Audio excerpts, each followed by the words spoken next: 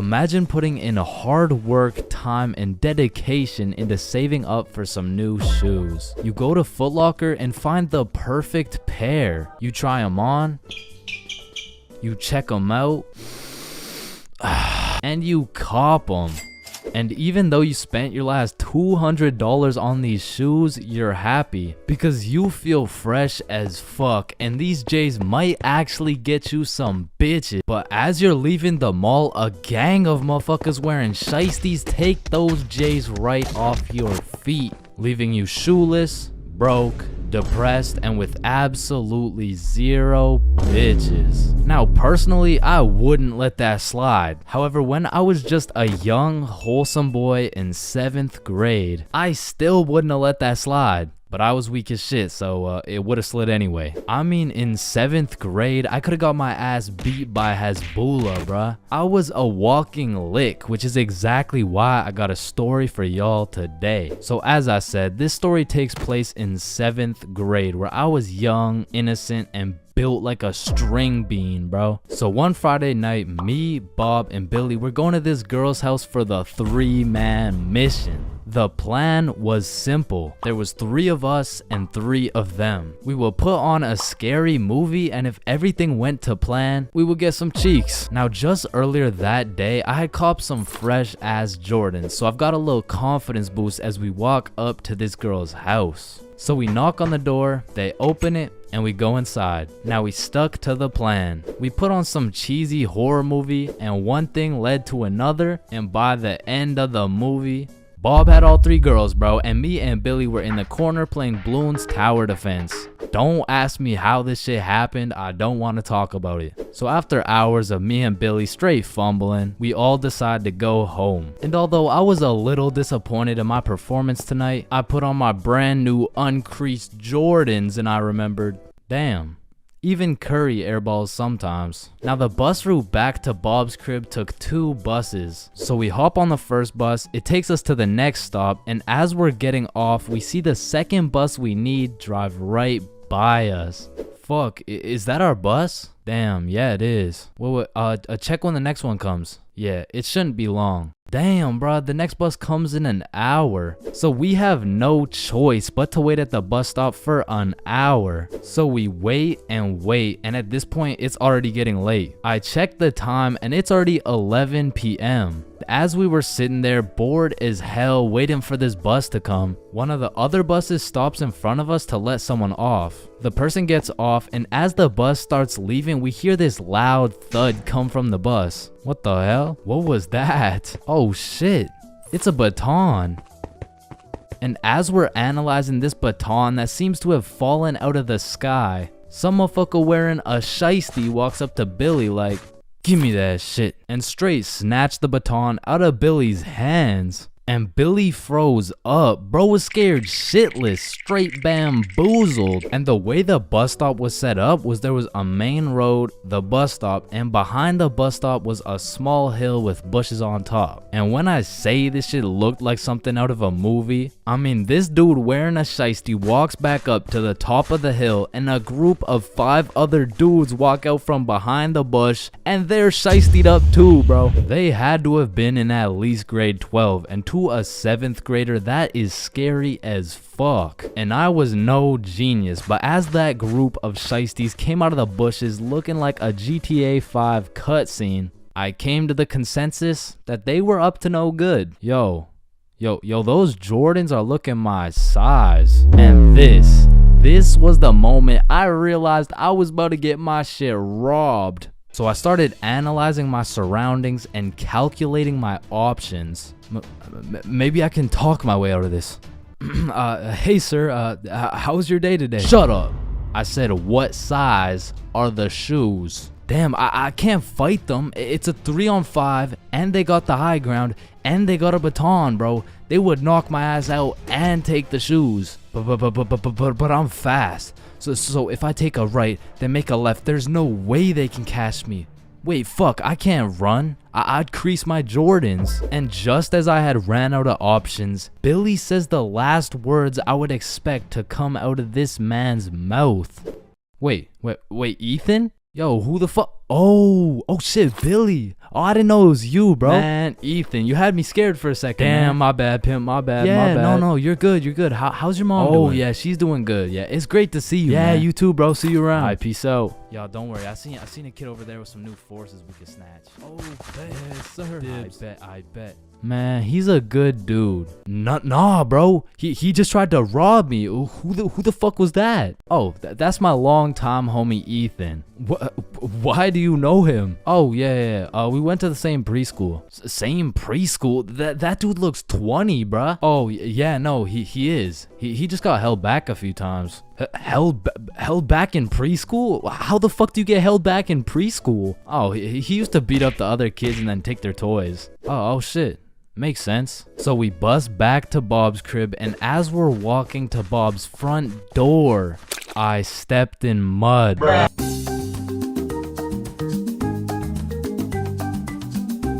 Here at Stickman High, we understand the importance of learning. That's exactly why our new curriculum has been perfected to accelerate the learning of each and every student. Like, hey, look at this kid. Wait, what? Look how big his head is. It must be full to the brim with all that knowledge we provide. Hey, it's not that big. No, it's pretty fucking big. Anyways, let's take a look at how the new curriculum pushes our students in the weight room. Oh, wow, impressive. See, I didn't even know legs could bend like that. They can't. All right, stop recording. Stop the recording. Stop the recording. Stop the recording. All right, Stickman High, welcome to the new curriculum, and let's study those textbooks. All right, class, are we ready to learn about this new curriculum or what? Or, we could just do a Kahoot? Hey, that's what I've been waiting for. That's what it's all about. Man, I fucking love Kahoots, and I don't study for shit. Bro, I feel like Kahoots are the exact equivalent of the good old here comes the airplane trick. Like, yo, you want a Brussels sprout? Aw, hell nah, bro, those are disgusting. Oh shit. Alright, but here comes the airplane. Hey, Chains, you need to study for this history test. Hell nah, bro. That shit's boring as hell. Okay, yeah, but... The Declaration of Independence was signed on the... Because personally, I didn't give a single fuck about what we're learning in school. But I swear they infused the Kahoot music with Adderall or like crack or some shit. Because a game of Kahoot used to have me all the way locked in. And I would be grinding my way up those leaderboards. Like, I'd make it to 3rd place and then 2nd place and then 1st. And then the teacher would throw in some bullshit like, now what position was Abraham Lincoln conceived in? So I go for the safe answer, and all of a sudden I dropped 14 places, and I'm getting passed by goddamn Dildo and Duncan McCawkiner. And the teacher's over here yapping about, yeah, guys, you should know this one. It's chapter 13 in your textbooks. Like, bro, why the actual fuck should we know this one? But in these Kahoots, people were coming up with the most outrageous names of all time, bro. I remember anytime a teacher would pull up a Kahoot, the first names would start off normal as hell. Jessica, Eric, maybe a little Bartholomew. But as soon as one dude drops a name that's ever so slightly comical, every single name after that ends up being more and more out of pocket than the last. It's like a competition to see who's gonna push that shit the furthest. Like Richard Long quickly turns into Ben Dover, which nicely parlays into Hugh Janus, which passes it over to I Swallow Cum, who alley-oops it for Wilma Dickfit, which eventually somehow always ends up with the teacher just catching mad strays. Like somewhere along the line, that shit goes from Dixie Normus to Miss Jackson's built like Mike Wazowski. Alright, who said I'm built like Mike? I remember I had this teacher who used to love Kahoots. Shit, she loved her Kahoots so much, we'll call her Miss Kahooters.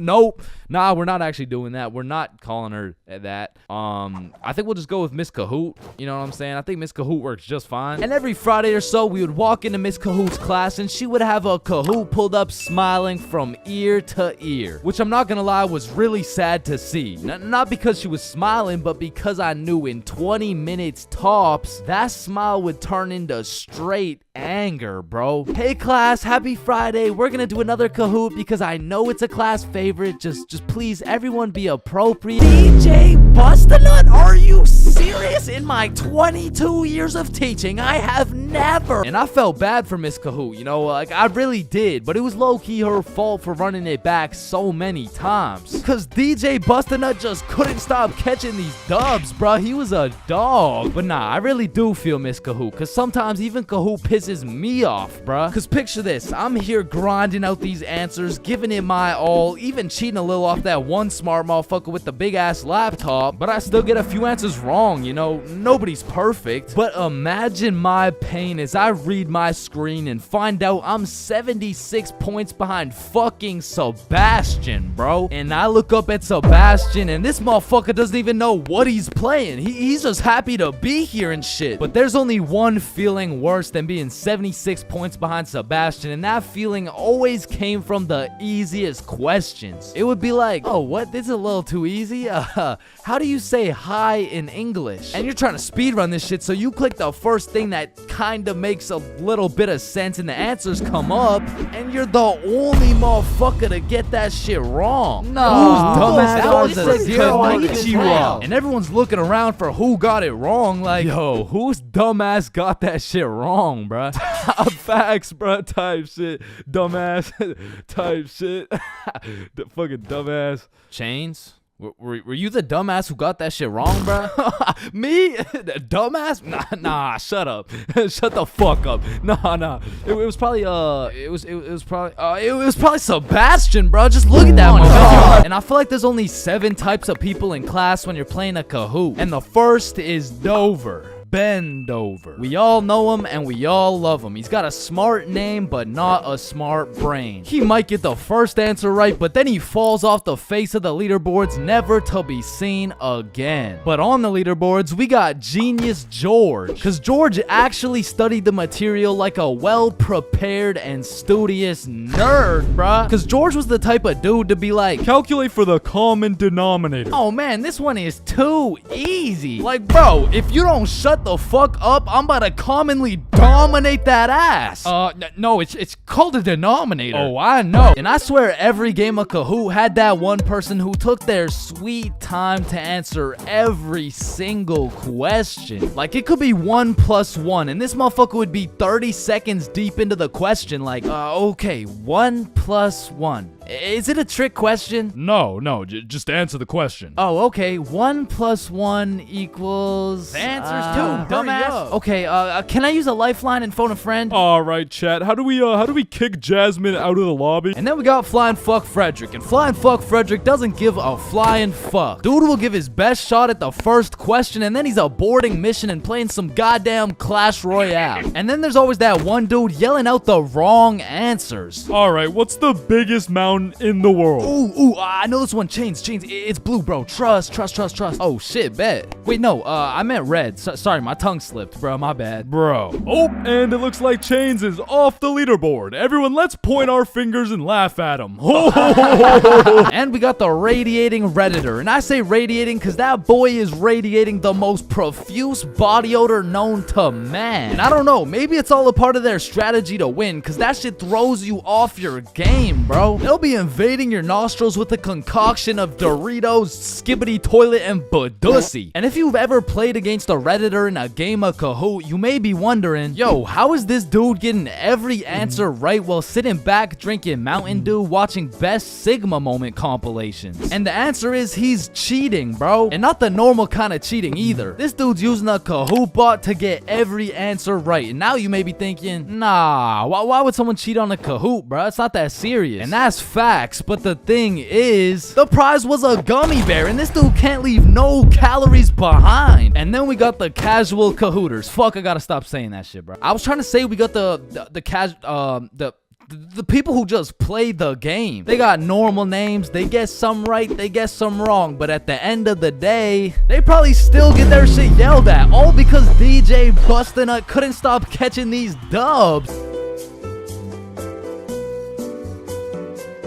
Alright. Halloween is the spookiest time of the year. Everywhere you look, it's vampires, killer clowns, old dudes in white vans trying to steal some children, which are all very scary things, especially killer clowns. But none of these spooky things scare me more than my worst fear. Going to jail, dropping the soap, and getting my booty snatched up. Now that's some real spooky shit right there. And I know some people are gonna be thinking, oh, that's just a myth, it's a stereotype. Nobody actually gets their booty snatched up for dropping some soap. But when it comes to my booty, I don't want to fuck around, and I sure as hell don't want to find out. But everyone knows drinking can heavily influence your judgment, and on one specific day, my judgment was affected and I found myself fucking around. And everyone knows what the chart depicts. The more you fuck around, the more you find out. This story takes place in grade 10. It was a crisp Halloween night. The houses were decorated, the leaves had fallen, and the jackos were lanterned. And as me and Billy walked down to the homie Bob's crib, we could pretty much smell that Halloween spirit. And when we knocked on Bob's door, we were surprised the homie Bob didn't open the door. It was Bob the Builder. Dude was fully suited up from head to toe. And when me and Billy seen that, we already knew we needed some costumes. So we go to Bob's closet and come out absolutely dripping into Mario and Luigi costumes, mustache and everything. But now that we undeniably had that shit on, we still had yet to find something to do. But lucky for us, the night was still young, so we got to brainstorming. Alright, it's Halloween, bro. We gotta do something. Yeah, let's go find a party. Bet, let me check where they're at. Okay. Yeah, there's no parties, bro. Fuck. I mean, we could trick or treat. Shit, we might have to, bro. And just as three 15-year-olds decided we would knock on strangers' doors asking for candy, our Halloween was looking grim. And not in a good way. But you know what they say. Can we fix it? Yes, we can. Because Bob pulls through and sets up a goddamn 3-man mission. And just like that, Halloween goes from an L to a W night. And I thought the homies and I couldn't get more hype, that is, until Bob pulls out a bottle of Hennessy. And you would have thought Peach took the kids the way I was abusing that bottle. And we passed it around until we were all tipsy. Then we started walking to Chloe's house for the little Halloween 3-man. And it was already 9 p.m. at this point, so we're walking through the neighborhood admiring these decorations when we see the creepiest house of them all. It was Chloe's crib. So we walked through a whole graveyard just to knock on the door, and Chloe opens it looking like a whole angel. I mean, like literally, like she had the halo and the wings and shit. So we go up to her room where her two friends Lucy and Mia were, and we sit on her bed. And I'm not gonna lie, it was a little awkward, bro. I was sitting there with my Mario fit, my little mustache, like, so, Chloe, why'd you choose to be an angel? I don't know. I just liked it. Why'd you choose to be Mario? Shit, you know, Mamma Mia, am I right? Shit. Fuck. Then Chloe whips out some tequila and all of a sudden we're playing drinking games and shit. But honestly, I was just trying to get drunk, so it'd be like, haha, drink up. Oh no. Alright, it's your turn.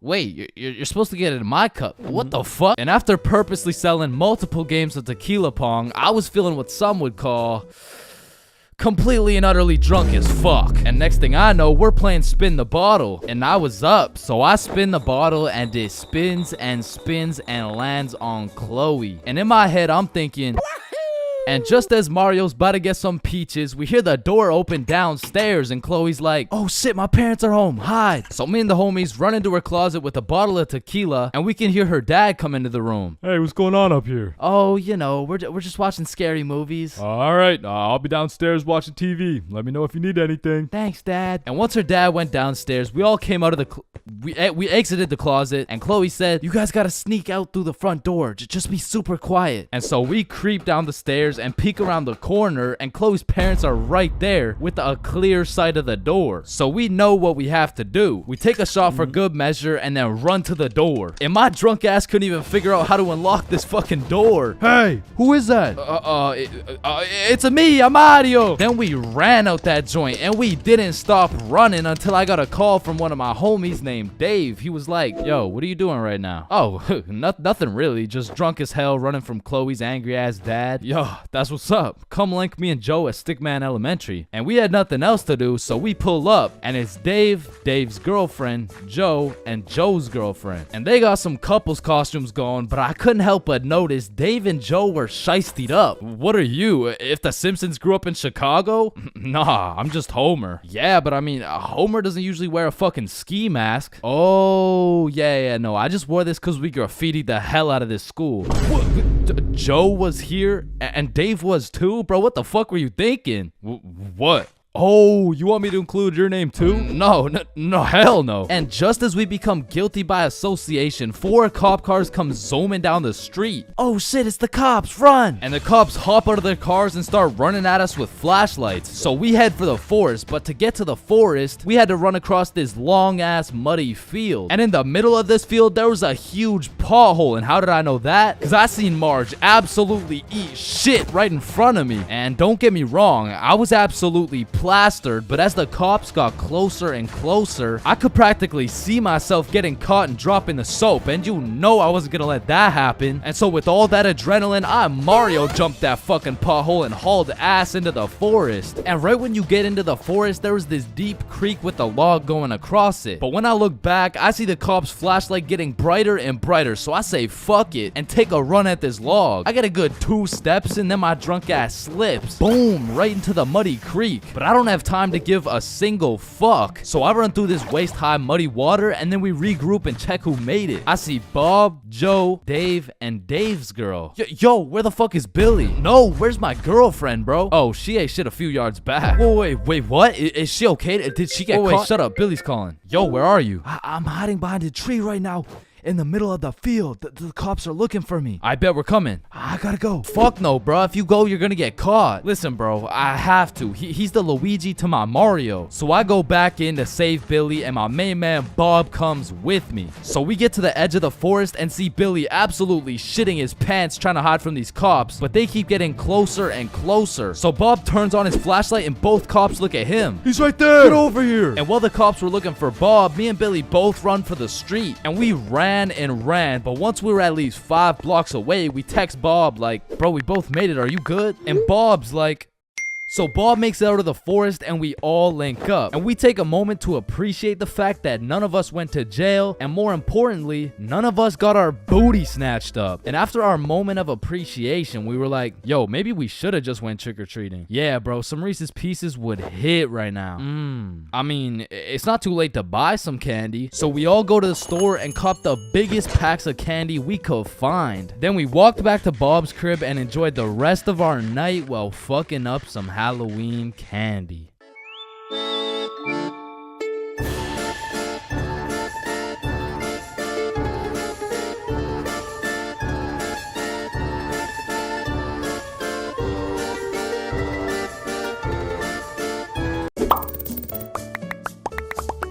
Yo, I just got robbed by a gay homeless dude in Japan. Who's with me? You know, like anyone. Yo, anyone. Yo, is this not relatable? Bro, ain't no fucking way. How the fuck does that even happen? Not again, bro. Now, I'm not gonna lie. Japan is one of the safest countries in the entire world. And apparently, there's only 3,065 homeless motherfuckers in the entire country. So, in order to get robbed by a homeless dude in Japan, you either need to be unlucky as fuck or just a complete dumbass. But way back when this story took place, I was a certified dickhead, bruh. At the time, I had the critical thinking skills of a newly born chimpanzee mixed with the spatial awareness of a fucking Joe Biden on top of the decision-making skills of Joe Biden's son. So with that being said, this story takes place way back a few weeks ago when me, Bob, and Billy hopped on a flight to Tokyo. And as soon as we arrived in the city, we started absorbing all that food, bro. Sushi, ramen, fucking cow testicles, you name it, we ate it. And after an entire week of decimating every last crumb of food in Tokyo, we thought, well, that was fun. I guess it's time to go home. Yeah, I guess so. And as we're ready to pack it up, we overhear a few people talking talking. Oh, hey, konnichiwa. we come from the United States of America. How do we go to Osaka? Yeah, man, Osaka has some of the best food in Japan. Just take this train right here and you're there. Wow, you're English. Very good. I'm from Washington, dipshit. Oh, I see.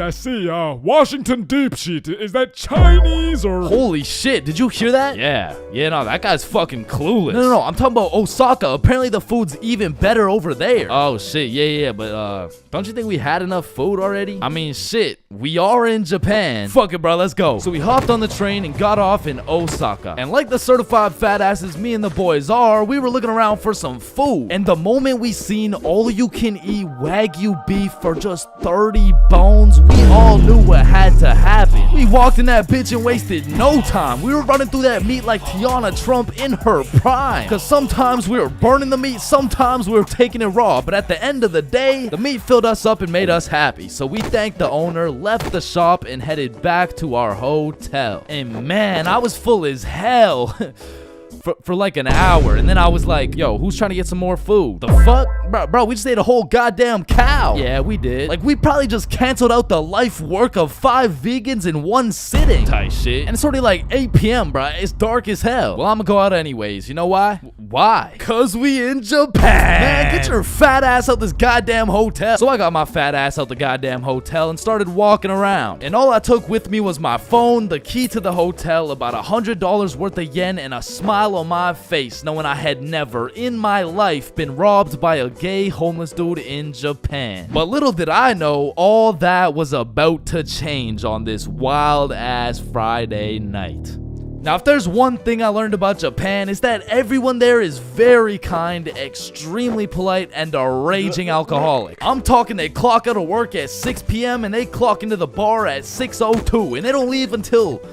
I mean, shit, they don't leave until it's time to go back to work, bruh. Cause the Japanese people work hard, but their liver works harder. But regardless, I'm casually walking through the city when I hear someone yell from across the street. Yo. So naturally, I'm like, yo. And they're like, come here. And I'm like, shit, okay. So I walk across the street and see 3 individuals posted outside this little bar shop thing like, yo, I'm Yuto. This is Emi. This is twin sister Shigo. Hey, it's my first day working here. Come inside, come inside. Shit, I don't know. I'm just trying to get some food somewhere tonight in Osaka. I don't know if it's like... You want Osaka fucking night food? Yeah, I mean, I guess I want Osaka fucking night food. Read the sign. Osaka fucking night food. Oh, okay, yeah, fair enough. Shit, I mean... You know what? Come get shots. I pay.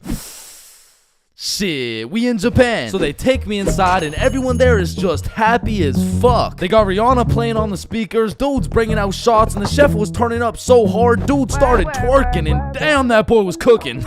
Bro, what? Shit, I mean, like, he was cooking with the food, like, man, fuck. But the vibes were just so good and inviting that I felt like I just got welcomed into this Japanese family. And so we all cheers and take the shots. And now I'm drinking, and I'm drinking with only one goal in mind, and that's to keep up with my newly found Japanese family. And so to prepare my stomach, I get me some Osaka fucking night food, and it was scrumptious. But as I'm slurping up this kebab, I see Emmy come back with 3 more shots, and she's like, you want one? Shit.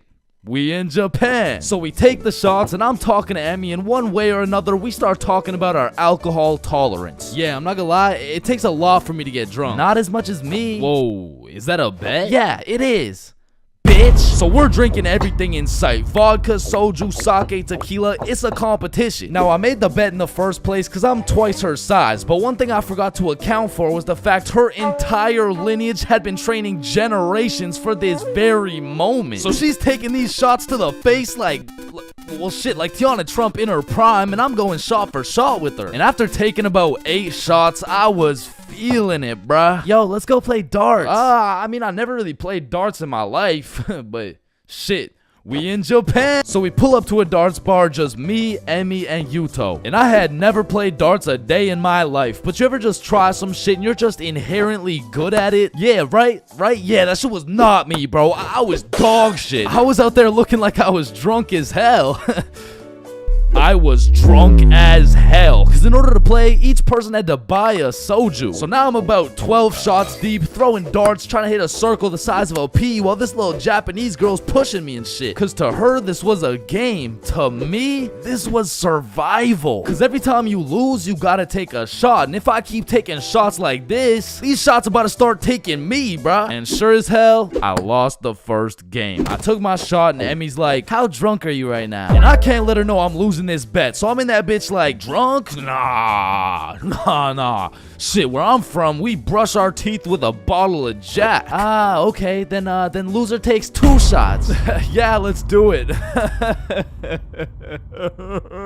So one thing leads to another. Now I'm 16 shots deep, and Emmy's like, I'm gonna go to the washroom. I'll be right back. And then Yuto's like, Yo, Chains, we must talk. oh shit, yeah, what's up? Now Yuto had a strong accent and very limited English, so it really went some like, Emi, bomburu. huh? Emi, have bomburu. Yo, Yuto, no, I don't speak Japanese, dog. No, Emi, use bomburu. Swipe left, swipe right.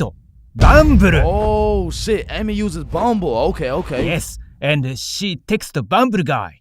Come here. Oh hell nah, bruh. I'ma have to abort mission. Me too. You too? Hi, Emi to you daddy. Fuck Emi. Oh shit, facts, let's dip. So we sneak away to the elevator and we're spamming the up button trying to leave, and this shit is just not coming, bruh. So we both peek around the corner to see if she's coming, and she notices us. Oh shit, guys, we're leaving? Yeah, we are leaving. Fuck. So we all get in the elevator and Yuto whispers in my ear like, When the elevator open, we run. and I'm drunk as shit, but I was the fastest kid in my elementary school, so as soon as the doors open, we hauled ass, bro. And I just kept running till Yuto was like, Stop. We go to bar. and I'm just having a great time existing at this point. So I walk into this bar all drunk, like, where the hoes at? Oh shit. Oh shit. Where the bros at?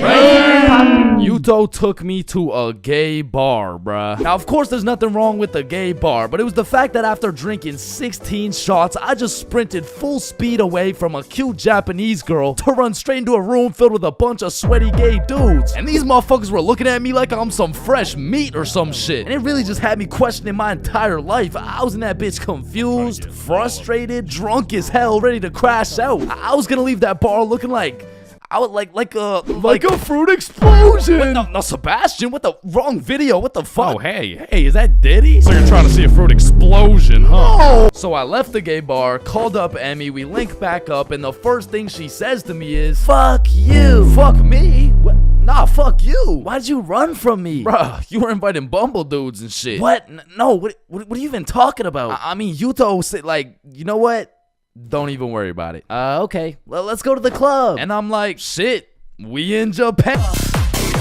So we're at the club doing club shit, and after an hour or so, she's like, let's take some shots. And I'm like, shit, we in Japan. I am blackout drunk, bruh. I don't even know how many shots deep I am at this point, but all I know is I'm so drunk, I gained the ability to fucking teleport. So I'm in the club, and as soon as I blink, I'm in a bar. Then I'm in a club, back to a bar, to a new club, McDonald's, bar, karaoke club, bar, love hotel. Love hotel? Man, what? What the what? Man, what the fuck? You said you wanted to sleep. Damn.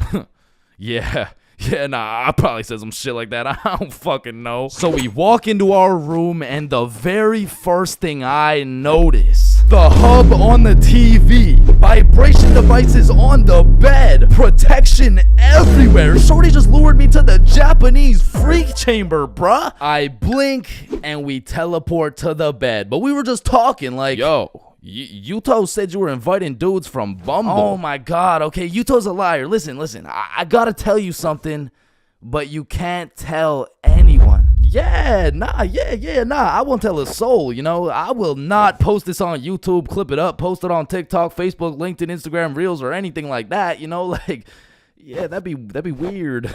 Okay. So Yuto's homeless. Wait, what? Yeah, like, he just goes to the gay bar and then goes back to a dude's house and sleeps there. Damn. Oh, man, I didn't even know. And then he steals their money. Wait, he what? Yeah, he just steals their money. Wait, but it's just the gay dudes, right? Yeah, it's mostly just the gay dudes. I check my pockets. The money's gone. Fuck. You said it's only the gay dudes. Yeah, nah, he just steals from the gay dudes. Fuck, I wanna go home, bruh. So I leave the Love Hotel, and at this point, the sun is coming up, and I'm still drunk as hell, walking like a zombie. I pull out my phone to go use Google Maps, and that shit dies, bro. So now it's just me and my last few brain cells trying to make it to my hotel before I pass out. And I'm stepping over Japanese motherfuckers blackout drunk sleeping on the sidewalks, thinking I can't end up like them, but honestly, I have no clue where I am, no clue where the hotel is, and no clue what time it is. And after what felt like hours of aimlessly walking around, I blinked and I fell asleep, bruh. And when I woke up, I was in my bed. I genuinely don't know how, who, what, when, or why, but shit, I wasn't complaining. But by the time I got out of bed, it was 6 p.m. and I didn't remember shit. I had to go through my camera roll and piece everything together like The Hangover. But at least that Friday night, I learned a very valuable lesson. Don't try to outdrink the Japanese motherfuckers, bro. You'll lose every time.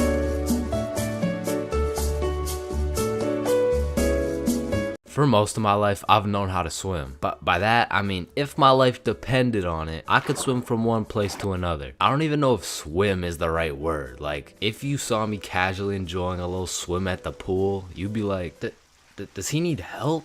Like, is he drowning? I mean, like, I did take swimming lessons, but I quit at level alligator, bro. I never even made it to level 1. With that being said, this incident dates way back to when I was in grade 4. We were going on a field trip, and of course, it's to the pool. But I'm not stressing. I know I safely passed level penguin, so I should be chilling. My whole class and I walk into the entrance of the pool, but before anyone was allowed in the pool, they asked everyone if they knew how to swim. And I thought, we're in grade 4, there is no way somebody still doesn't know how to swim. And just as I presumed, nobody needed a life jacket. So me and the gang are swimming around, you know, jumping off the diving boards. Fun stuff for a grade 4 field trip. But after about an hour, my friends and I are just chilling in the deep end. And that's when I see a kid in my class named Ben on some floaty things coming in our direction. A little backstory about Ben. For as long as I can remember, this dude has been on my nuts. So when I saw this dude coming in my direction, I assumed he just wanted to say hi or something. But as he made his way towards me, I could tell he was struggling. So I swim over to help him out. Oh, hey Ben. How are you? This kid jumps off the floaty thing onto me. And this man has the meanest grip on me. Pause. Well, this shit had to be some sort of attempted murder, bro, because he had me in a chokehold and his legs were wrapped around my arms. But they did not prepare me for this shit in level alligator. So instantly I start sinking and I hit the bottom of the pool. Keep in mind, Ben is chilling on top of me with his head out of the water this whole time. So I jump off the bottom of the pool just enough to get my head out of the water for a few seconds. Ben, get off me. And when I look up, I see this dude Ben with the straightest face in the world. Like this motherfucker has no clue I'm out here fighting for my life. And he says in the most monotone voice, I can't swim. Ah, hell nah. I'm trying to fight him off me, but keep in mind my arms are tied up. So I gather all the strength out of my skinny ass grade 4 legs and I jump just enough to get my head out of the water again. Lifeguard, help! Oh, you guys, stop playing around in the pool. That's it. I'm fucked. I'm dead. And out of sheer anger, I decide, fuck it. If I'm dying, you're dying with me. I duck as far as I can under the water so both me and Ben can't breathe. But I'm running out of air. I start to get lightheaded. Man, that's crazy.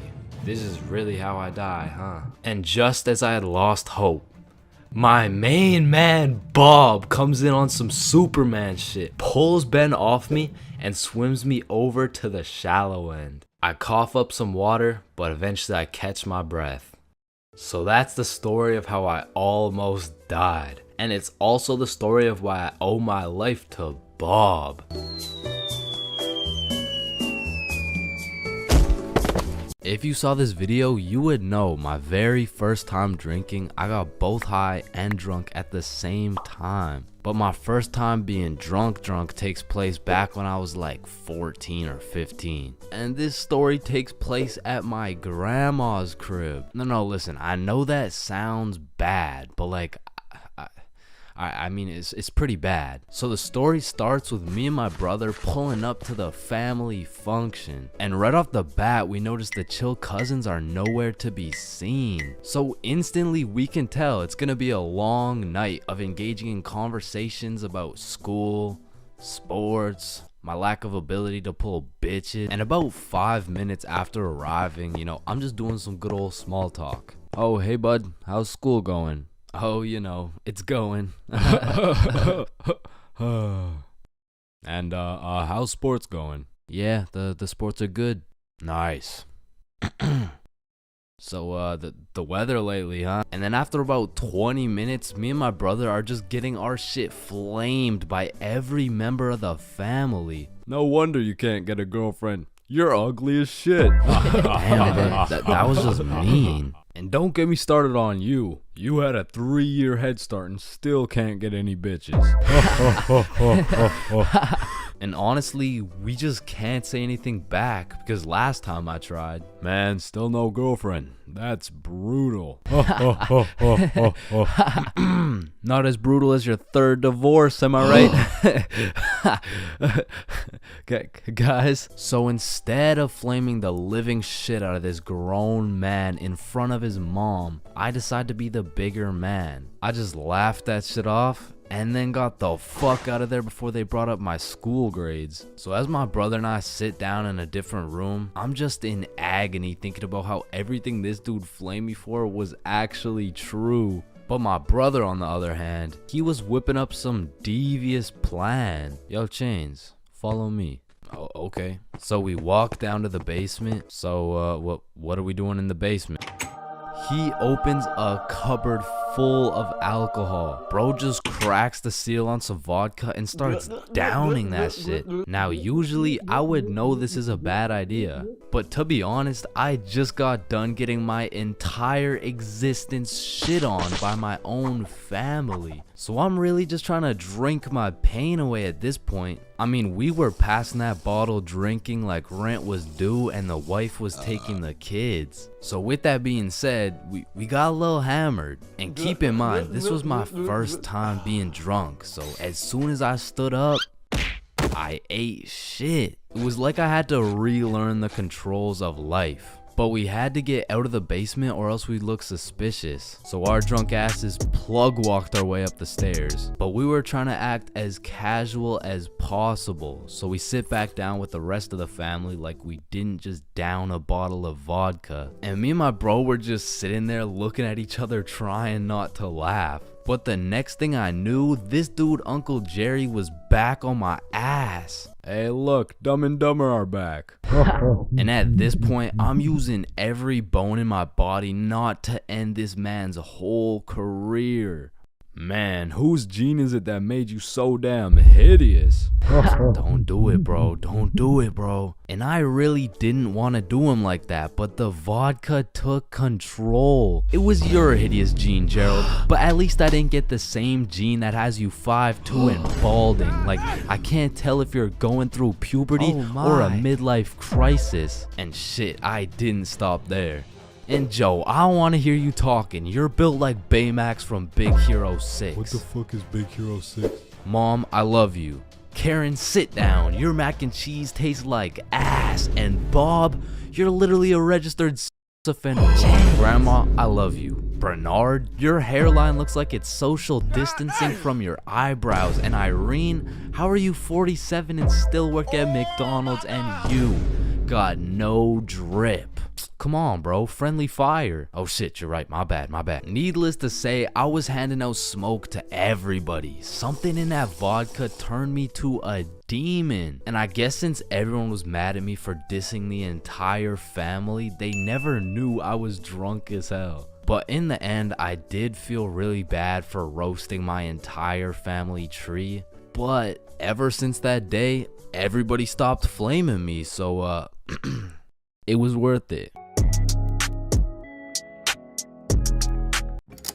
Damn, light bulbs were such a good idea that they became the symbol for good ideas. God damn, I just spilled my water. What? Why does water make clothes darker if water is clear? What the fuck? Yo, there's two guys coming. On me, on me. Oh, I clapped his ass. Yo, Billy. Yeah, what's up? You see that lamp right there? Yeah. What about it? That lamp in the video game uses real life electricity. Whoa. You know what I just realized? When a morgue worker dies, he still goes into work the next day. Bro, how could he go to work? He's dead. Oh, shit. Oh, whoops. Just dropped the soap. Wait, when you drop the soap, does the soap get dirty or does the floor get clean? Wait, guys.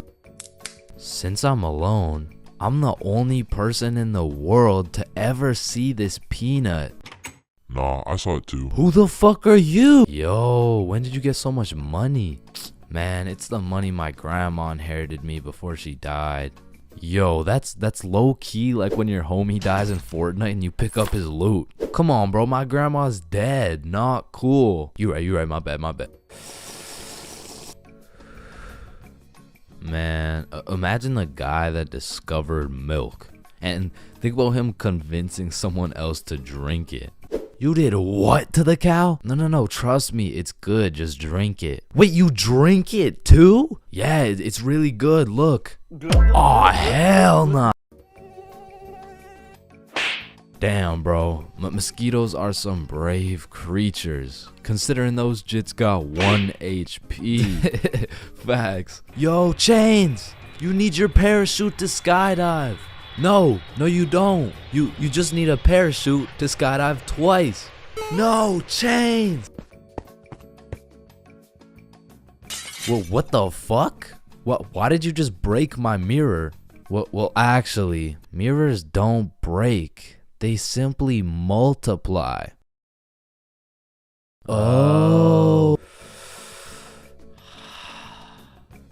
Damn, bro. We're all just some walking nut for real. Facts. Damn, for real. It's crazy. It's true though. Oh shit. I'm on fire. If you really think about it, you're not on fire. Fire is on you. Call the fire truck. Wait a minute. A fire truck is actually a water truck. Oh, god damn, just call the truck. Jesus. Bro, I was on fire. Why didn't you just call the fire truck? First of all, you weren't on fire. The fire was on you. Second of all, it's a water truck. Bro, I got the munchies. We should cook some cookies or something.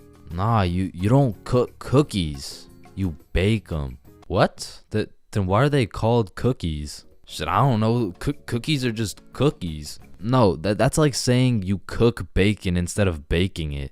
Well, actually, you do. What the fuck? Bro, what keeps the hot dog in like hot dog shape? It's like meat inside some animal intestine casing or some shit. Okay, so it's hot dog meat inside animal casing, right? Yeah. So, hypothetically speaking, once you eat the hot dog, it's still hot dog meat inside animal casing, but you are the animal casing. So, with that being said, when you eat the hot dog, you become the hot dog. Just let me eat my fucking hot dog, bro. And that is why Genghis Khan has the most descendants in human history. I actually know someone with more descendants than Genghis Khan. Well, that's impossible. Who could possibly have more descendants than Genghis Khan? Genghis Khan's dad. Damn, you know Google Maps, right? Yeah, of course. Bro, someone at Google really just said, yup, let's just have someone drive down every road on fucking Earth. And then they did it.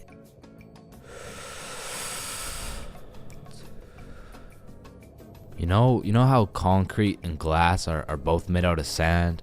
Yeah, what about it? So if concrete and glass are both made out of sand, does that make skyscrapers just really big sand castles? Yo! How tall is the tallest person in the world? I don't know. Let me check. God damn, he's 8'1". Holy, you know what I'm thinking? Yeah, imagine getting railed by this absolute. No, I was thinking at one point the tallest person has experienced the height of everyone else in the entire world. Holy shit. Paper has 6 sides. Shh. Like we're really just some talking nut for real. Facts. No cap. Damn. Just some breathing semen for real. That's crazy. For real. Facts. So true. Damn. True. For real. Hey little man, what do you want to be when you're older? I want to be a doctor and cure aging and all the diseases. Well, if one day we cure all the aging and all the diseases, then we will all die painful and horrible deaths. I still don't understand why it's a chair. It just doesn't make any sense. Yo, you know what I just realized? What? The size of your hands is the font size you use in sign language. Oh shit. That motherfucker Shaq must be talking in all caps. Sir, I am very sorry to inform you that you are bleeding internally. Wait, I'm bleeding internally? Yes, we will need an immediate operation, and we will have to. Oh no, it's all good. Internally, that's where the blood's supposed to be. No, sir. Where are you going? This is an urgent matter. Get back here. You're in critical condition right now. Yo, can you pass the Apple charger really quick? Yeah, for sure. Yo, what if Apple chargers were called apple juice? Whoa. Damn. Yo. Apple juice? Bro. You know what I just realized? You can drink a drink, but you can't food a food. Nah, that one was ass. Yeah, you right. Like, I mean, we're literally just semen that can talk. So true. Facts. That's so crazy. For real. Yo, when you put your socks on inside out, the entire universe is wearing your socks, except you. Fuck. Yo, look, it's a unicorn. Damn, it's got a really unique horn. Unique horn? Unicorn. Unique horn. Unicorn. Unicorn. Unique horn. Unique horn. Unique horn.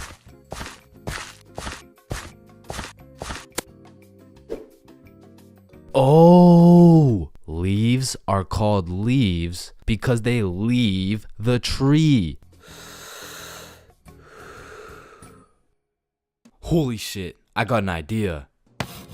Can you pass me the wrench? Rope. Glue. Piece of pizza, please. Tape. A little more tape. Damn.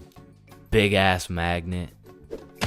Alright, all done. Whoa! This bad boy uses 0 gas. It's completely eco-friendly. Hop in.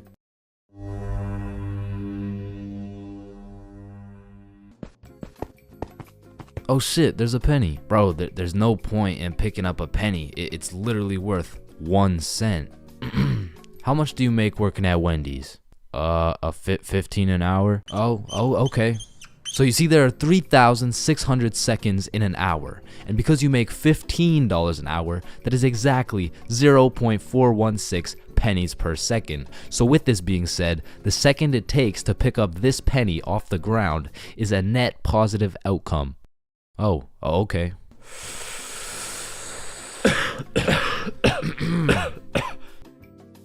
Wait a minute. Are stickmen always naked? Holy shit, we are stickmen. What the fuck? Yo.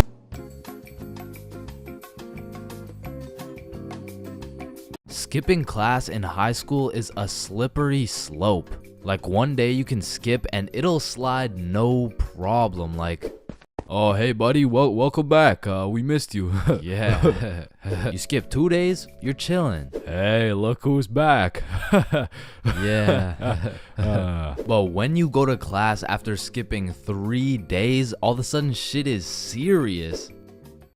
Chains, why haven't you been here, huh? Well, you know, it was some family stuff. Oh yeah, family stuff. What family stuff? What I don't really want to talk about what family stuff. It was my grandma's funeral. Damn. But that is no reason to miss a test. And Lord forbid, if you miss a whole week, the school board turns into the FBI. Like during the whole pandemic, one of my homies refused to go to any online classes. And one day he was enjoying his extended vacation while smoking up outside his crib. Next thing he knows, he's making direct eye contact with his science teacher while smoking grass. And because they started going FBI mode when you skip your classes, the homies discovered a top secret method so we could skip classes with 0 consequences. So when you would skip a class, the teachers would instantly hop on their laptops and whip up an email along the lines of, Mrs. For real, are you aware that your son Chains has missed his science class today? If this is continued, Chains' grade will continue to drop, which might ultimately lead to him failing my class. Mr. Perkinson. Now, Mr. Perkinson would write these emails with the hopes of my mom reading them and then beating my ass. When it really went like, my mom would read it and she would politely ask me how my science class was today. I would cap my ass off and then she would proceed to beat my ass. And one day after I got my shit whooped, I was talking to the homie Bob. Yo, we're going to Chipotle next class. You trying to come? Man, I don't know. I'm getting real tired of these ass whoopings, bro. Ass whoopings? You're getting ass whoopings? Yeah, bro. Mr. Perk never fails to type up an email that results in the leather belt. Oh, what? Nobody ever told you about the secret method? Secret method? Oh, you mean like wearing extra pants so the belt doesn't hit so hard? No, I'm talking about the secret method so Mr. Perkinsons can't email your mom.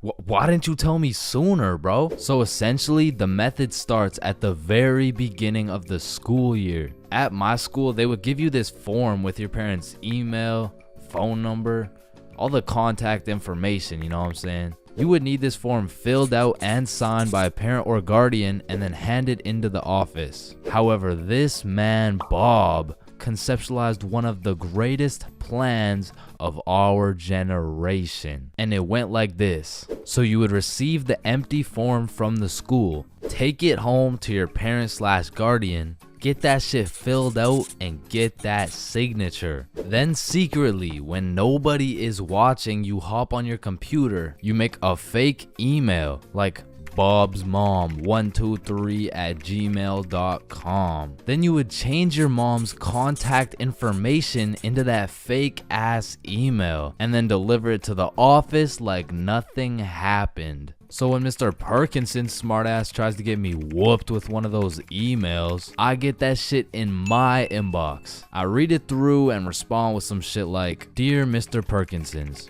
thank you very much for bringing this to my attention. I was unaware of my son's absence in pursuing his educational prowess.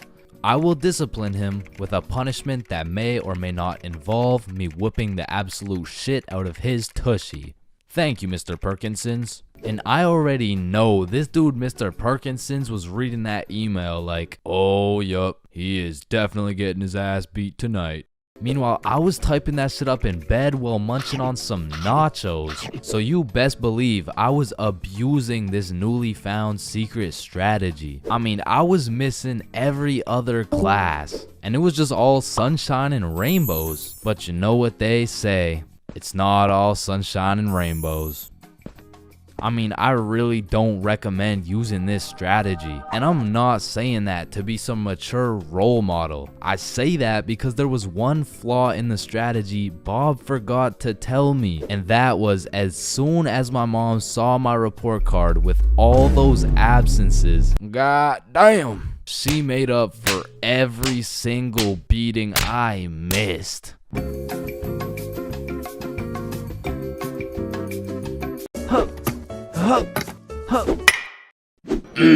Pain. I've felt pain. He's felt pain. That dude's felt pain. What? No, I haven't felt any pain. We've all felt pain, because you know what they say, the only things truly guaranteed in life is death and pain. Wait, what about taxes? Wait, what? Is this chains for real? No. And I hate to be all controversial here, but pain? That shit hurts, bro. Specifically, the little shit that just does 1 damage has no business hurting so bad. Like stubbing your toe or biting your tongue or fucking paper cuts. Like, that shit shouldn't even hurt, bro. It's paper. It's not scary. Oh, shit. And I still remember the first time in my life I ever took some real damage and felt some real pain. And it was back when I was 4 years old. Which meant I was still learning the controls of life and shit. Like, yeah, I could run, but it was low-key like watching a dude play Fall Guys if he was drunk and fried and asleep. But regardless, one day I was bored doing 4-year-old shit, and then I seen my arch nemesis, a fucking chair. And I instantly knew what had to be done. I had to assert my athletic dominance by running and jumping over this chair. So I take a deep breath, I run up, jump, and clear this chair clean as hell. Now keep in mind, I was 4 years old, so that was probably the coolest shit I'd ever done in my entire life. So you know I had to show my mom to make her proud of the man I've become. Hey mom, watch this. What the hell are you doing, Chains? Hey man, just watch and learn. Oh shit. I fucking ate it, bro. Like, that was the type of pain that hits so hard you can fucking taste it, and damn, that shit tasted ass, bro. Like, have you ever taken a soccer ball straight to the schnoz? Cause that shit will have you smelling pain, tasting pennies, and seeing tears. Which is bad, but like, who the fuck invented the funny bone, bro? Cause that shit ain't funny. Like, bro, you can't just call some painful ass shit funny and expect it to be humorous. No, the bone is called a humorous. Yeah, shut up. How humorous is this, buddy? Not humorous. Yeah, that's what I thought. In fact, I think it's the opposite of humorous. Like, yo, did you guys know 1 in 4 dudes is gay? Wait a minute. Gee, I sure hope it's Owen, cause he's sexy as hell. Y'all hit the funny bone too? Yeah, I did. If I had a pain tier list that went from shit ain't nothing to I'd probably rate hitting your funny bone a solid. It's the same as stubbing your toe real hard. Like, you just need a moment to take a few deep breaths and say a few slurs, and that shit just heals itself. But if we're looking at some top tier, brutal, agonizing, excruciating pain, getting kicked in the balls. Now, for you 19.8% female audience, I know you might not be able to understand what this feels like. So let me just give you a quick overview. Imagine having balls, right? Now imagine getting kicked in them. That shit hurts like a bitch. I remember one time in grade 6, me and my homies were playing a good old game of soccer. And we were playing with the big homie. I mean the really big homie. Like, the dude had more chins than a Chinese phone book. Like, last time we went to a restaurant, bro looked at the menu and said okay. And I couldn't even tell you how big he really is, cause last time he stepped on the scale, it said 1 at a time, please. So what I'm trying to say is he was a big dude, and big dudes got big legs, and big legs produce hard kicks. And during this grade 6 soccer game, I unfortunately found myself legs spread wide open, freshly dropped testes exposed to this absolute unit, wound up to kick the ball, and well, pain. Just pain, bruh. Followed by a moment of silence from everyone on the field. And I don't know if the moment of silence was for me or for my next generation of kids the big homie just wiped out, but I felt that shit. And I felt it in my stomach. And there was really only one sound I was able to make in that moment. Now I know what a lot of you guys are thinking. Getting kicked in the balls is nothing compared to childbirth. Childbirth is so much worse. This guy's a misogynist. And no, I don't give people massages. And I might be the first to tell you this, but I've experienced both getting kicked in the balls and childbirth. And honestly, childbirth wasn't even that painful at all for real. But to be fair, it was probably a little worse for my mom, so like... Now, we all know physical pain very well, but what do you call that deep, torturous pain you feel when your dog dies? In Minecraft, that's that psychological pain, like the pain you feel when you're watching a banger YouTube video and an ad interrupts you out of knowledge. Or like the pain you feel when you just got done making some toast and peanut butter and that shit flops on the floor face first. It doesn't hurt physically, it hurts spiritually. Like, there really is levels to this shit, bro, because now when you start adding psychological pain onto the physical pain of things, we gotta start adding new tiers to this tier list. Because imagine peacefully sleeping in your bed and you get woken up to the pain of your girlfriend kicking you in the balls, which of course hurts physically, but then you realize you don't even have a girlfriend and you live alone. So just to knock a few more off this tier list, a razor scooter to the shin. Stepping on Lego is a solid. Now getting socked in the face is an interesting one, because that shit can range anywhere from all the way to getting the Sonic rings knocked out of you. And if that shit's a good enough punch, you might not even feel anything. Now for the tier, I would say that's the shit where you just take one damage, like eating some food that's too hot, or getting a brain freeze, or when you're laying in bed with your phone and that shit slaps you across the face. Like, it's just minus 1 HP. And minus 5 IQ. And if anyone's seen that shit, it's probably a lifetime debt of aura. Now I'ma keep it a stack. For something to be in the shit ain't nothing tier, it's just gotta be a good ass day, bro. Like, some days I'll just be feeling invincible, bro. Like, wake up, roll out of bed, shit ain't nothing. Eat a nice hot breakfast, shit ain't nothing. Stub my toe while simultaneously getting socked in the face, shit ain't nothing. Get a bad phone call. Yeah, Chains, this is Dr. D's. I'm sorry to break the news to you, but you know, you tested positive for chlamydia. Hey man, shit ain't nothing. Oh shit, who's this? Yeah, I wasn't finished. You also tested positive for herpes, syphilis, gonorrhea, hepatitis. You got a whole ecosystem on your shit. Honestly, at this point, our best bet is just to chop that thing clean off. What? Shit ain't nothing. No, it's definitely something. We're chopping your meat off. Yeah, but on some days, bruh, it's just like... Yeah, nah, that's it. I quit. I'm done. I'm going to sleep. Good night. And I know this might sound like some freaky ass shit, but I feel like some pain low-key feels good, bro. Like in school, I used to always put the front chair legs on my feet just to feel the pain. Or even like eating some spicy ass food, or like... Oh yeah, or like getting spanked. No? No? Fuck? Nah. I was thinking something more like taking a really hot shower, or like... Getting whipped. No? Yo, George, shut the fuck up, bro. I'm trying to make a video and Sorry, shit. my fault, pimp. My fault. Yeah, alright. Or what about when you like getting slapped in the face? Bro, shut the fuck. Hey, yo.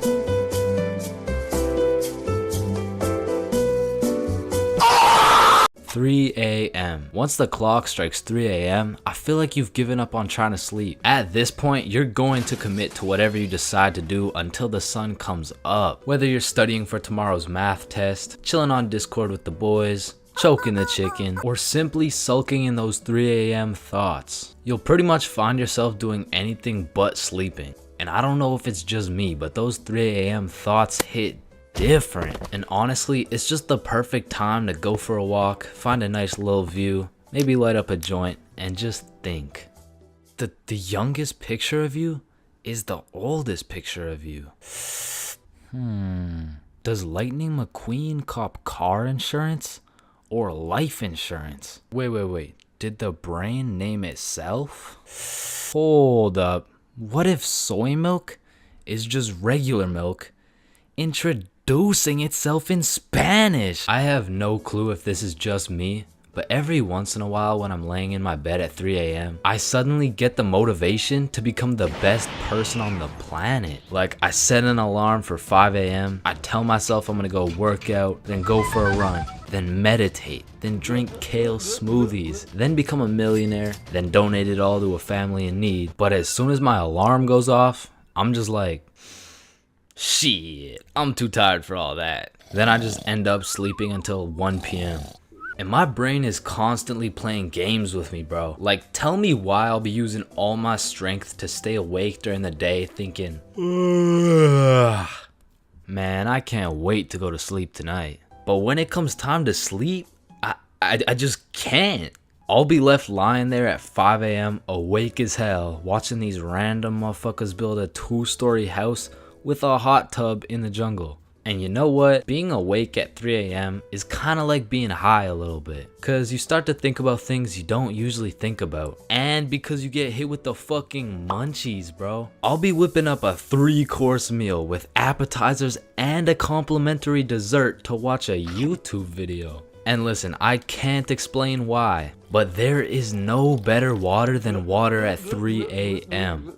I mean, it's pretty much a part of my sleep schedule now to wake up at 3, chug some water, take a piss, then go back to bed. But sometimes while I'm trying to go back to sleep, my brain just starts showing me a compilation of my top 15 cringiest moments. I mean, I'm having flashbacks to the time in grade 5 when I said a joke and nobody laughed. Guys, why did the monkey fall out of the tree? Why? Yeah, why? Because it was dead. Oh, damn.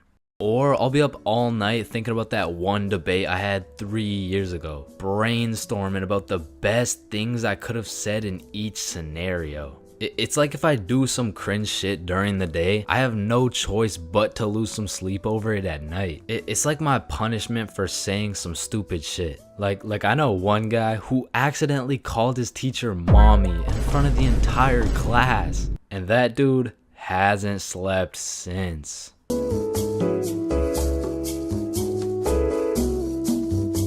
Now, I really don't have many fears, but there are 4 things that I would say I'm truly scared of, which are sleep paralysis, being flipped over while I'm in a porta potty, this thing, and public speaking. And honestly, I can't even really explain why I'm scared of public speaking. I mean, sleep paralysis, you'll have demons chilling in your room while you can't move. The whole porta potty thing, that's just some traumatic shit. And this thing is fucking terrifying. But there's just something about talking in front of more than 5 people that has me shitting bricks. Like, my brain will start showing me the absolute worst case scenarios possible.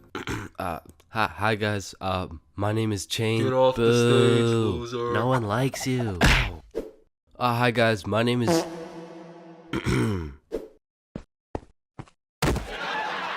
So I volunteer at daycares because I really like young kids. I love young kids. I mean, like, not love, like they're only 4 years old.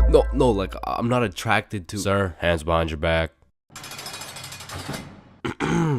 That's why I'm scared of public speaking. And even worse than normal public speaking was school speeches. And if you saw my going to school high video, you would know I have a pretty bad record when it comes to speeches. Sorry, Tyrannosaurus Rex has short arms. Yeah, Chains, don't worry about it. You can sit down. You could just go tomorrow. It's alright. In fact, after I failed miserably while trying to present my speech well zooted, some motherfuckers was flaming me for it. So you know me, I had to get my get back. So when speeches came around next year, I put my heart and soul into that shit. And it wasn't just a speech, it was a spoken word, so it all had to rhyme. I mean, I was whipping up some heat. I was writing bar after bar like Kendrick. Shit, I had to have a fire extinguisher on standby while I was writing that shit. And I was never the dude to actually study. Like, I would start learning while I was taking the tests. If y equals mx plus b, then who invented the Eiffel Tower?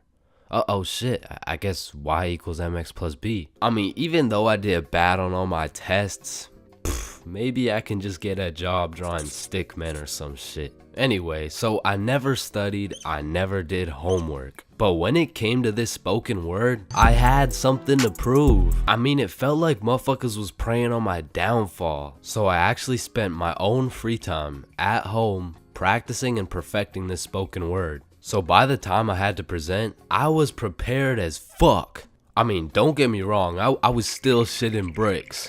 But when I got up there, Chains, get up here. And don't stutter like last time, alright, buddy? He's gonna stutter for sure. don't get on here rapping, I'm stacking, making it happen. Okay? I've been perfecting this speech while y'all jits was lacking. You don't want beef with me, I put you on a tee, I call that shit fashion. Okay. I'll put you in a box like some cereal, you'll get crunched, I'm the captain. Captain Crunch. Now let me stir it up like some mac and cheese. I want 100% like curry from the 3. I'm talking all A's, no B's, bitch, I'm blessed like a sneeze. Blue 100's like the seas, I'm too icy, I might freeze cause I'm him.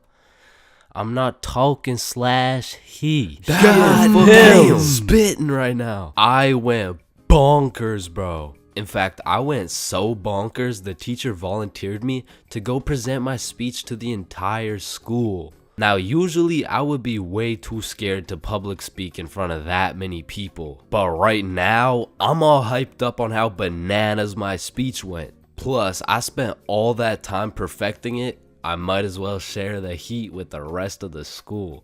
Alright, next up is Chains with a spoken word on Don't Get On Here Rapping.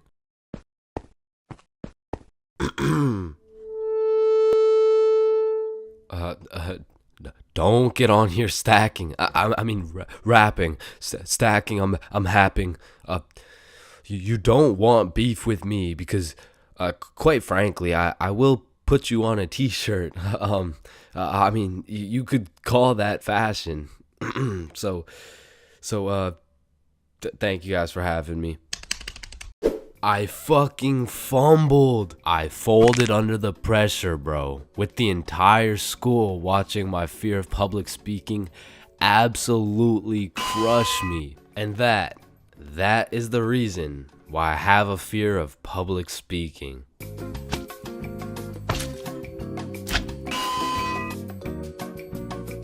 Getting baked is usually an exceptional experience that consists of eating food, laughing, questioning your entire existence, eating food, watching Netflix while eating more food. And you know, that's great and all, but every once in a while, that Zaza can take you to the deepest, darkest depths of the shadow realm. And trust me, that shit is not fun. So I wake up on a sunny Saturday afternoon at 1 p.m. You know, a respectable sleep in. I hop in the shower. It was a good shower. I check the Clash of Clans base. I didn't even get raided. I eat some scrambled eggs and toast. Shit was scrumptious. And all of these things led me to believe, damn, today's gonna be a good ass day. But little did I know, today would be the day I would look death in the eyes and fight for my life. So I finish my scrambled eggs and I pull up the boys group chat and I'm like, what's the move? And Bob's like, I don't know, let me check. So I'm like, okay, bet. There's no moves, bro. And because there was nothing to do, the boys and I would have no choice but to reside to the default move. Let's just smoke. Bet. I'm down. So the default move always takes place at the boys' home base, Bob's crib. Now, Bob's crib was the spot to be baked for many valid reasons. First of all, bro's basement was simply comfy as fuck. Couches on lock, blankets always ready with infinite pillows. And Bob's dog Walter was the fucking GOAT. But most importantly, Bob's cupboard was always stacked. I mean, this cupboard has enough food to feed a village. This cupboard has more snacks than 7-Eleven. And this cupboard had enough calories to be in a Nikocado avocado video. And that shit was perfect. Because goddamn, when I get baked, I become a certified fat ass. So you know the drill. We roll up and got a joint in rotation. And honestly, I don't know what got into me this night because I was absolutely reefing that hoe. Yo, chill. God damn. Fuck it. Let's roll another one. So we rolled up another J and I just simply could not be stopped. And I specifically remember asking, how high can I really get? And after about 30 minutes of me going bananas on these joints, I found the answer to my question.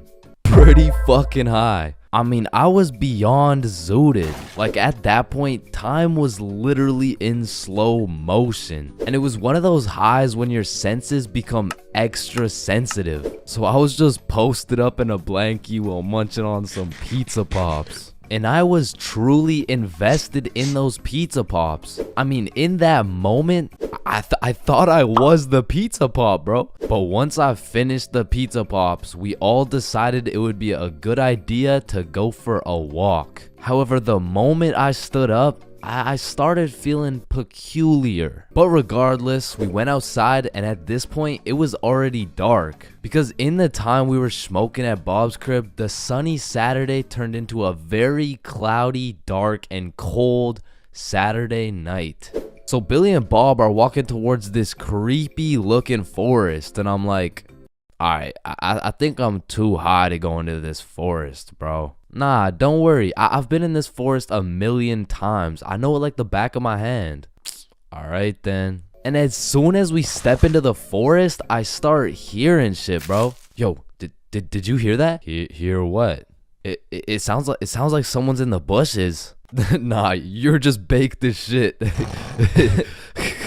So we continue walking for about 5 minutes and out of nowhere it starts pouring. And this was really the point where everything shifted because I was far too faded to be out in a dark, cold, rainy forest. So I'm like, alright, let's just go back to Bob's. Yeah, facts. I didn't know it was gonna be raining. But as we're walking back through the forest, I can undoubtedly hear something in the bushes. Okay, what the fuck was that? Oh shit, run! Oh hell nah! Bob and Billy start hauling ass. And scared as hell, I slowly turn around to see a fucking demon coyote pack looking at me like I'm lunch, bro. And this had to be because of the second joint. But for a moment, I looked this coyote dead in the eyes.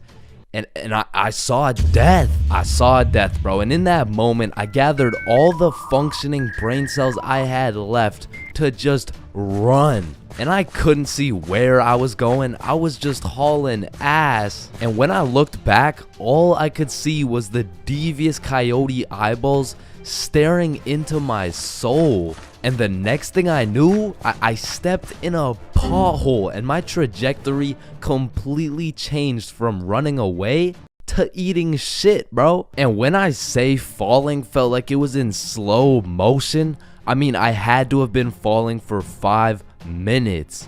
But once my face made contact with the ground, this is how I went out. I was about to get packed up by a pack of coyotes. As they approached, I was saying my goodbyes. But out of nowhere, I hear something in the distance.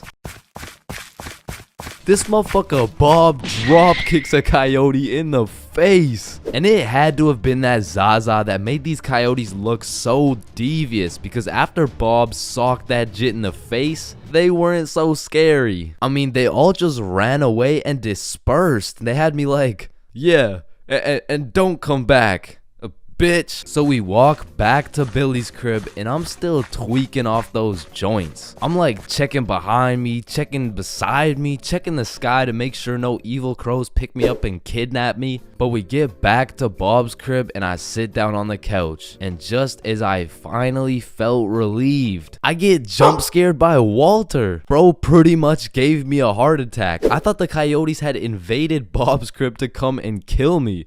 But it was just good old Walter coming to chill with the boys. So I got some more pizza pops and we lived happily ever after.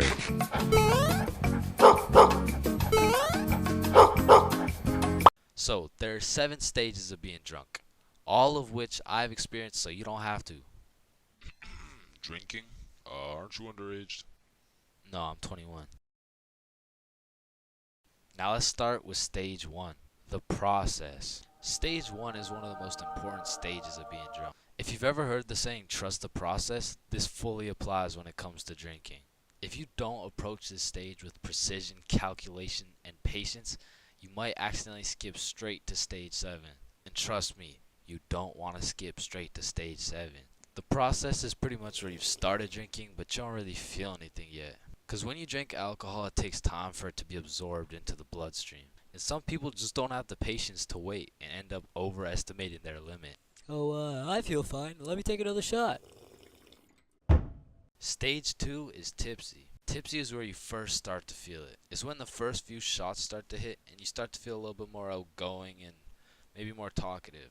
At this point, you'll still have your judgment, but I feel like you become a little bit more of a glasses half full kind of person. Walking in a straight line is still easy. Boom, light work. Once the next few shots start to roll in, you'll hit stage 3. Intoxicated. Once you're intoxicated, some of the dizziness starts to set in. You also start to think less about the words you say. And I'm not gonna lie, at this point, I feel like your confidence peaks. Like when you're at a party and you look in the mirror and see Michael B. Jordan, you know you're at the level of intoxication, bro. And to be honest, for parties, I like to chill at this stage because you've got your confidence, but you still haven't lost your riz. And for reference, at this point, you can still walk in a straight line, but it takes a little bit more focus and effort. Which brings me to stage 4, hammered. This is where you start slurring your words. And bro, at this point, walking in a straight line becomes an impossible task. Yo, dude, can you walk this line really quick? Yes. When you're hammered, you start thinking a lot less. You start saying things before you can even think them. And it's important to say, when you're hammered, your judgment cannot be trusted.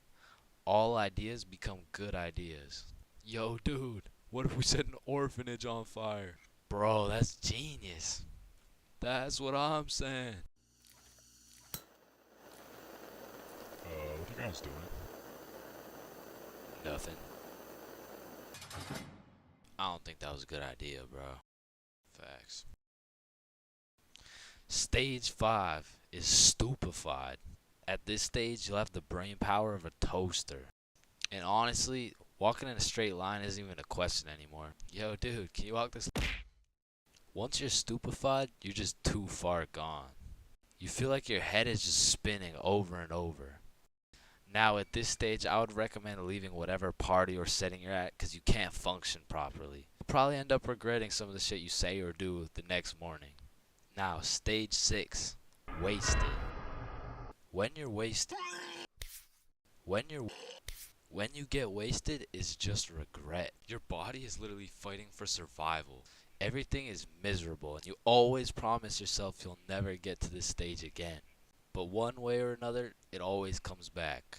Whenever you're at a party, there's always one person who's wasted, and they're hunched over at the toilet just vomiting, bro. And it just ruins the night completely. So this might be obvious, but I do not recommend getting wasted. Now, to get to stage 7, you have to do one of 3 things. First off, you could have not trusted the process at stage 1 and heavily overestimated your limit. Or you could have been hammered and your judgment was tainted, so you had the idea to take more shots. Remember, all ideas become good ideas. And lastly, you could be going through a serious divorce. And in this case, I'm sorry. I hope she comes back. But stage 7 is blacked out. When you are blacked out, you've lost your consciousness. You're pretty much just slumped out. But your dreams when you're blackout drunk are always the most random and vivid shit, bro. And once you wake up, yo, dude, can you walk this line really quick? So, I think it's safe to say that I would strongly not recommend going past stage 4. But I'm not gonna lie, I have a few times, and I got lots of crazy stories from them too. So let me know in the comments if you want to hear any of these stories. But yeah, I think I should end the video by saying, please drink responsibly. Yo, when you think about it, every light switch is also a dark switch. Light switch, dark switch. Light switch, dark switch. Okay, class, sound it out with me. Ball. When you really think about it, we learn to read, and then we read to learn. Teacher, yeah, I think change is high. What the fuck? This is kindergarten.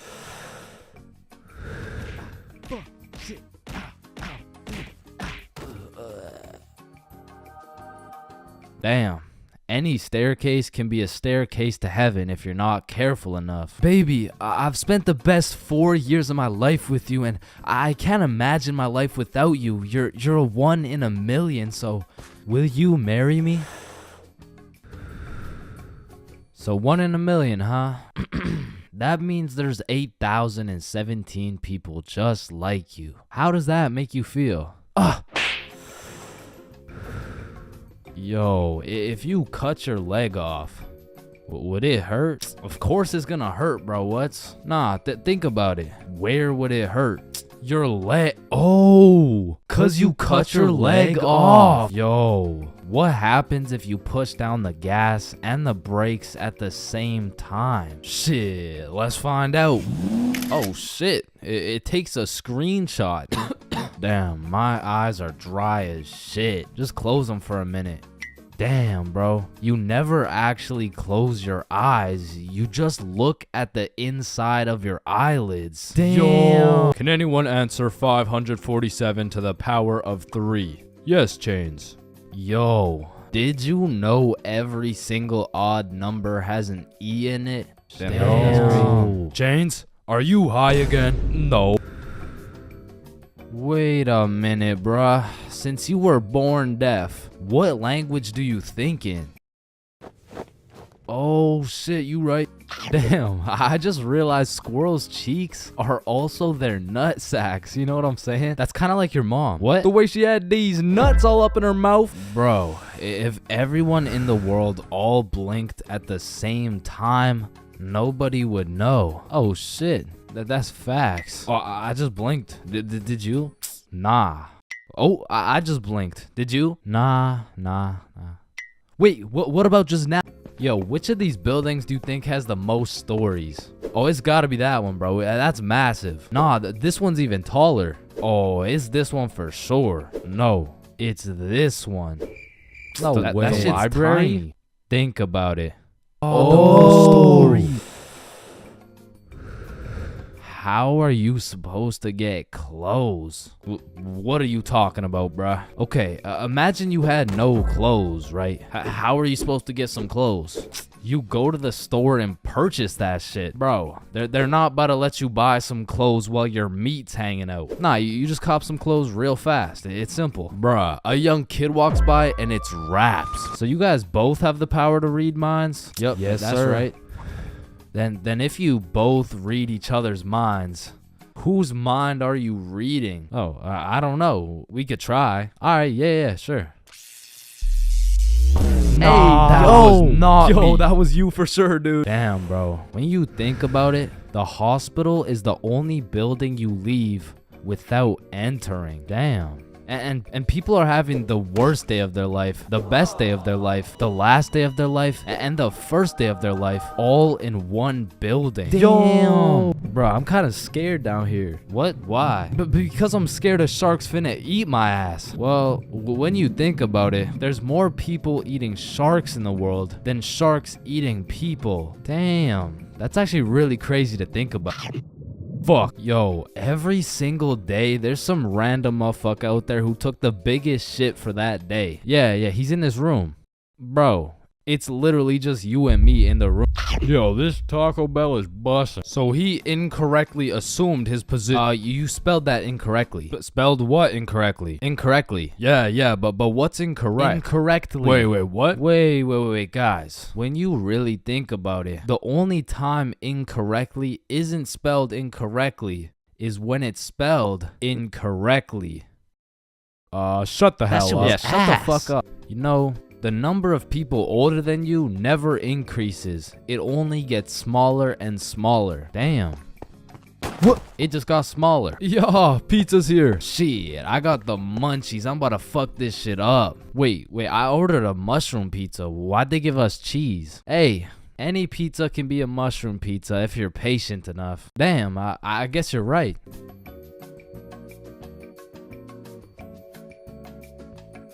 At last. Damn, you know what I just realized? What? A pregnant woman swimming is pretty much a submarine. Are you just always this high, bruh? Yo, did you boys know your last name comes from what your ancestor used to do back in the day? Oh shit, mine's Baker. Yo, mine's Carpenter. Oh, mine's Smith for blacksmith. Well, what's yours, Johnny? It's Donald.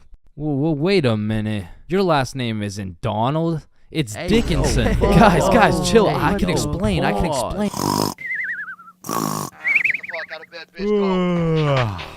Your alarm is really your theme song because it plays at the start of every episode. Why the fuck are you in my house? Yo, is Chains still mad over that chair? Yeah, well, what does this dude have against chairs? Why is it a chair? Yo, why is there sidewalks in the movie Cars if there's no humans? This dude won't shut up. Like, just watch the fucking movie, bruh. Damn, think about this. When a child is an asshole, the child gets a whooping. But when the parents are an asshole, the child gets another whooping. Shit, tell me about it, bruh. Fuck. Bro, you've checked the fridge 15 times already. No good food's finna magically appear. Damn. Now that I think about it, we don't keep checking the fridge for new food, but rather we keep checking to see if our standards have dropped low enough to eat the shit that's already in the fridge. So we got Mercury, Venus, and then here's Earth. Yeah, Chains. What do you want? If Earth is the third planet from the sun, does that make every country a third world country? You're high again. Just get the fuck out of my class. And look at these sheep. Sheep. You know how one of your teeth is called a tooth? Yeah? And one geese is called a goose. Okay? Then why isn't one sheep called a shoop? Alright, Chains, I can't keep doing this. We have to break up. Shoop. You know what I've been thinking? Yeah, what's up? Teenagers be whipping that shit like they're always running out of time. But old motherfuckers be driving like they got all the time in the world. Like, look at this geezer. Poor guy's practically decaying behind the wheel. But he's taking his time like he's got any time to spare. If I stab this cereal box, does that make me a serial killer? That one was straight ass. You gotta work on that shit. I'm gonna work on that one. Yo, if you weigh 99 pounds and you eat a 1 pound burrito, does that make you 1% burrito? Yo, that's crazy, because I literally just did that last night. You guys wouldn't believe this, but your blood work came back and it says you're 1% burrito. Yo, picture this. Imagine if Ed Sheeran was working at a bread place, right? Would that make him the gingerbread man? You're high as shit.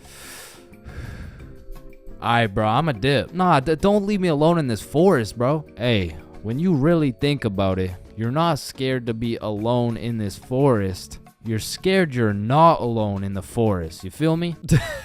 Yo, that's actually so true. Bro, you know what? Low key, if you're dead broke, robbing a bank isn't even a bad idea. Bro, there's no way some hobo's about to pull off a bank heist. Nah, but just think about it. Whether you successfully rob the bank or not, either way, you get over 10 years of bills you don't gotta worry about. Alright, fuck it. You got the strap? Yup. Yo, throw on your seatbelt really quick. Nah. What? Why not? Well, you see, it increases my risk of dying from cancer. What are you talking about, bro? That shit makes no sense. Just let that sink in. Oh, yeah, I got you. Yo, what's up? But still, that shit makes no sense. No, but actually think about it. Oh, hey bro, you want a hit? Nah, I don't smoke. I'm scared that I'll get all paranoid and shit. Hey man, if you're paranoid that you're gonna get paranoid, you're having the side effect without even smoking. It's yo.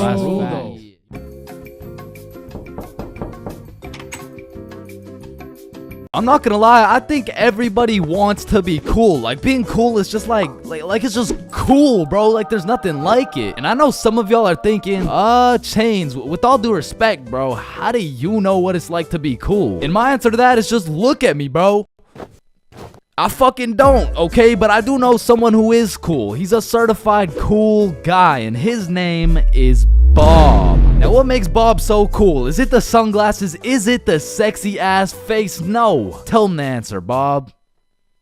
He doesn't talk. The answer is Bob doesn't talk. And a crucial role in being cool is the element of mystery. Now it's interesting because if we take a look at Jake over here, Jake doesn't talk either, and I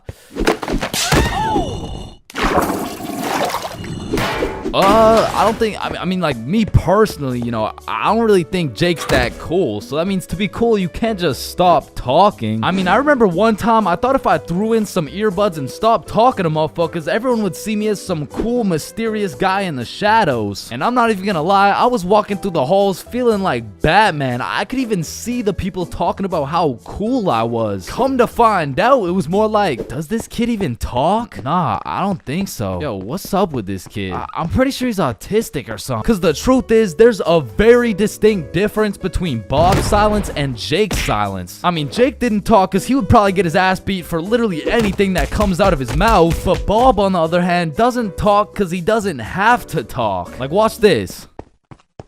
Oh my god, Bob. I love you, Bob. Now, just for science reasons, let's just see what happens when I do the same thing, you know? Why not? What's the worst that could happen? Hello? Can I help you? Oh my god, help. There's this creepy guy. At least she didn't. Get on the ground. Hands behind your back, buddy. Now, it's important to note that being cool is subjective. Like, for example, some people think I'm cool, you know? Like, in this big-ass world, surely there's someone out there. No, there isn't. Nobody thinks you're cool. Shut up, loser. Okay, well, what I was trying to say is you're gonna find someone cool who I don't find cool, and I'm gonna find someone cool who you don't find cool, and that just leaves us with the question, what is cool? So to answer this question, I need you to think of the coolest dude on the earth, and I'm about to guess, okay? You got it?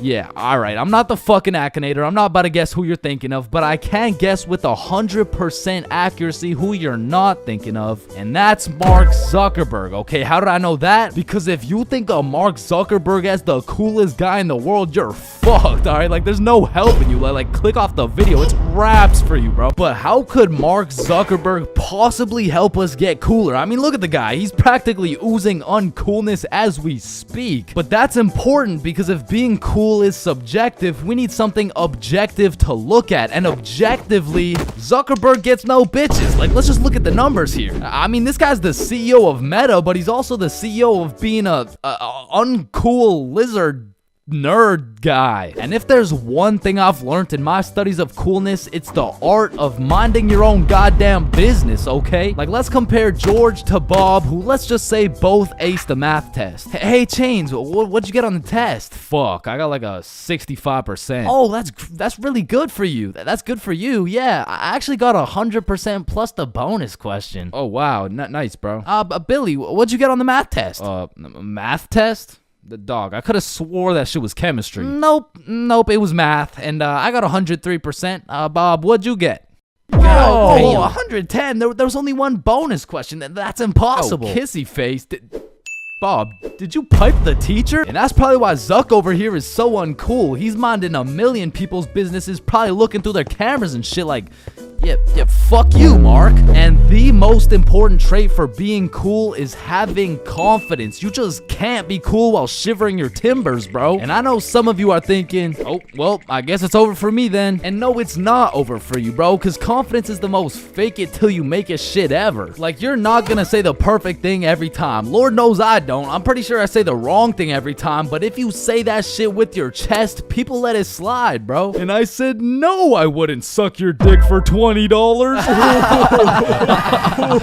well, that makes one of us.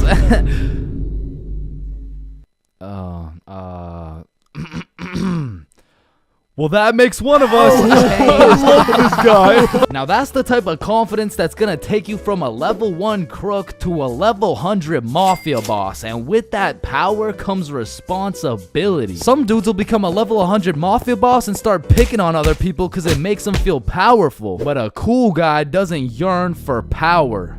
He yearns for... fuck, what do you yearn for, bruh?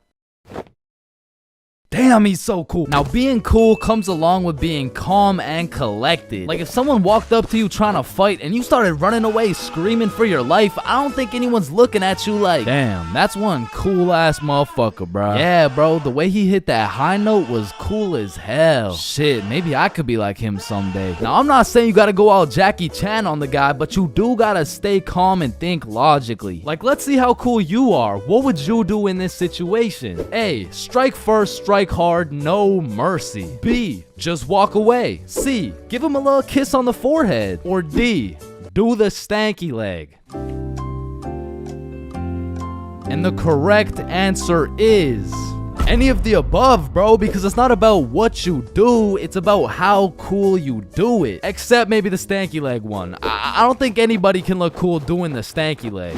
But doing any of the other options, you could look cool as hell. Like, A, strike first, strike hard. Boom, one punch knockout, that's cold. But if you throw first, miss, eat shit, not cool. B, walking away, you're cool as hell, unfazed. Unless you get jumped from behind and get your ass beat, not cool. C, give him a little kiss on the forehead, assert your dominance, you pretty much just made him your son. But if you miss, well, now you're just kissing a dude, so yeah. Now, even though being cool is all about how you do things, there's a few things that nobody can look cool doing, like riding a scooter, chasing a bus, taking pictures with an iPad, chasing paper in the wind, using VR, washing a cucumber, waving.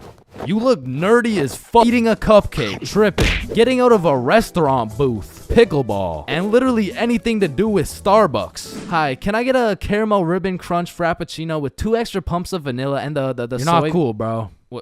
What? Now let's take it back to the element of mystery for a second, because this is the step that will either have people seeing you as a cool ass dude, or they'll just assume you're shy or possibly on the spectrum, bro. Listen, you gotta talk, bro, or else people have nothing to go off of and they'll start filling in the blanks themselves. Whoa, wait, so I gotta talk to be cool? Yo, Chains, what do I say? Whatever the fuck you want, bro. Oh, wait, really? Yeah, bro, the truth is the key to being cool is being yourself. And I know that shit sounds corny, and it is, but do you think the coolest dudes on earth give a single fuck about what you think? Hell nah. They're way too busy being cool, bruh. You gotta be like a peach, man. Some people hate peaches, some people love peaches, but at the end of the day, the peach is gonna be a peach. So here, take these sunglasses, and if you haven't heard it today, you're a cool ass dude, bro.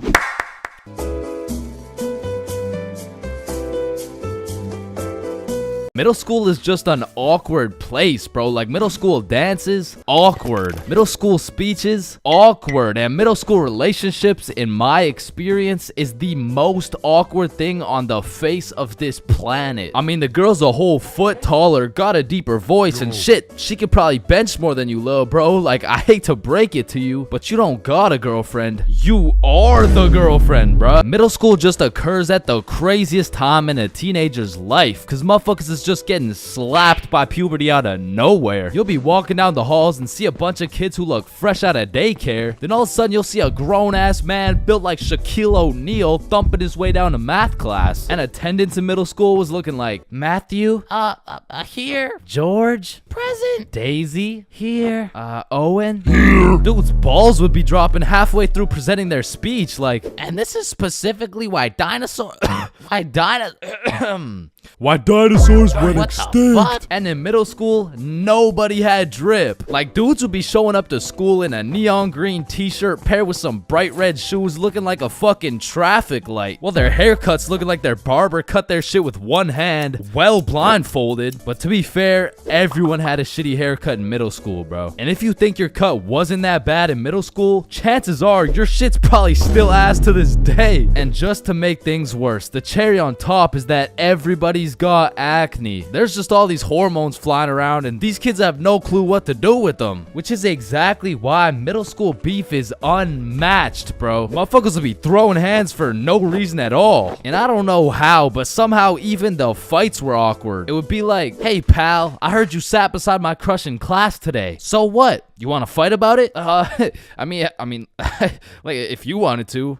That like I'm not scared. Like yeah, we can fight. Okay, let's freaking go, pussy. Fuck, I wasn't ready. Sorry, was that too soon? No shit, Sherlock. Okay, you can hit me back so we're even. But if two dudes were throwing hands and their crush is watching, they're about to fight to the death. But the thing is about middle school fights, I didn't know this was possible, but somehow both motherfuckers end up losing the fight. I remember one lunch at my middle school, a dude whipped out some boxing gloves for no reason at all, and all of a sudden we're running a whole fight club. Kids would be betting their lunch money on who's gonna win and shit, but we never laid down any ground rules. So one day, JJ hit Timmy with a spinning back fist and put his ass to sleep. And I'm hyped, cause I just doubled my lunch money, but Mr. Principal didn't seem too hyped to see one of his students knocked out on the ground. So of course JJ gets in trouble because he's just that one kid who's always in trouble but never got expelled. Like I could have swore dude was on his third strike 5 strikes ago. But man, middle school had some characters, bro. There was that one guy that would walk through the halls, blast the music on his speaker. The kid who used to sit in his chair like this. The dude who hit puberty and midlife at the same time. Mr. Donaldson, can I get some help on the subtraction? Help on the subtraction? You look more like you need help on your taxes. No, subtraction's just hard for me. During recess, do you go check on the wife and kids? No, I just play on the monkey bars. Tell me, how do you manage to be in middle school and work a 9-to-5 job at the same time? The girl who thinks she's a horse. The emo kid. Catch him in the back of the class with his hoodie tied up watching sad Bart Simpson edits. The kid who had to touch the top of the door frame before entering a room. Girls who have to bring their Starbucks cup everywhere. The dude who's constantly emoting. And in order to find the answer, we can make a grid. Did someone say gritty? Right foot creep. Ooh, walking with that heat. Of course, there's the kid who Naruto runs through the hallway. And then there's that weird ass kid who accidentally called his social studies teacher mom one time. It was probably an accident though. Fuck! And I have no idea why, but there's something about teaching middle school that had all these teachers going through a midlife crisis. I remember one day our science teacher was teaching us about rainbows. Does anyone know what a rainbow is? Yes, Jaden. Refraction of light through water droplets. Oh wow, that's right. How did you know that? Reddit. Oh, okay. Where did you read it? Reddit. Yeah, but where did you read it? Reddit. Jaden, I can't do this right now. Just tell me where you found this information. Reddit? God damn it, Jackson. You're the reason my children get their shit whooped every night. Now, I don't know what she had going on in her life, but the way she broke down talking about beating her children to a group of 12-year-olds really gave me the impression that she shouldn't be teaching middle schoolers, bro. And I don't know who was in charge of hiring these teachers, but I also had a deaf teacher, which, you know, is cool and all, but it did make it a little bit harder considering the fact that, you know, she was the fucking music teacher, not to mention the fact that she was also half blind. And I think the idea there was that she could somehow feel the vibrations of the guitar or something, which didn't seem to work too well considering the fact that I got a fucking A in music and I can't play the guitar for shit, but I guess I just like I smelled good or something. I don't know. And I don't know about Shaw's experiences, but I feel like kids were just mad touchy in middle school. Like you'd be sitting in math class minding your own business, then for no reason at all, a motherfucker would tase you in the side of the ribs. And I remember when kids first learned about these pressure points, it was all fun and games. Someone would just poke you in the ribs like, pressure point, that tickles. Then there would be a new pressure point dropping every week. It got to the point where these 12-year-olds were hitting pressure point combinations and paralyzing your legs and shit. Hey bro, let me try this new pressure point on you. Yeah, sure, go for it. It tickles. And it was the same shit with this game. Like, you really couldn't trust anybody, bro. Yo, what's that on my legs? Shit. Got him. Oh, shit, there's a bug on you. God damn it, dumbass. Oh, fuck, I just broke my leg. Bro, I'm not stupid. You didn't just break your leg. No, I'm serious, bro. I promise, on everything. On my entire life. I just broke my leg. Look. Bro, I remember I got punched so many times, my arm was on life support. It was about to fall off, like, And thinking back to middle school, there's just so many things that make me cringe, bro. But by far the cringiest of them all is the relationships, man. And believe it or not, I had my fair share of middle school relationships. I remember one day I was sitting in class and this girl came up to me and said, Chains, I have a crush on you. And that's really all it took to have a young Chains in love. Head over heels. We went to the movies together. We went to my house and watched movies. Well, we went to her house and we also watched movies. Now that I think about it, all we really did was watch movies. We didn't really talk that much. I mean, I didn't really have a way with my words at the age of 12. So, do you like movies? Yeah. Yeah, I like movies too. That's why we're here at the movie theater. I also like popcorn with the butter. It tastes like I like how it tastes. And one day we went to the mall and I took a good look at my girlfriend of 2 weeks and thought, man, I don't even know this girl. Like who are you? I remember we were inside Zoomies at the time and I said, hey Jessica, you're a great person and all, but I don't really think we're compatible like that. Maybe we should just break up. Which was probably the most words I've strung together during the entirety of our relationship. And she says with the straightest face, oh, okay. And then we proceeded to walk out of the mall and bus home together without saying a word. And I remember lying in my bed that night and thinking to myself, damn, I think I'm supposed to be sad right now. So I threw on my hoodie, tied it up, and watched some sad Bart Simpson edits.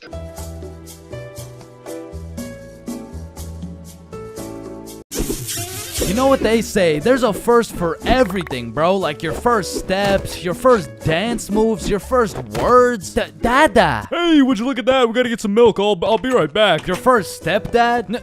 New dada? Yeah, nah, I'm head out too, actually. And your first kiss? Man, the things I would do to go back and completely erase that shit from existence. Bro, all these Disney movies I was seeing as a kid had these first kisses turning ugly ass frogs into some fucking giga chads and shit. Like, spoiler alert, fucking ribbon. On top of that, the fact you have to close your eyes, like, bro, imagine you're learning how to golf and you're about to take your first swing and these motherfuckers are like, yeah, now do it with your eyes closed. Bruh, this is my first time. What do you expect to happen?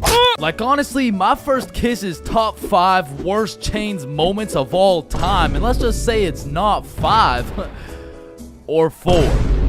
Or 3. That shit was really bad, bro. So with that being said, this story takes place in grade 7, which is the year I got my first girlfriend. Now, I told this story a few months back, but I purposely left out the part of my first kiss. Well, gosh diddly darn, Chains. Why would you do such a preposterous thing? And the truth is, I was planning on taking this shit to the grave with me, bro, but fuck it.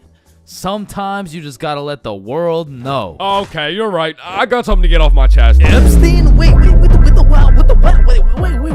what? So for the homies who haven't seen the video, one day me, Bob, and Billy were mobbing around our local mall when we seen these 3 girls from our class. So we walk up to them and lay down some of the meanest 12-year-old riz these girls had ever seen. Hey, yo, shorty, I think I just shit my pants. Can I get into yours? What the fuck? Oh, shit, my bad. My fault.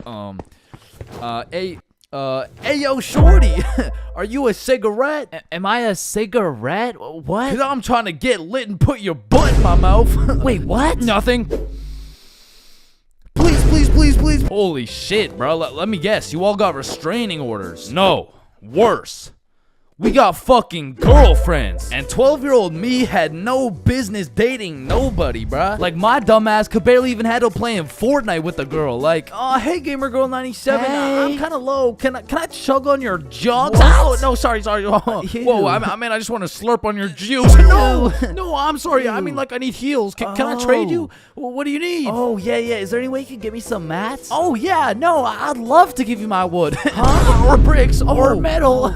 Or anything you need. Okay. Anything else? Yeah, I don't have a shotgun yet. Oh shit, I got 3. I Okay. can give you 2 pumps. Ew. Or no, it's 1 pump. No, wait. Stop. Oh, sorry. I can give you shotguns. I mean. Okay. Where are you? I'm in this little wood fort I made. Oh, okay. I see you. Let me come in your box.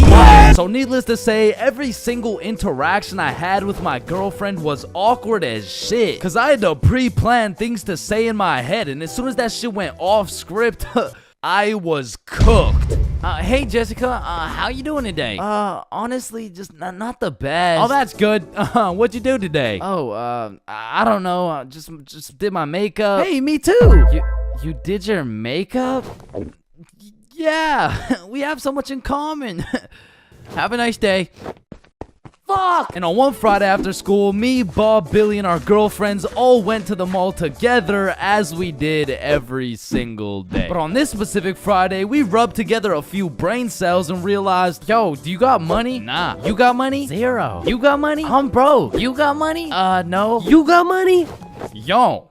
Why are we at the mall? I don't know. Thought about it. I mean, we could all go to my house. Yeah. Doing. And so, of course, as the good kid I was, I text my mom to ask her to go. Greetings, mother. I would like to know if it's in the realm of possibility that you'd be so kind to grant me your permission to visit the household of my dearest acquaintance, Nikki. Looking forward to hearing from you. Your favorite son, Chains. And I immediately get a call. Let me speak to her parents. Now, I, Chains for real, have never dated a 12-year-old boy in my life, and I honestly don't plan on it. But even in grade 7, I could use my logic and reasoning skills to understand if your boyfriend had to get his mom to talk to your friend's mom for permission to slide to the crib. Instant ick, bruh. There's just no way. She'd probably break up with me on the spot. So I'm doing anything I can to not let that happen.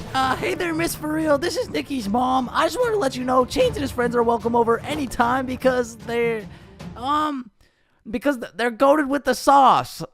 Shit. Oh, hey, Nikki's mom. Sorry, it's kind of hard to hear you over all this bullshit. You're not allowed at her house. Come home now. Chains, are you coming? Look, Mom, I'm not gonna lie. You gotta lock the fuck in right now. This is the first time in my life I ever been invited to a girl's house and there's cheeks up for grabs. Like, Mom, this is my only opportunity. If you don't let me go, the For Real bloodline might just end with me. Okay, listen, Chains. I'll let you go this time, but you have to be home at 9 p.m. sharp. Yay, thank you so much, Mom. Now, I'm paraphrasing, but the point is she let me go with a curfew of 9 p.m. So all 6 of us leave the mall, hop on the bus, and get off at Nikki's house. We go inside, sit on the couch, and now it's even more awkward, bruh, because instead of walking around the mall, all we had to entertain ourselves was ourselves. And just like any other awkward middle school scenario, that shit went like so, truth or dare? Yeah, that's exactly what I was thinking. And my heart instantly dropped, bro. Cause I knew if I picked dare, I would have to kiss Jessica and shit, bro. That's a whole lot scarier than playing Fortnite with Gamer Girl 97. But regardless, Nikki starts the game of truth or dare. Hey Billy, truth or dare? Yo, truth. What's your favorite color? Blue. Oh, what? This shit's not even bad. Okay, then Chains, truth or dare? Truth. No. What do you mean? No, it's truth or dare. I said truth or dare. Dare. What the fuck? Okay, fine, dare. You have to kiss Jessica. Bro, this time it wasn't a pickup line. When I say I just shit my pants, I mean not literally, but metaphorically, I was shitting bricks, bro. And when I turned to Jessica, she's just sitting there straight-faced as fuck. So, Jessica, are you down? like hypothetically speaking, of course. Mm-hmm. Okay, I'm going in. sorry. Let me just, Hey, bro, I'm not gonna lie, this is fucking weird. You guys are just watching and shit. Like, I don't know, it's just kind of. Oh, so if we weren't watching you do it? I mean, yeah, I would actually. Wait, what the fuck? Every single one of these motherfuckers ran to the corner and started staring at the wall. Like, did you do it yet? We're not looking till you do it. Yo, hurry up, dumbass. So now I got all this pressure on me to do this shit, but Jessica's out here looking at me like.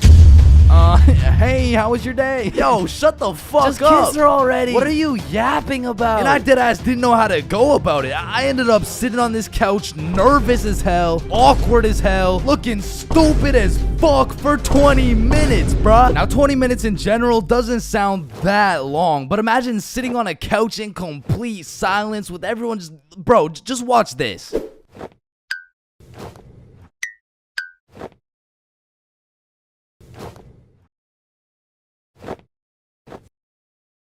My brother in Christ, that was 10 seconds, bruh. Imagine doing that times 120. So after the second longest 20 minutes of my life, I say, you know what? Fuck it. And Nikki's mom walks in the room. Hey, who wants snacks? Oh. And And at this point, I checked my shitty ass Samsung Galaxy 3 and it was already 8:50 p.m. And with the curfew at 9, I had no choice but to lock in. So I lick my lips, close my eyes, and real quick, I smash our mouths together. And when I turn around, not a single motherfucker is facing the wall. I look the other way and Nikki's mom is peeking around the corner with her fucking mac and cheese and shit. So I made like my pops and I was out that hoe. Pleasure doing business, Jessica. Wait, what? Where are you going? Thanks for having me, Nikki's mom. What the hell was that? And I proceeded to sprint home, making it home at 8:59, exactly 1 minute before my curfew. And that night when I went to bed, I couldn't sleep, bro. I haven't been able to sleep since. Damn, I should have taken this shit to the grave with me. Fuck.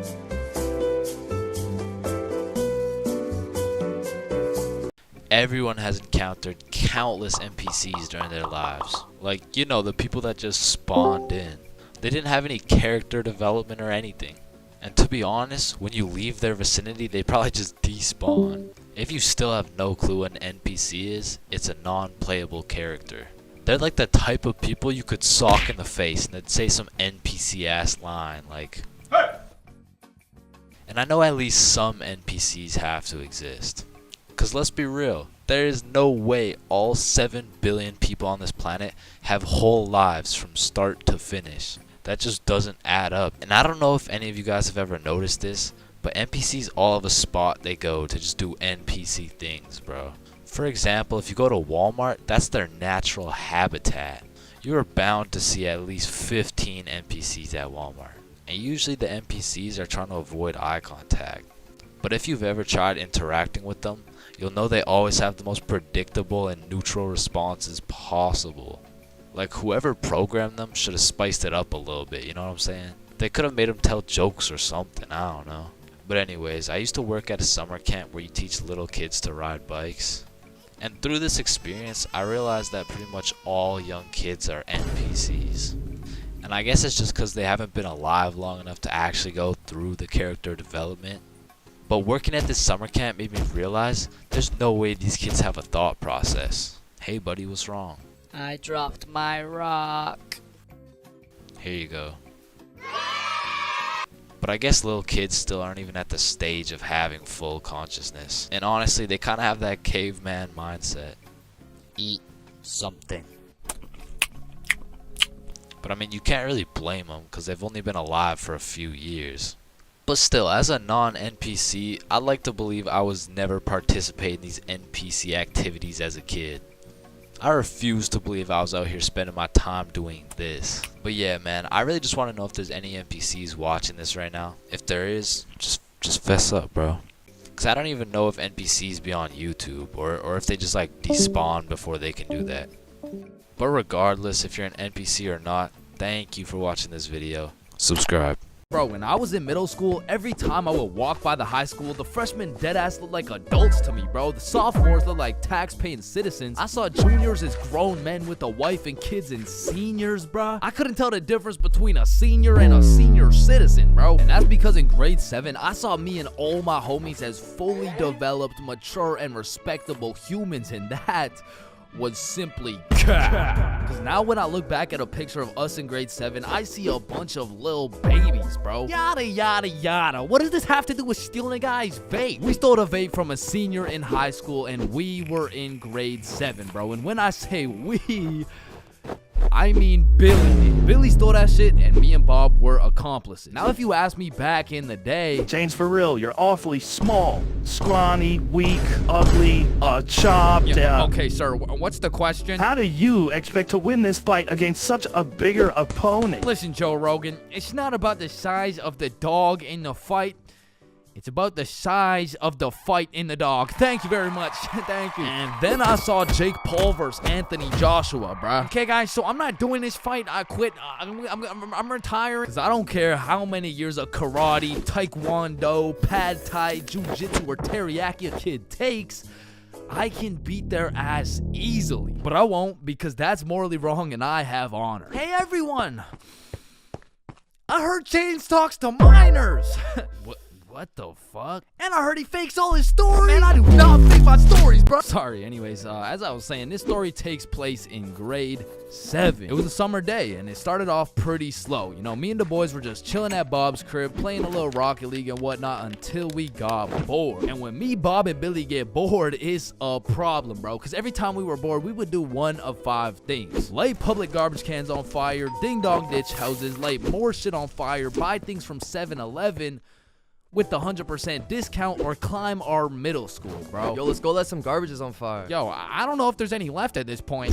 Alright, let's ding dong ditch. Man, I'm not really trying to do all that running right now. Shit. Should we climb Stickman Middle?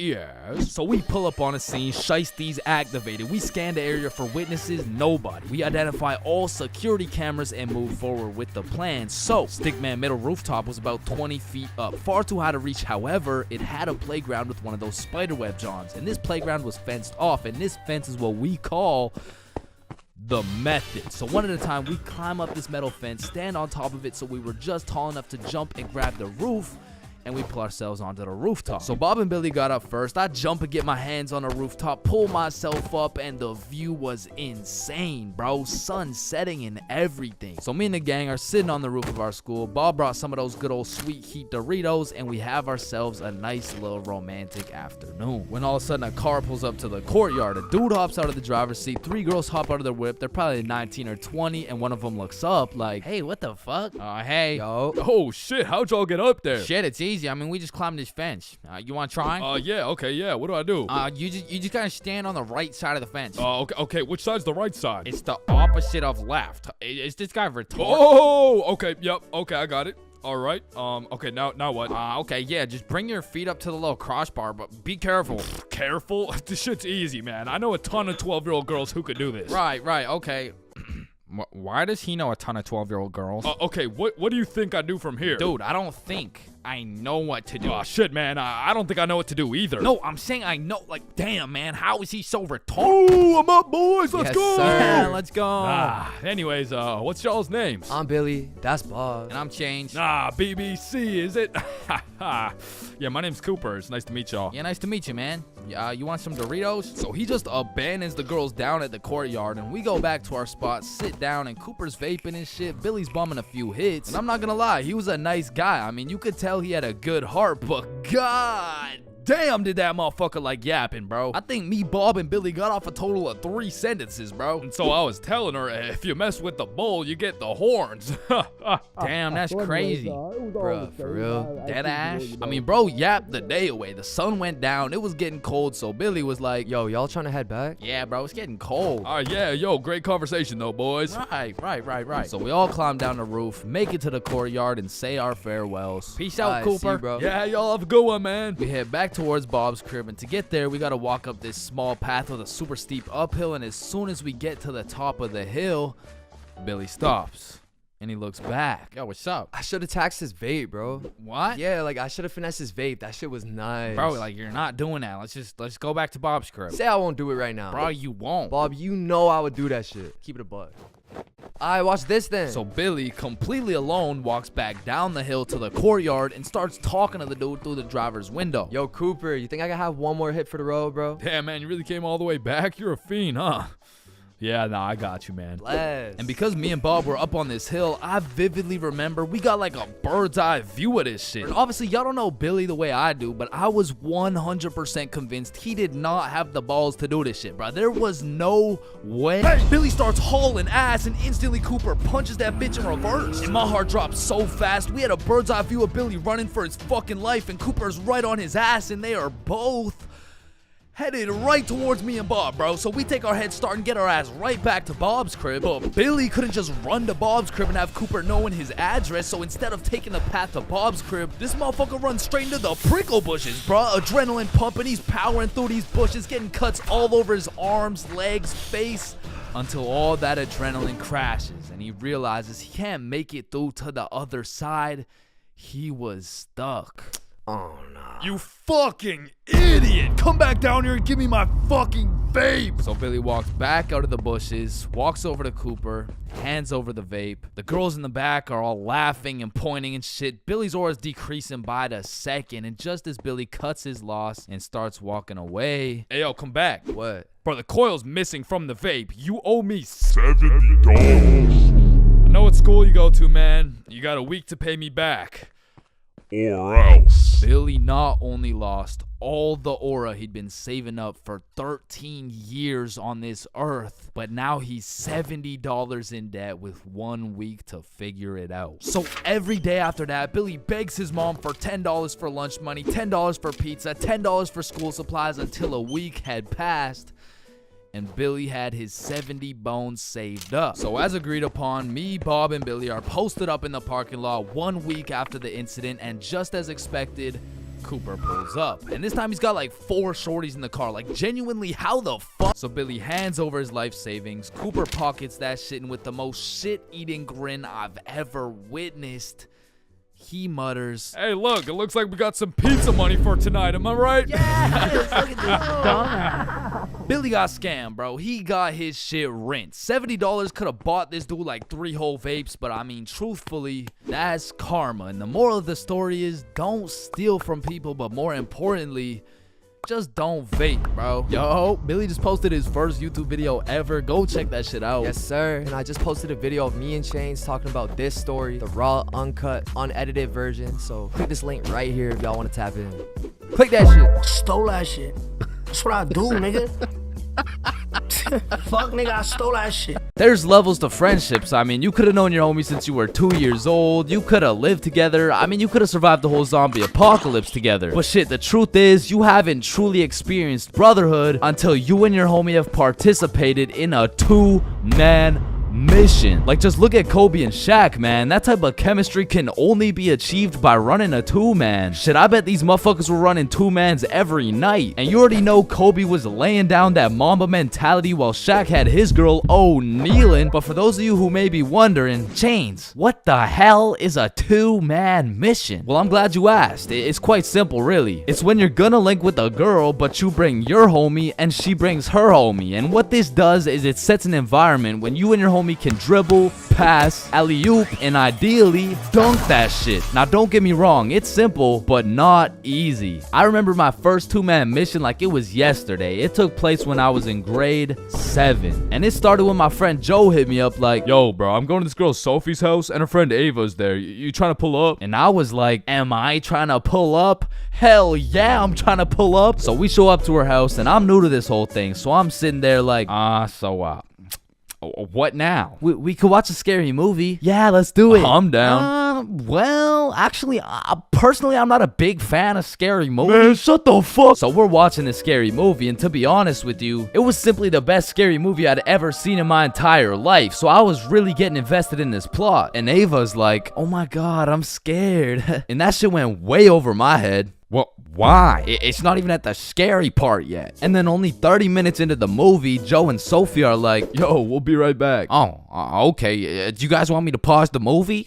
Nah, it's all good, bro. And you see, what Joe just did right there was a calculated move. In basketball terms, he just set an ISO. So now it was 2 1v1s. And the situation was absolutely perfect, but the problem was, I actually liked the fucking movie. And that violates rule number 3 in section 7 of how to pull off a successful 2-man. Never give a fuck about the movie. Because the truth is, the movie length is like the shot clock. If you end up actually watching the entire movie, you failed the mission. But I had no clue, and to be honest, I didn't even know what a 2-man was at the time. So I got some popcorn and I was just watching the movie. But when the climax of the movie was about to come around, I did something that violated every term and agreement of the 2-man mission. I went over to Joe and Sophie like, hey guys, quick, you're gonna miss the best oh fuck. And I missed the climax of the movie, but shit, I seen a climax. And needless to say, Joe never invited me to a 2-man mission since. But you know I had to redeem myself, even if it was 3 years later when I was in grade 10. It was a Saturday night, and me and Bob were looking for something to do. And I'm gonna keep it a stack with you, bro. I had no motion. Like, my Snapchat was drier than a Popeye's biscuit, bro. But lucky for me, Bob had a roster. And I'm talking fucking an all-star lineup of girls who just want Bob on their body. And I don't blame them. I mean, shit, I got Bob on my body right now. And you can too at chainsclub.shop. That's right, we got hoodies, shirts, beanies, socks, keychains, stickers, you name it. And starting at the price of $4.20, Bob can be all yours. Or if you want me, I wouldn't mind being on your keychain or something. Treat me like white teeth. So as I was saying, me and Bob were bored. So Bob hits up this girl named Avery like, what are you doing right now? And she's like, just chilling. Who you with? My friend Alice. Let's link. I'm with my homie. Okay, is he cute? Cute as hell. Okay, come over. And I'm excited as fuck, so we get Bob's sister to drive us to Avery's crib, and as we pull up to her house, I remember a crucial detail that I'd been forgetting this whole time. I was scared of the hoes, bruh. And as we walked up to her door, I was starting to get flashbacks of me and Joe's two-man, where Joe tossed up an alley-oop for both of us, and I blocked his shot, metaphorically and literally. And as I'm psyching myself up, Bob calls Avery to tell her we're here, and she's like, so, my parents are asleep, so you're gonna have to come in through my window. Shit. So we walk around the side of the house to Avery's room, and lucky for us, there's this big-ass window, and I'm like, yo, can you open it so we can get in? And she's like, it is open. Bro, only this tiny ass rectangle in the top left was open at a 60-degree angle. But that was our only way in, so I helped Bob up and through the window. But now I gotta get up there, and I'm bigger than Bob, so I put my head through, and I'm trying to slowly creep into the room, and then I lean just a little too far, and I'm headed face first onto Alice's hardwood floor. And listen, Bob has come in clutch many times. He saved me from drowning, coyotes, getting in trouble, but out of all these things, I'm most grateful for Bob catching me as I fell through this fucking window, because drowning and dying would have been pretty bad, like boo-hoo, rip chains, you know what I'm saying? But imagine falling through a window and eating shit face first in front of the hose. Like, I would have preferred the drowning, bro. But after that close call, I was a little flabbergasted, you know what I'm saying? But Alice has the audacity to ask me this loaded ass question like, oh hey, what's your name? Me? Yeah, you. It's the name's for real.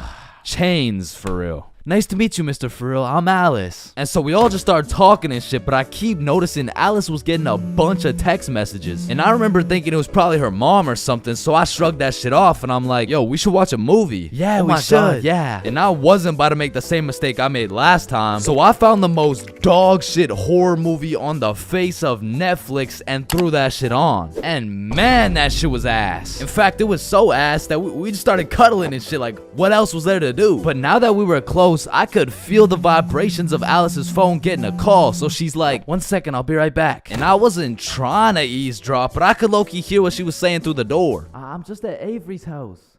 We're watching a movie. Oh my god, okay, that's fine.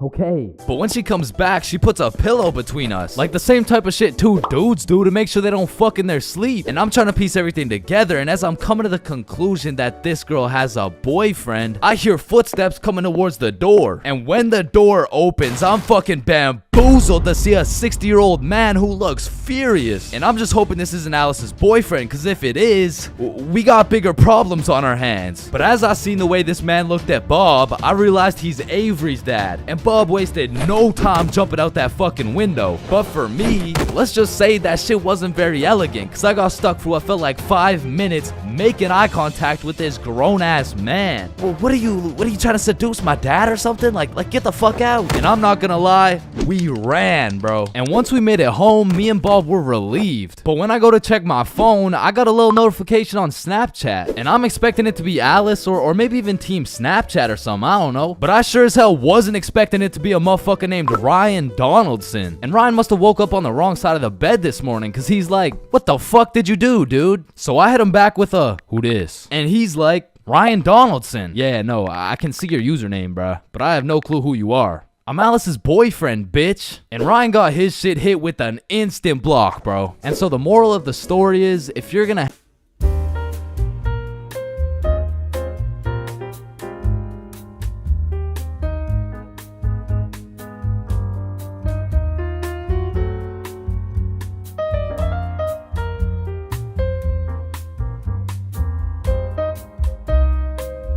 I don't know about y'all, but for me, having an older brother is like, oh, chin check.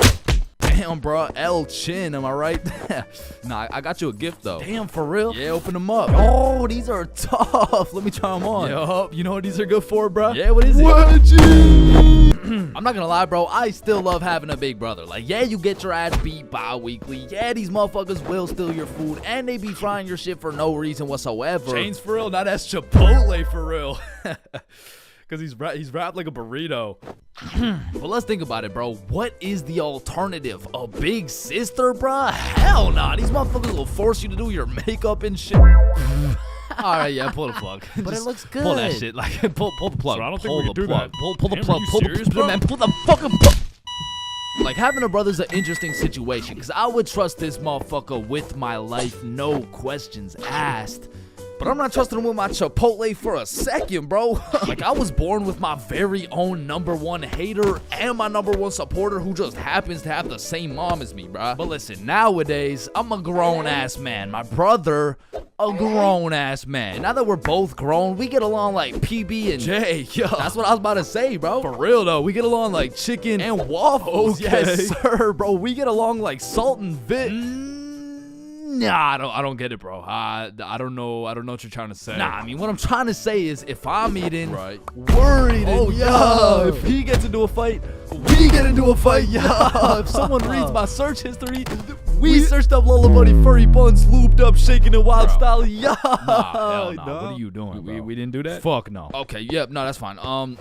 But a lot of shit has changed throughout the years, man. Back in the day, me and my brother were ops, bro, because this motherfucker's sole reason for living and breathing was to rage bait my ass. And I was like 5 years old, still figuring out who's milking the chocolate cows and shit. And big bros hit me with shit like, yo, what's 9 plus 10? It's 19. Get a load of this dipshit. Bro, it's literally 19. Man, what the fuck? Hey, why are you so mad, bro? Bro, you literally. Alright, relax, bro. Just sit down, take a deep breath. Who's a good boy? Yeah, Man, fuck. Now, me and my homies used to wrestle all the time, and my record was decent. We're talking like 50 and 10, and at the time, my signature go-to finisher move was the guillotine choke. It had seriously never let me down once until I tried that shit with Big Bro, and I started guillotining my ass beat, dog. My brother's 3 years older than me, so that shit was like a boss battle that you just don't have enough XP for, bruh. Like, when I would pull up on him, I hear boss battle music, my health bar pops up, and I start unloading the clip on this motherfucker, but he's done beat my ass so many times. He's got my moveset memorized and shit, bro. Like, this motherfucker's the Picasso of beating my ass specifically. Like, every time, I was getting folded like an omelet, folded like origami. I was getting folded like I was playing poker, the way he just dealt me these hands, bro. And maybe you're thinking, Big Bro got the strong genes, so I got the smart genes type shit. Nope, not. This motherfucker took those genes too, bro, and he put them to use. Cause he used to manipulate the shit out of me, bro. Like, I remember one Halloween a long time ago when I was like 4. My mom came up to us with 2 costumes, right? One was Spider-Man with the fake muscles and everything, and the other was Shrek. It was Shrek. Yo, I call Spider-Man. No, but I want Spider-Man. Actually, you know what? I want Shrek, man. Shrek is cool as hell. Like, what'd he say? What are you doing in my swamp? Wait, no, I want Shrek. Oh, you think he's supposed to be like Mike Wazowski or some shit? I don't even know. What are you doing in my swamp? And this can't just be me, bro. But when we were younger, my brother would teach me some lingo or advanced intellectual informational shit. And I would go around school just spewing out words I don't even understand, bro. Damn, what y'all got for lunch? Shit, it's just a little PB&J. That's savage. Yeah, yeet. Yeah, man. I guess. I mean, my mom made Okay, it. Bob, I see some pizza. YOLO. What about Bevs? Bevs, what are we saying? I got some apple juice. Okay. Yeah, man, I love apple juice. I don't. Bro, what? Who doesn't love apple juice? Yeah, well, it's because my brother says that juice has a secret society where all the juices, I'm talking apple, orange, fucking pineapple, get together and they control the bank. Shit! Now, me and my brother would go at it, bro. It was a seemingly never-ending rivalry between us of me getting my ass beat, him beating my ass. Okay, maybe it wasn't a rivalry.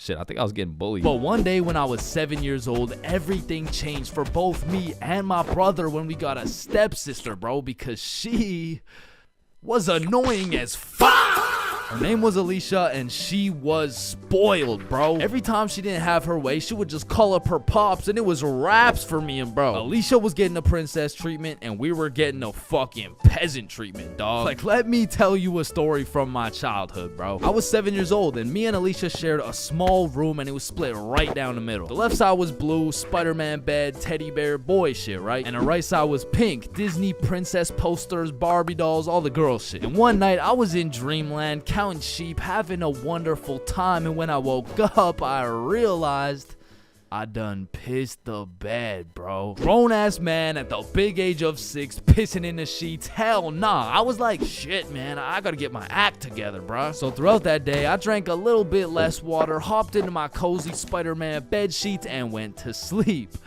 And when I woke up, I done pissed the bed again, bruh. Fuck, man. 2 in a row. I gotta lock in, man. So that day, drank no fucking water. I was parched as hell, but I jumped into bed to finally have a nice, peaceful, dry sleep. And when I woke up, fucking soaked, dog. I went 3 for 3, bro. I was like the LeBron James of waterlogging the mattress. Alright, bro, this shit's just getting ridiculous. So I go 2 days straight, no water. I'm fully dehydrated. There's not an ounce of water in my body. I finally go to sleep, but this time I wake up to rustling, movement. My bed kind of shaking. I fully open my eyes. Alicia just pissed on my bed, bro. Yo, what the fuck? Oh, hey, Chains.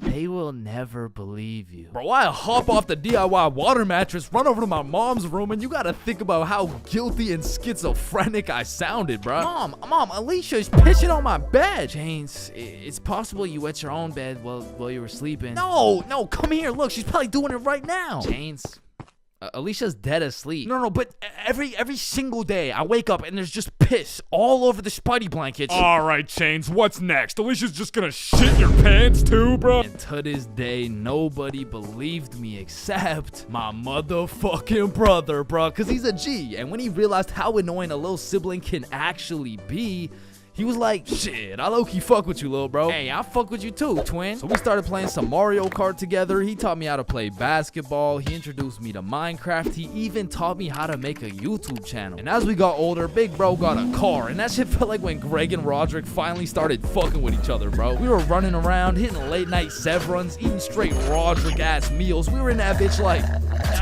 brain freeze. And ever since that day, my big brother's been like my second half, bro. My twin in him. Truly, I can say my big brother's my vinegar, bro. It was salt and vinegar. It was on the tip of my tongue, bro. How did I not get that?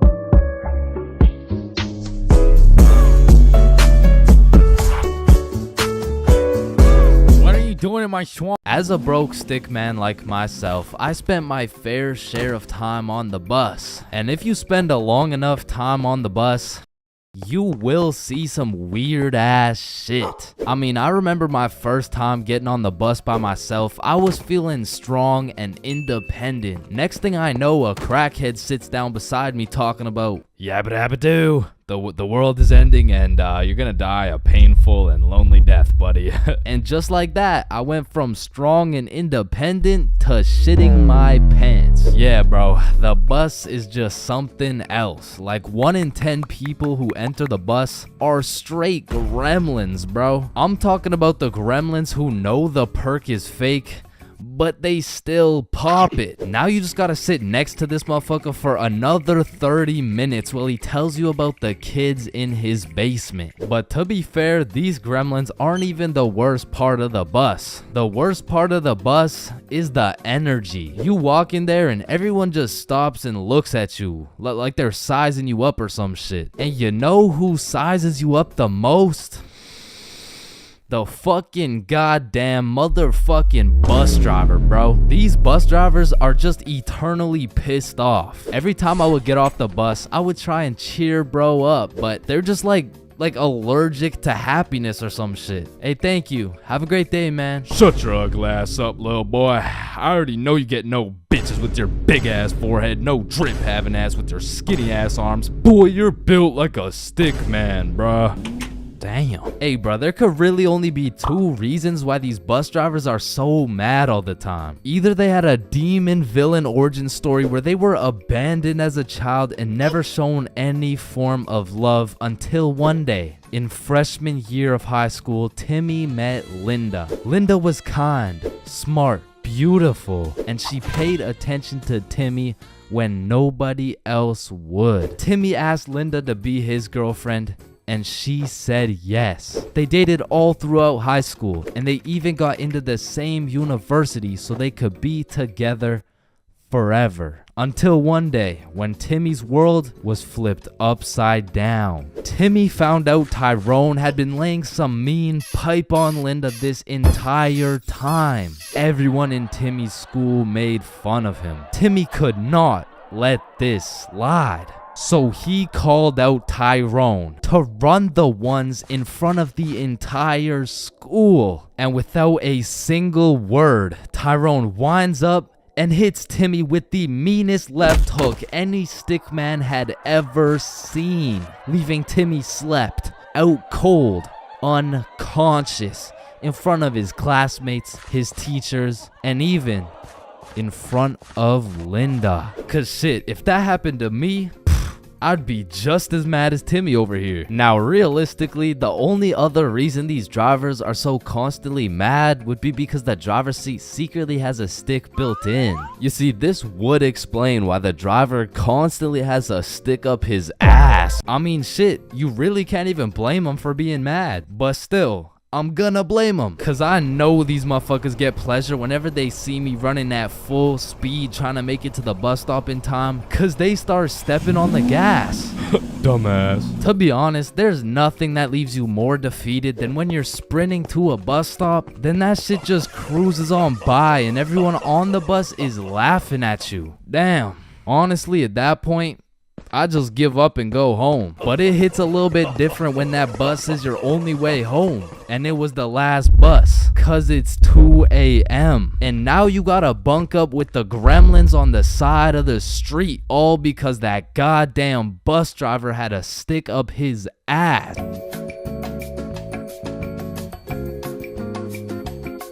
Man, summer is just a beautiful season. The sun is shining, the trees are green, and you can stay out with your homies all night. And best of all, you get to sleep in till that shit gets absolutely fucked by the first day of school. And waking up to that first alarm of the school year will have you discombobulated as hell. Like, Chains, square doodle mat salami mouse. What? You heard me, square doodle mat salami mouse. Wait, huh? Really? Key torch claw bosamorph. Man, what the fuck are you talking about? What the fuck? And even though getting out of bed early hurts your soul, it's absolutely necessary you spend at least 5 minutes staring at your wall, contemplating your entire life. And if you're a real G, you laid out your toughest fit the night before, so you're low-key hyped to rock that shit to school. So you throw on your new shoes and flick up for the first day of school. And then you walk over to the establishment where you will not only pursue your educational prowess, but you may also dabble in what some call stunting on these hoes. And man, I will say, linking up with your boys on the first day of school just hits different. Like, I be reuniting with the homies like I didn't just see them 12 hours ago. And we're all happy and shit until the school bell reminds me I just got my ass locked up for another 10 months. And I don't know about y'all, but I don't think I've ever made it to my first class of the year on time. Like, it'll be 9:15 and my dumbass will still be trying to figure out how to make it to room 347 by 8:55. And walking into your first class of the year late has to be one of the most uncomfortable situations you can experience, bro. Because the teacher will be like, oh, and who are you? Oh, I'm Chains. Well, Chains, why are you late?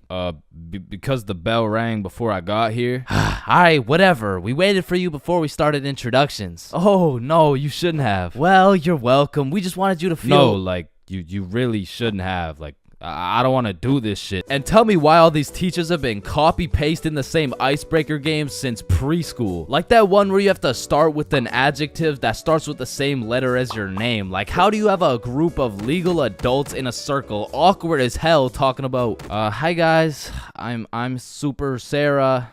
Hey y'all.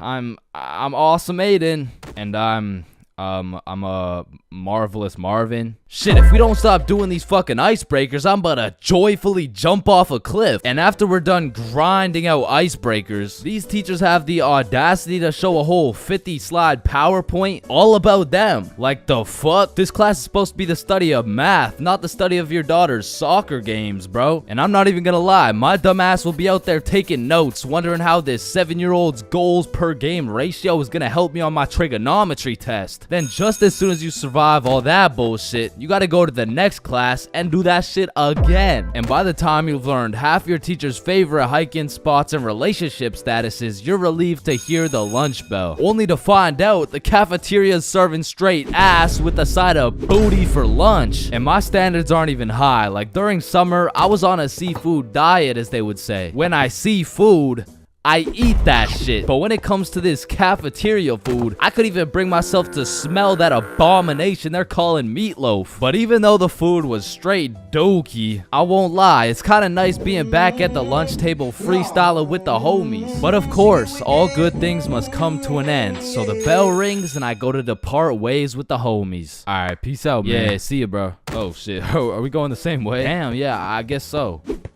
Alright, peace out for real. Yeah, see you, bro. Shit. Alright, my class is right here. Bro. Me too. Oh, shit. Let's go. Alright, class. I'm gonna be taking some attendance. Correct me if I get your name wrong. Jason. Here. Billy. Yo. Megan. Present. Chains. Here. Charlie. That's me. Bob. No fucking way. Is there any Bobs in the room? Yo, do you hear that? Is that intro music? Does anyone here know a Bob? Oh, man, nothing beats a class where you got all the boys sitting together. Like, from the jump, you already know you're all about to fail the fuck out of that shit, but it's gonna be fun as hell. Alright, so, everyone introduce yourselves and tell us what you did over summer break. My name's Bartholomew. My name's Bartholomew, and I'm not gonna lie to you guys, I had a pretty rough summer. I mean, I crashed my car, my girlfriend broke up with me, someone robbed my house, my grandma got jumped the other day. No, bro, not the grandma. You three in the back, disrespectful. And what's crazy about the first day of the school year is how these teachers will act all nice, talking about, it's so lovely to see all your beautiful faces, and it's also nice to see you, Aiden. Wait, what the fuck? We're gonna have an amazing fun year, and guess what?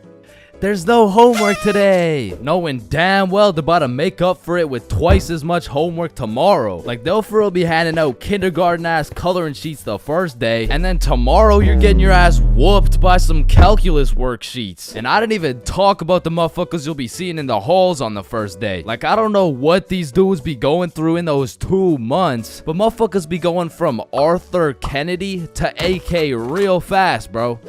Oh shit, is that you, Arthur? Whoa, G, don't be dropping the government name like that. Government name? But that's just your first name. Hey fam, it's AK. Aye, man. What you been up to, bro? Hey fam, I'm trapping, trying to make it out of the mud, you know? The mud?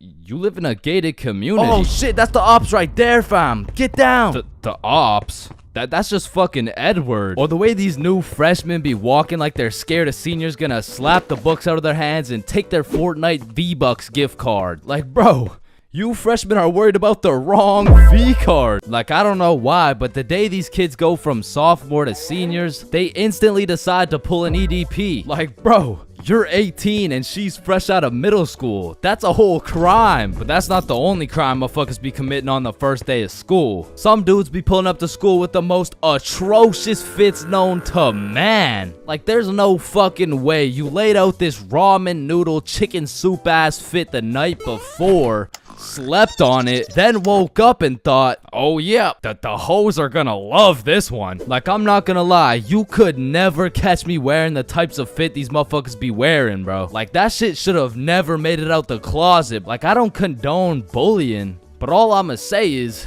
your actions have consequences, bro. Speaking of consequences, every year it seems like the rules teachers tell you on the first day keep getting more strict. Like, you'll be walking into the first class of the year all jolly and shit. All of a sudden, you're getting your shit smacked by the longest list of class rules you've ever seen. Hey class, I'm super excited to have you. We're gonna have so much fun this year, but first, I'm gonna go over some of the class rules. Okay, so there will be no negativity, no phones, no food, no talking when I'm talking. Actually, no talking ever, no laughing, no smiling, breathe as quiet as possible, no washroom breaks, and last but not least, no having fun. So yeah, guys, like I said, I think we're gonna have a lot of fun this year. And just like that, man, summer's over and you're back to school. It's possibly one of the worst times of the year. Like, do you really think it's a coincidence that when school starts up, the sun just starts hiding and the leaves start dying? You see what I'm implying? But I will say, one day you might just look back on these times as the good old days and you might just start crying.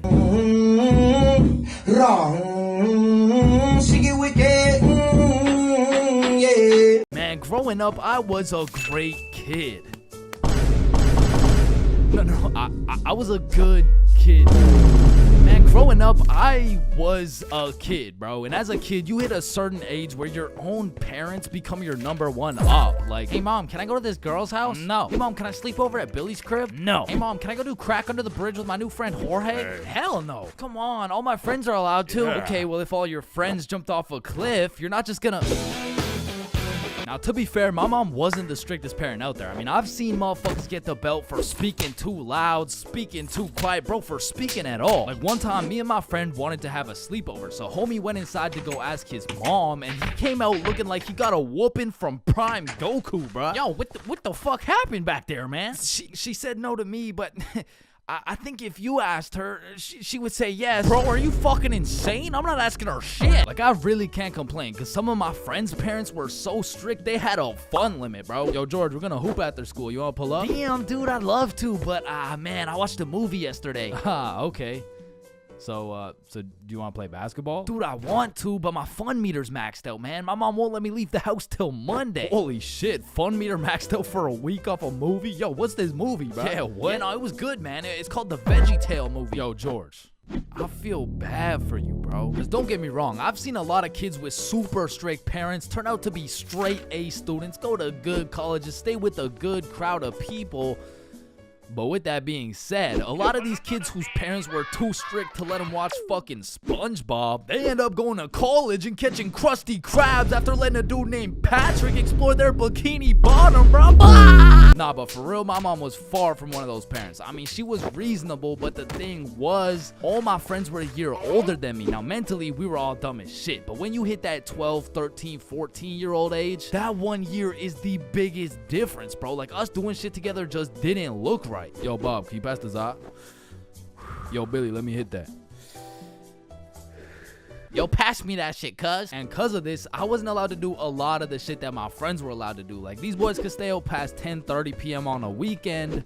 I could not. They could have a sleepover on a weeknight. I could not. They could all go to a girl's house without having to call her goddamn parents. I could not, bro. Because have you ever pulled up to a function, motherfuckers are drinking, motherfuckers are doing drugs, and you gotta ask the host to speak to her parents? Hey, Kelly. Hey, killer party you got here. Like, by any chance, can my mom talk to your mom so I can stay and, like, turn up and shit? Oh, shit. And when you're 12 and all your friends can do shit that you can't do, you're left with just two options. You can either be a good kid, follow the rules, do your homework, eat your broccoli, or you could be a bad kid, break the rules, fuck your homework, and smoke that broccoli. And boy, did I make the wrong decision. I remember the first time my mom caught me lying was back when I was in grade 7. It was just an average Saturday posted up at Billy's crib. Yo, y'all boys know Rosa? Yeah, I know Rosa. What's up? Bro, she's throwing a birthday party at her crib tonight. Oh, shit, man. We about to get freaky deaky on these. I'm about to get so drunk I forget how to speak. Yo, on God, bro. Dead ass. That's facts. For real. Hey, Mom. I'm just calling to remind you how much I love you. Oh, I love you too, Chains. What do you want? So, me and my closest friends got invited to a small little get-together at my friend Rose's house. can I go please? Let me talk to her parents. Okay, now I was actually friends with Rosa, but she was 2 years older than me. So I swallow my pride and text Rosa something along the lines of, hey Rosa, my mom wants to talk to your mom before I can come. And she's like, aw, baby boy needs permission. Fuck. And then she sends me her mom's number. So I connect my mom with Rosa's mom. My mom gives me the green light, but says you have to be home at 10:30 p.m. sharp. Say no more, mom. So me and my homies start getting fresh. We're all up in Billy's dad's expensive cologne collection. I take the coolest looking bottle, little spray here, little spray there. Had me smelling like Tom Ford, still looking like Thomas the Tank Engine, but after looking as fresh as possible, we head to Rosa's crib. So we hop on the bus, hop off the bus, walk up to her house, knock, and the birthday girl opens the door. Happy birthday! Hey, Billy, Bob, and Chains. I was waiting for you guys. Happy birthday, Rosa. Oh, damn, Chains, you smell good. Appreciate it. That's that Thomas Fordenson, you know what I mean? So Bob, Billy, and I go inside, and we realize the gravity of this situation. Oh, shit. God damn. Rosa invited like 10 of her girlfriends and like 2 of her cousins, bro. We were completely outnumbered in the greatest way possible, bruh. And as I'm just doing some quick math on the ratio, there's a knock on the door. Rosa opens it, and it's Dennis holding a bottle of vodka. Now, we're friends with Dennis, Rosa's friends with Dennis, but to put it simply, Dennis was a bad kid, bro. This motherfucker was living life with no precaution, no regrets, no morals, but to be fair, he was fun as fuck, bro, because when Dennis pulled up, the party got lit, bro. We were taking shots, dancing, playing beer pong, taking more shots. We were having a marvelous time, and I was drunk, okay? Not too drunk, but not just tipsy. I had hit the perfect sweet spot of drunk. I got all the stat boosts of being funnier, more confident, more smiley, but I still had full control of my body, so I started applying that pressure, bruh. Hey, don't y'all both have ugly boyfriends? No, what the fuck? No. Shit. Y'all want one? What? Damn, you smell good though. Appreciate it. I showered this week. Now, I don't remember what I actually said, but all I know is that in grade 7, cologne was overpowered, bro, because nobody was smelling good, and if they tried, they would just smell like Axe, dog. So I'm over here combining the powers of Tom Ford with the confidence of Smirnoff. Had me feeling like I'm him, bro. So how y'all feeling? Honestly, amazing. How you feel? Shit, I'm feeling good. Just a little, you know, just a little bit tired. I vividly remember sitting on that couch with these 2 girls, never wanting this moment to end, bruh. But when I look up, I see one girl crying, one girl looking for something, Dennis helping her look, and Billy and Bob are all ready to dip. So I hop off the couch for a second like, yo, what's going on? Yo, so Dennis just finessed like 3 of these girls' vapes, and we're not trying to get blamed, so we're about to dip. Bro, for real? Yeah, you coming? Bro, but like, bro, I'm not ready to leave yet. Yeah, nah, it's cool. Don't worry about it. Just text us when you leave, bro. Ah, shit, all right, peace, bro. Peace out, dog. So Bob and Billy dip. I see Dennis's ass sneak out through the back door, and at this point, I have no clue how long I've been here, bro. But the party had died down to essentially just the girls who are gonna sleep over and me, bro. So I go to check what time it is on my phone, and it's 10:15, bro. My curfew's 10:30, and I'm a 30-minute bus ride from home. But if we're keeping it a buck right now, I don't even want to go home, bro. I made it to the girls' sleepover, and I didn't even have to ride the group dildo or nothing. This is a once-in-a-lifetime opportunity. So I text my mom, and I lied, bruh. While Billy and I are almost at Billy's house, can I sleep over at his house, please? Then I threw my phone away, hopped back on the couch, and went right back to my happy place. So I'm posted up with these 2, laughing, cracking jokes, when Rosa walks up like, yo, Chains, where'd your friends go? They abandoned me, Rosa. They left me here stranded with no way home. Shit, I mean, you could just stay here if you want. Say less! So...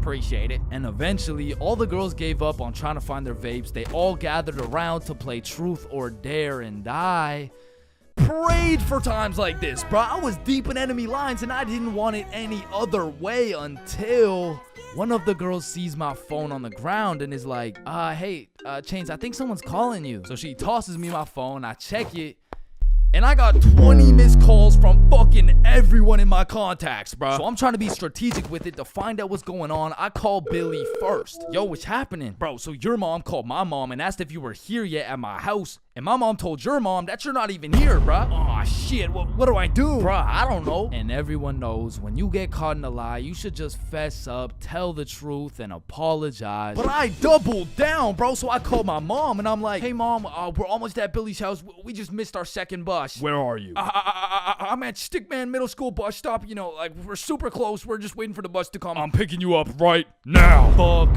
me, bruh. Now, not only is she expecting all 3 of us to be together at this bus stop, shit, not a single one of us is there, bro. To put this in perspective, my house is right here, Billy's crib is right here, and Rosa's crib is all the way over here, bruh, and Stickman Middle's somewhere near the middle. And so I pull up the bus app on my phone and see the next bus is coming in 2 minutes. And with all that adrenaline pumping through my veins, I jump up out the couch, steal a piece of gum, and haul absolute ass to the bus stop, bruh. I get there right on time, hop on the bus, and I call Billy.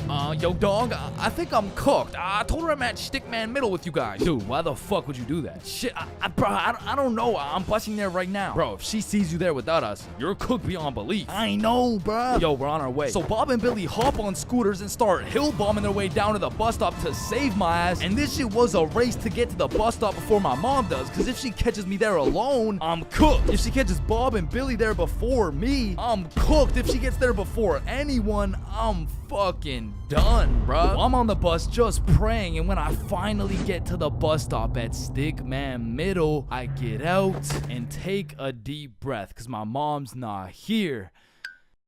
But I'm shitting my pants because neither is Bob or Billy. And so I'm calling them, no answer. And I look down the road, I see some headlights. And this was not a busy street, bruh. And as the car is getting closer and closer, I can feel the anger radiating from the whip. I can almost hear the belt making contact with my cheeks. And the car pulls up, and it's just some random dude driving by. Yo! These motherfuckers, Bob and Billy, come flying down the hill. They get to the bus stop, throw their scooters in the bush, and pretend like we've been waiting here for an hour. Oh, gee wilkers, man. I can't believe we missed this bus, dude. Billy, pray for me, bro. Get in the car. I get in my mom's car. I'm stone fucking sober. My heart is pounding. Why did you lie to me? Well, I honestly wanted to spend more time at my friend's house because we were just having fun. I'm not mad. I'm just disappointed, Chains. That shit hurt way more than any punishment ever would have, bro. So even though Bob and Billy clutched up for me, I still got grounded, bro. But I did learn a valuable lesson. Just tell the truth, bro. It makes everything easier.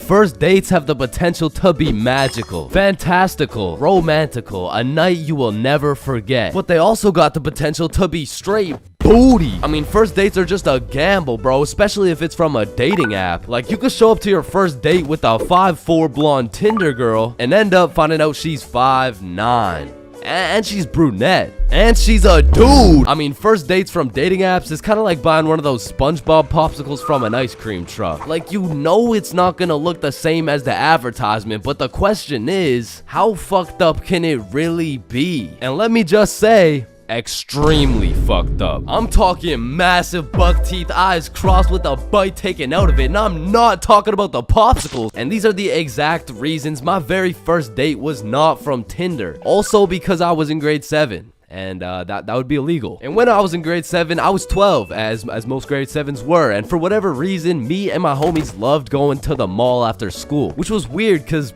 we had no money. So after another successful day of walking around and being too broke to buy anything, we walked back to the bus terminal by the mall, and as we walked up to our bus stop, we see these 2 girls waiting there. And the closer we got, the more familiar these girls started looking, until we realized one of them was in our class. And so we walk up to them like, yo, are you Kate? Oh shit, Billy, Bob, and Chains. What's up? Oh, nothing much. How are you guys doing? Oh, I'm good. This is Jessica. She's new to our school. Hi. What's up? Hello, Jessica. What brings you guys to the mall? Oh, nothing much. Just walking around and not buying anything because we don't have any money. Yo, us too. And so we all get on the bus and we're just talking and shit for a good 20 minutes until my stop comes up. So I'll pull the thingy, but before I get off the bus, I ask Jessica, yo, Jessica, do you Snapchat by any chance? Yeah, I do. Let me add you. What's your Snap name? And I remember I had some shitty ass username like, oh shit, it's MLG Pro No Scoper Illuminati confirmed. Yo, kid, get the fuck off the bus.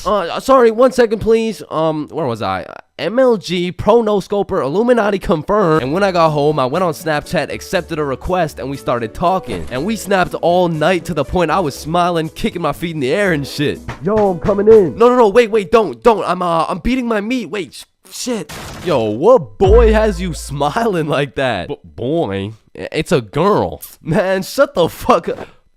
Oh shit, you're serious? Wait, so the whole time you were watching Powerpuff Girls? It just had a good plot. Okay, bro. Okay, so this is what you gotta know. And my brother started running me through the do's and don'ts of being in a talking stage. Alright, listen. Don't text her too much, but don't text her too little. Don't talk to too many other girls. Yep, nope. That won't be a problem right there. Yep, I know, buddy. And you also gotta talk to her at school. So the next day at lunch, Bob, Billy, and I walk over to Jessica and her two friends, and we start talking again, and we make plans to go to the mall together. And boom, all of a sudden we started forming a little friend group. It was me, Bob, and Billy with Jessica, Kate, and Nikki. And we started hanging out damn near every day, hitting the mall, buying nothing, going to Nikki's house, doing nothing. But we had fun, and so inevitably, Bob and Kate start having a thing, Billy and Nikki start having a thing, and that just left me and Jessica. And so one late night, we're on Snapchat with my feet kicking in the air faster than ever, and Jessica hits me with a, so I've been thinking, well, I like you. I like you back. So, and I typed up, do you want to be my girlfriend? I fucking threw my phone across the room, nervous as hell. I get the notification, and when I go to check what she said, she was like, yes, I do. And call me Josh Giddy, the way I just bagged this 12-year-old. But the next day at school, when me, Billy, and Bob walk up to our girlfriends, I started getting all nervous and shit. There was something about the title of being a boyfriend that just had me shitting bricks, bro. It was like, hey, Chains, how are you? Oh, you know, I'm good. Oh yeah, how are you? Oh, I'm good.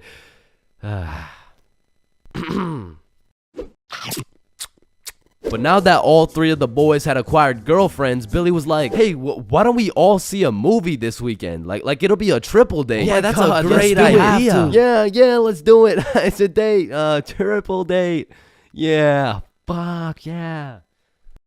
And by the time the weekend rolled around, I was still terrified of the fact that I was going on a date, and to be honest, I was also scared of the movie, bro. We came to watch It, which as a 12-year-old sounded like straight nightmare fuel, bro. But nonetheless, me, Bob, and Billy hop on the bus and arrive at the movie theater, fashionably late. And so when we walked through the doors, there was our three little girlfriends excited for our first dates. So we all walk up, hug, and then go to get our tickets. And I dropped my entire life savings on her ticket and then go into debt for mine, but nonetheless, we head to the theater. Wait, should we get popcorn? Oh yeah, of course. Hey man, how much is a large popcorn? Large popcorn, that'll be $10. Damn! What happened? Are you okay? Yeah, I just realized they ran out of popcorn. Are you fucking stupid? Yeah, no, don't worry. Thank you, man. Is it no problem? Have a good day. And we got to our seats and sat down, and the movie began. And as the movie progressed, I realized it wasn't even too scary, but about 20 minutes deep, I get a tap on my shoulder from Bob. And he gestures to me the fact that him and Kate are holding hands. And I look over to Billy and Nikki, and they're all cuddled up and shit. Which meant I had to make a move, bro, which inconveniently made my hands start sweating bullets. So now I was in a position where I couldn't just grab her hand while my shit was sweaty as hell, cause then she'd think I'm weird. But then I also couldn't just sit there and do nothing the whole time, cause then she'd also think I'm weird. So I just started doing the only thing I could think of, which was blowing on my hand like some hot soup, and believe it or not, made me look fucking weird. But at least my hand was dry, so I go and hold her hand, but when I do, I make a grave mistake. A tactical error, bro. When I held her hand, my hand was on top and hers was underneath against the armrest, and my dumbass was scared I was gonna crush her arm or some shit. And I don't know where I got the idea that I even could crush her arm from, bro, because those 12-year-old stickman arms couldn't crush a fucking pretzel if they tried. But for whatever reason, I decided my best option would be to hover my arm slightly above hers so my 1-pound arm couldn't come down and fucking demolish her forearm. And you know, this was cool for about 60 seconds until I started feeling the burn, which started hurting so bad that I forgot I was even watching a movie. I was just 100% focused on thugging this shit out. And about an hour into the movie, I was just fucking shaking relentlessly. I mean, at this point, it wasn't even about not having this girl think I was weird, because Lord knows it was too late for that shit. But now it was about proving to myself that I could finish the movie this way, and sure enough, I did. But at what cost? Wow, you were so scared you were shaking, huh? No, I wasn't scared at all, actually. Oh my god, Are you sweating? No. So, looking back, it wasn't my best performance, you know what I'm saying? But with that being said, after that triple date, Billy's girlfriend Nikki ended up breaking up with him and gave up on dating dudes as a whole. So, I mean, it could always be worse, bro. Listen, I am no criminal. In fact, I would consider myself a good Samaritan. Type of dude who helps grandmas cross the street. Type of dude who might even pick up some trash now and then. And absolutely not the type of dude to go to jail. Now, I know for a fact I would never go to jail. Not because I never break the law, but because I'm fast as fuck. In the streets, they used to call me Usain Jr., bro. So there was no way you would catch me getting arrested by some 50-year-old man with a beer belly and a donut in his hand. I would be out here crossing bro up, hit him with a little body feint, leave him in the ER, bro. But with that being said, I needed that speed. I needed that speed to get out of all the dumbass situations I put myself in. Cause I'm still no valedictorian, but back in grade 9, I was nominated stupidest dumbass, and all the runner-ups were my homies. So evidently we had some stupid ass ideas. Like I remember this one time we were all looking for something to do, and if you're from a small boring city like mine, you would know there's not many fun things to do besides smoke and break the law. So what did we do? We smoked. And then we broke the law. This story takes place at Billy's crib. So it's just me, Billy, and Bob. We're chilling playing PlayStation or whatever. And Billy's like, damn, I'm bored as hell. We should go do something. Yeah, facts. What's something fun we could do? Shit, we could have some girls over. We got no hoes, bruh. Holeless. Shit, I forgot about that. I mean, we could get some food. You got money? You're broke, bitch. Damn, you're right. Wait, we could smoke. You got grass? Yeah, I do actually. Oh shit, bet. So we all go outside, roll up the grass, and get baked. Then we go back inside and hop back on the PlayStation. Damn, I'm low-key still bored. Yeah, let's have some girls. You still have no hoes, bro. Fuck. I mean, we could have a bonfire. Oh shit, that's not a bad idea. Genius. So you think this is a good place? Nah, it's too out in the open. What about here? Nah, it's too close to the school. What about here? Oh shit, this is kind of nice. So we were looking around, we gathered up the best sticks to build the fire, and we set them up quite nicely. We lathered those bad boys in some gasoline, and apparently my high ass didn't know how fire and gas worked. So I leaned over the fire, and when I go to light it, for a second my life flashed before my eyes. So I quickly jumped back, but my friends and I are baked to perfection. So they're like, yo dude, are you good? Yeah man, I think so. Are my eyebrows still there? You never had eyebrows. Oh, okay. So we're all just staring at the fire in silence, thinking about random things. Damn, I need me a 4-piece Popeyes combo right now. The meaning of life, it must be to evolve and become the best person you can be. God damn. Bob's mom is so hot. And as we're just chilling, watching the fire, it was pretty much sending out a smoke signal, and anyone in the vicinity probably saw it. And soon we started hearing a siren in the distance. Guys, it's definitely just an ambulance. I mean, it's getting kind of loud, don't you think? No, we're chilling. Fuck, bro, I'm out of here. Yeah, I'm way too hot for this right now. So Billy and Bob just leave, and I'm thinking, they're just being some scaredy cats. They're gonna come back. It's literally just an ambulance. Right? Man, it's getting kind of close. Oh shit, they're definitely coming for me. And then the siren just stops. Oh, I guess they're not coming for me. And then I look behind me, and I make direct eye contact with 2 officers. My heart literally stopped. Oh, you're fucked. Hey! I grabbed the gas, and with all the adrenaline I had, I literally jumped on the fire, stomped it out, and hauled ass. Hey, get back here!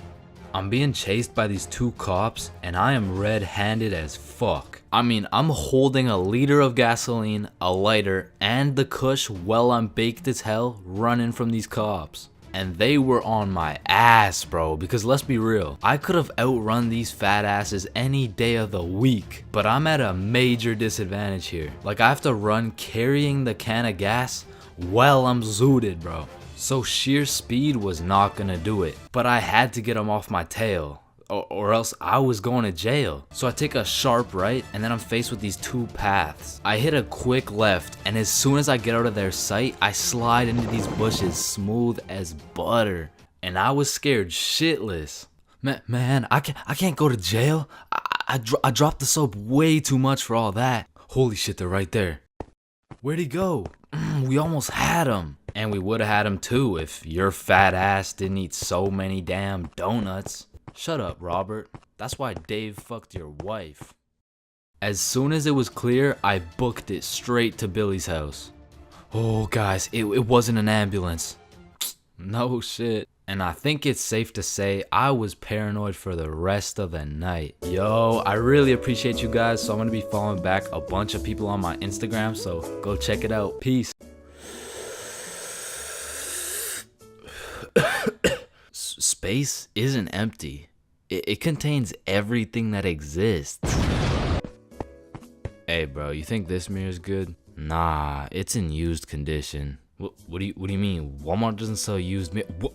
Oh, we're using it right now.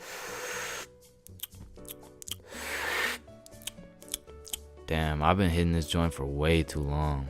I should probably pass it to the next person. You ever thought about how most of the sky is actually below our feet? No, it's right up there. Holy shit. Okay guys, I'm gonna be your waiter for tonight. Just give me a second and I'll be right with you guys. We are the waiters. Bro, what are you talking about? No, think about it. If we're waiting for the waiter, then we are the waiters. Hey, nice belly button, bro. Hey, thanks, man. Your belly button is really your old mouth, by the way. What the fuck? Yo, is your thumb even a finger? Fuck, man, I don't even know. It's kind of just a thumb. So if your thumb isn't a finger, then there is no middle finger. Hold up. If you were the first person in the world to break 2 world records, then that would be a world record. So you'd be the first person to break 3 world records. But then that would make it 4 world records. And that would make it 5 world records. Holy shit. Then it would be 6 world records. Man, who the fuck named this shit a chair? Like why a chair? Hey bro, I got you a milkshake. Oh, thank you, man. Does a straw have 1 hole or 2? Obviously it's 2. No, but what if it's just like 1 long hole? What's the point of life? If you get a bigger bed, you have more bedroom, but you have less bedroom, you know, like bedroom, like. Can I get a ice cream cone? No, fuck you, the ice cream machine's broken. Man, that's not fair. Well, life isn't fair, buddy, so what do you want? But if life isn't fair to everyone, then isn't life just kind of fair? Like, I just don't get it. Like, chair, why is it a chair? You know, it could have been like anything. So your nose grows every time you cap. Yeah, what about it? So what if you just said your nose is going to grow? Well, that would be a lie, so then it would grow. Try it. My nose is going to grow. Yeah, I told you. But now that it grew, it's not a lie. Whoa. Bro, I'm way too baked right now. Here, eat an orange, it helps. Nah, hold up.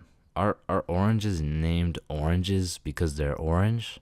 Or is orange called orange because oranges are orange? Just eat the fucking orange. Boys, we got the pizza. Let's go. Sir. Why the fuck is the pizza box square? Like, if the pizza is circle and a slice is a triangle, yo, who the fuck invited this kid? Yo, can you pass the lighter really quick? Yeah, I got you.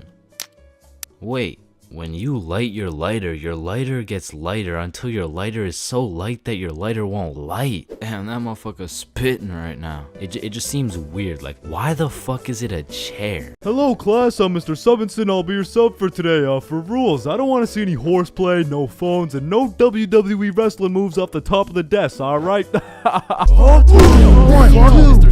he just looks like that dude from the Pringles can. Walking into class and then seeing a substitute teacher is like the same feeling as squaring up to fight a dude and then finding out that dude's blind, bro. Like, you pretty much just gotta show up and you win. Like, I honestly feel bad for these substitutes, bro, because every day they have no clue what they're showing up to. Like, one day they're walking into a class full of angels, and the next day they're fighting for their life in a class of straight demons, bro. I mean, being a substitute teacher is all about confidence. Like, the moment the sub walks into the class, they're being analyzed. Like, the way they walk, how they dress, and especially how they talk. Yo, if the first thing they say sounds like, Hey, hi guys.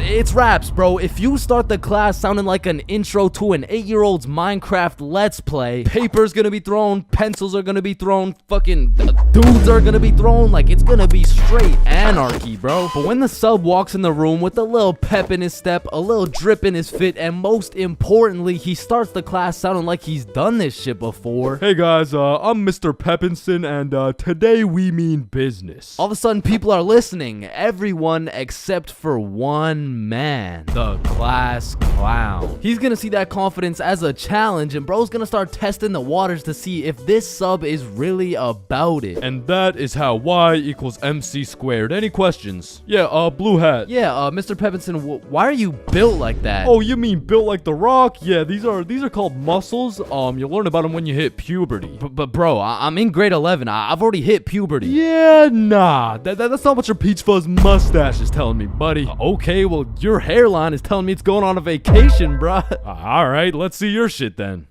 Yeah, like, it's not bad. Like, some substitutes are so good, you just wish they were your real teacher. Like, I remember one time in grade 10, I had this math class with one of those teachers who used to yap the whole time and then assign a bunch of homework with 5 minutes left in class. And then one day, a goat walked into our class. A goat who went by the name of Mr. G, or more formally, G-Dog. Now, G-Dog was packing a mean 68 years in his lifespan. However, he had the utmost pep in his step, paired with the drippiest of fits. And he was the type of dude who would lay down some respectable rules, and if anyone broke them, he wouldn't get mad. He would just simply flame the living shit out of you in front of everybody. And that's how you calculate the surface area of... no text while I'm talking, please. I'm just texting my mom. Oh wow, that's crazy. How's she doing? Psh, wouldn't you like to know? Oh yeah, I mean, I would actually, cause she's probably pretty tired after last night. I mean, I did lay down some mean dick. But there are definitely some questionable substitutes out there. I remember when I was in grade 6, my entire middle school was just weird, bro. My recess was called Nut Break. My music teacher was deaf, and our principal was damn near bipolar. Alright, who told the blind kid he could say the N-word? Okay, alright, it was me, but like, I didn't think he would actually say it. Oh no, that's actually a pretty good one. I mean, I gotta give it to you, kid. Wait, so you're not mad? No, I'm fucking furious, okay? Get in my office right now. Okay, wait, I thought you were just laughing. What's going on right now? Yo, I'm just messing with you, kid. You're good to go. Okay, thank you. Thank you. Get to go out of the school because you're expelled. That is absolutely unacceptable. Are you joking, or does it sound like I'm joking? Yeah, kinda. Yeah, bro, my middle school was weird as hell, so I can't say I was surprised when a substitute teacher walks into my class talking about, hello class, I'm Mrs. Hutchinson, and I identify as a mermaid. And I'm only 12 years old, so I'm like, dog, what the actual fuck does identify mean? But bless Miss Hutchinson's heart, man, because Lord knows middle schoolers weren't gonna take that shit seriously. Oh, she's funny, mermaid. No, class. I'm serious. Oh, so that's why you smell like the ocean. Exactly. Wait, what? And I remember one time this sub walked into our class and I could have swore they just found this motherfucker on the side of the street, bro. He walked in sagging like crazy, and if he even went to school, this motherfucker most definitely cheated his way through, bro. Yo, hey class. Like, what are we doing today? I mean, shit. You're the teacher. Oh yeah, right. So what'd you guys learn about yesterday? We were learning about agriculture. Oh yeah. And I think you're right too, because you know the culture we live in right now is very angry, and the anger culture just needs to take a chill pill. You know what I'm saying? Any questions about that? What's a chill pill? Oh, yup, I'm glad you asked. Okay, see, I actually know a guy who can hook you up with some. Just meet me in the parking lot at lunch. Mr. Saginson, are you trying to sell us drugs right now? No. Well, I mean, yeah, but it's for chemistry with neuroscience, or I mean, like for microbiology or something like that. And these substitute teachers seem to butcher every single name on the attendance. I mean, shit's gotta be on purpose at this point. Like, hello class. I'm just gonna do some attendance really quick. Correct me if I get your name wrong, okay? Horda Hansa. Is Horda Hansa here? Okay. I mean, my name's Jordan Johnson. Well, you're absent now, so you gotta speak up sooner next time. Wait, what the fuck? Maya? Is Maya present? It's Mia. Wow, quite the name you got there. It's spelled kind of weird, no? No, it's not. It's literally 3 letters. Ariana? Is Ariana here? Sorry, it's Ariana. Okay, and like, what's your point? That's just how it's pronounced. Juwan? Is there Juwan in the room? It's Juan. No, and some subs be walking into your class with the most bullshit rules ever. Like, hey, Mr. Subinson, can I go to the washroom? Does your teacher usually let you go to the washroom? I mean, yeah, I think you legally have to. I don't believe it. Sit your ass down and get to work. Wait, Mr. Subinson, respectfully, I'm about to shit my pants here. Wait, does your teacher usually let you do that? What, shit my pants? Yeah. Yeah? Alright, I'll allow it. Who the fuck is this guy? And I feel like there's no greater sense of community among a class than when a substitute teacher comes in. The entire class just comes together to gaslight the fuck out of this poor substitute. I remember one time in grade 10, me and my homie had a sub come in who was giving us this multiple choice test. And my homie was the type of dude who'd be getting 0% on everything, and the way his grades were looking, he just couldn't afford to fail another test. So what he did, I just need to preface, I do not condone. But from the moment the teacher walked in, he acted like he needed a little extra help. You know what I'm saying? And to be honest, he put on a spectacular performance. I mean, someone either needs to get this man an Oscar or a diagnosis, bro. And I just acted normal, but I guess by proxy, I got a little extra help. And I don't know what that says about me, but I do know what it means. It means the substitute teacher walked out of that class happy she was able to help 2 students in need. And it also means me and my homie both walked out of that class with 100% on our tests. Alright, listen, I'm creating something I like to call the internet. Yo, what does it do? On the internet, people are going to be able to search up literally any question they have.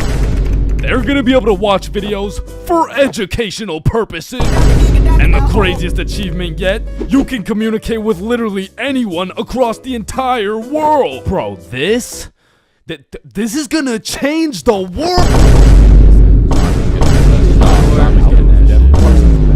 Bruh, I'm not gonna lie, the internet is 100% one of the greatest inventions of all time. Like, that shit's up there with the light bulb, the airplane, the testacuzzi. Like, they're all groundbreaking inventions, but the internet just has to be number 1, bro. Like, imagine telling a caveman you had a magical box where you could make anything pop up in 2 seconds. Yo, Caveman Dave, I got a magical box where you can make anything pop up in 2 seconds.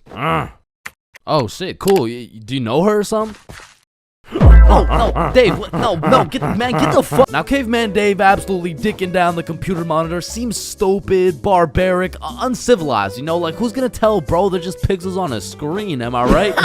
Facts! Yo, Caveman Dave is a dumbass! Facts, yeah, nah, don't let me see your search history.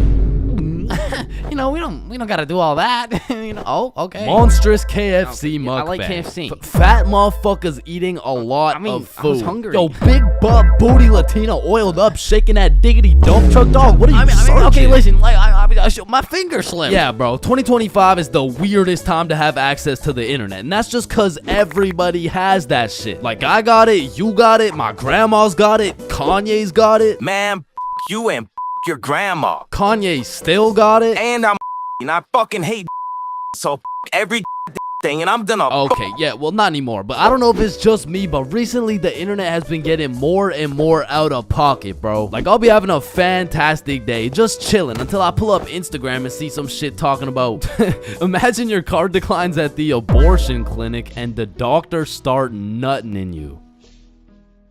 Yeah, this motherfucker's never getting a job, bro. Like, his digital footprint's up there with fucking Kanye, bro.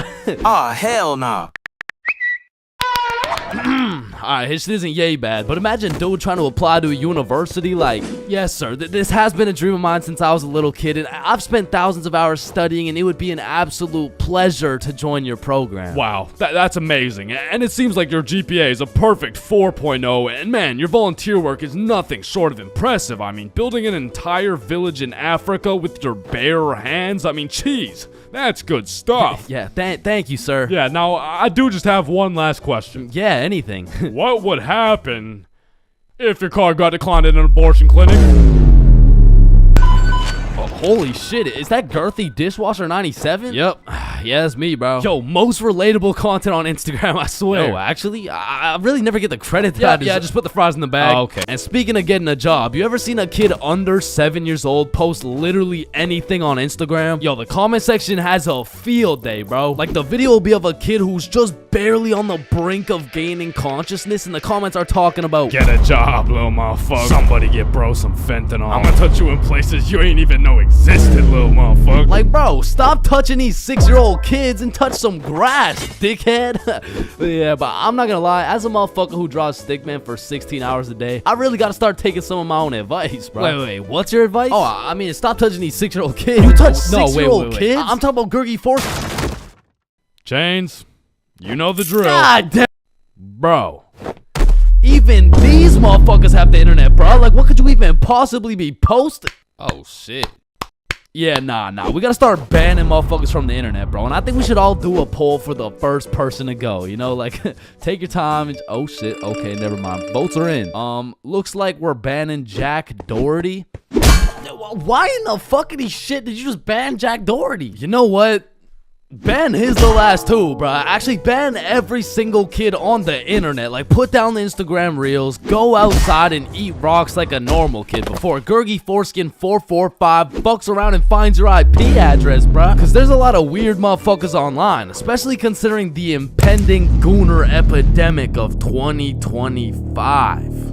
Now, if you're unaware of this widespread epidemic, well, fucking good for you, but there's been a recent spike in the amount of gooners seen online. Like the type of motherfucker who'll be scrolling and see a video of a Cheeto that's kind of built somewhat like a Kardashian, and next thing you know, bro's got a DIY screen protector, bro. And I swear these gooners have no clue it's a problem either. Like, they probably show up to the doctor's office for a quick little checkup, and the doctor has to break the news to him like, yeah, Mr. Gooningson? Yeah, I'm sorry, but you gotta stop masturbating. No, wait, what? No, wait, why? Because I'm trying to examine you, dumbass. Oh, shit. Like, it's honestly mind-blowing how having access to the internet with all its power and infinite knowledge just makes us more stupid, bro. Like, at any given moment, we have the resources to learn quantum physics or learn how we can watch Skibbity Toilet. What? No. Why the fuck would we watch Skibbity Toilet? Shit, man, this stuff's good. Just take a watch. No, I'm not watching that shit. Just real quick.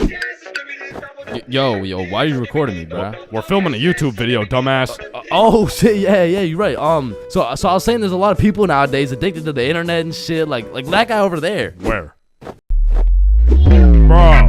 What? Oh, shit, yeah, what I was saying was, back in the day, the internet was just for shit like cute cat videos and cool math games and shit, but nowadays, the internet has everything your brain craves. Like, it's got food for you, it's got friends for you, it's funny, it's educational. Bro, it has Cheetos built like Kardashians, bro. And as if the internet having everything we ever needed wasn't enough, these motherfuckers invented AI, bruh. Now maybe it's just me, but this AI shit is getting a little too good, bro. I mean, when ChatGPT first came out, I was using that bad boy for all kinds of shit. Whenever I couldn't do my homework, ChatGPT. When I forgot a recipe, ChatGPT. When I couldn't get a girlfriend, cry myself to sleep.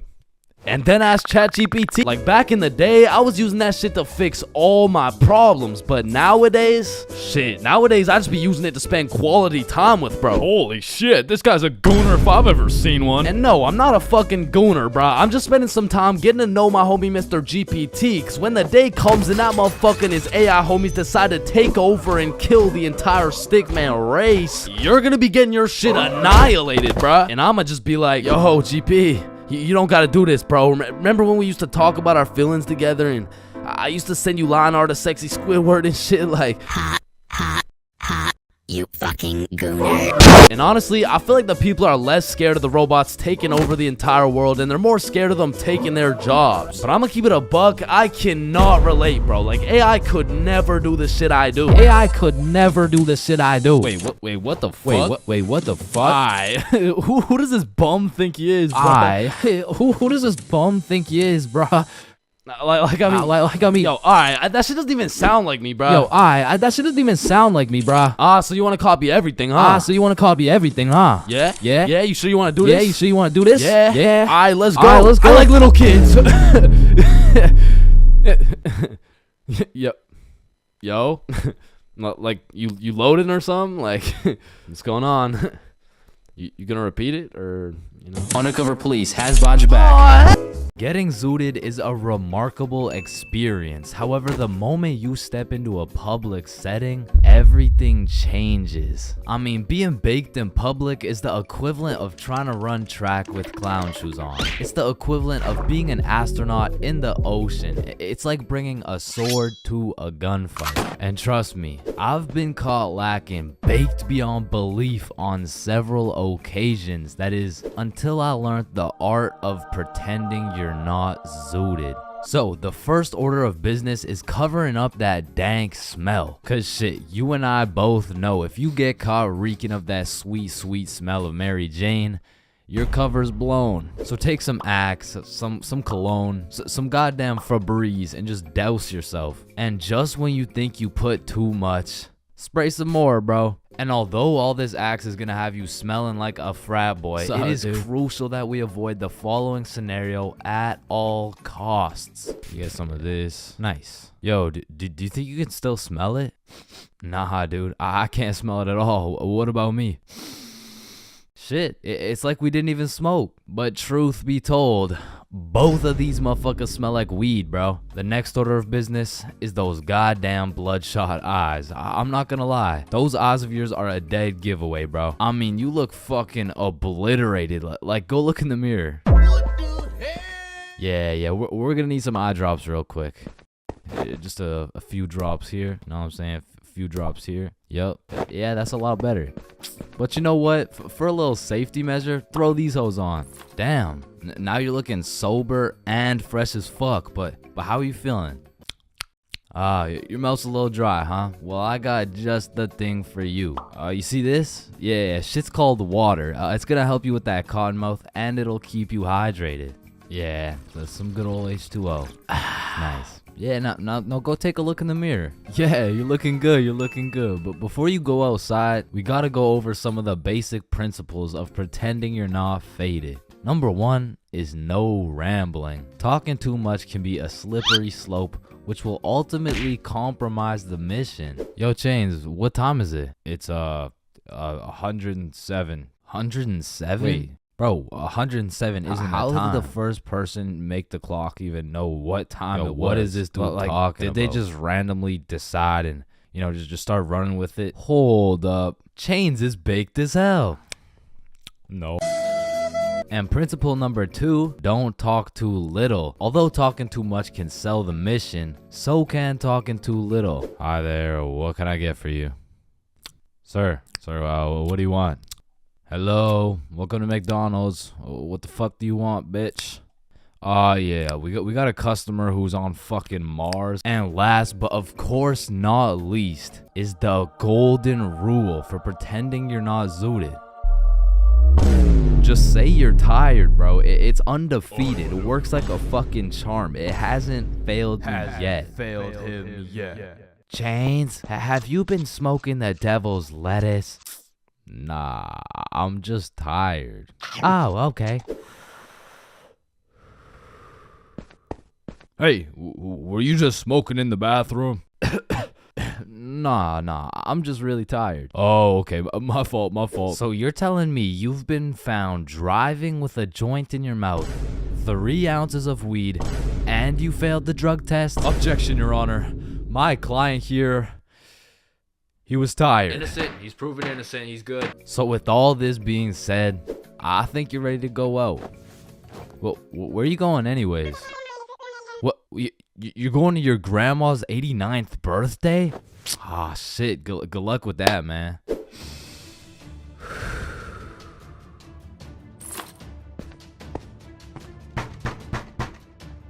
Oh, grandson, it's so nice to see you. There's a lot of awkward things in life, like the handshake fist bump dilemma, or waving back to someone who is waving to the dude behind you, or the you too situation. Enjoy your meal, sir. Thanks, you too. Actually, wait. No.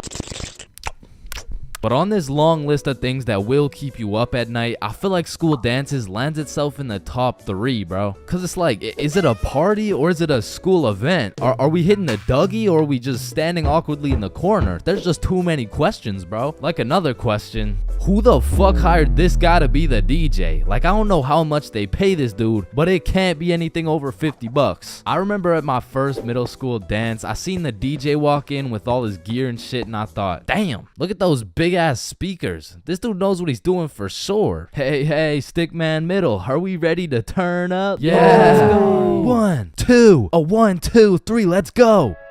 So I walk over there to give bro some song requests that he so desperately needs, and as I walk up to this dude's expensive ass setup, I look down at his laptop and this motherfucker's on Spotify and he's moving around the volume slider like he's doing some shit. Like, bro, I could have done this shit for free. Nah, trust me, bro. I know what I'm doing, dude.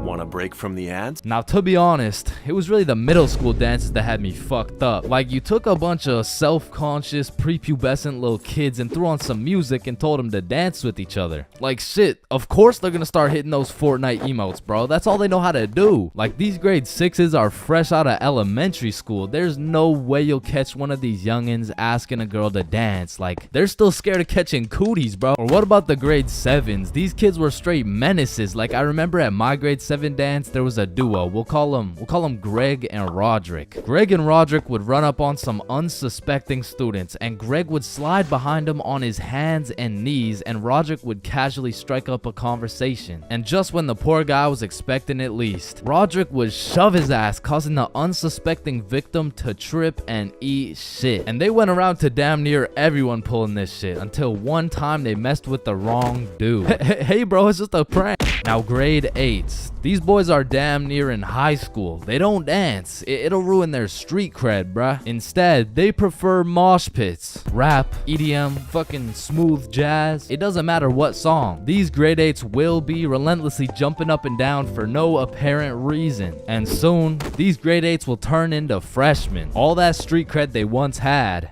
gone. If you push one of these freshmen into the middle of a dance circle, he'll stress so hard he'll start malfunctioning and hit those fucking Fortnite dances again. Now grade 10s. Most of these grade 10s are a little self-conscious, but if you throw one of them into the dance circles, let's go Michael, let's see it, let's go.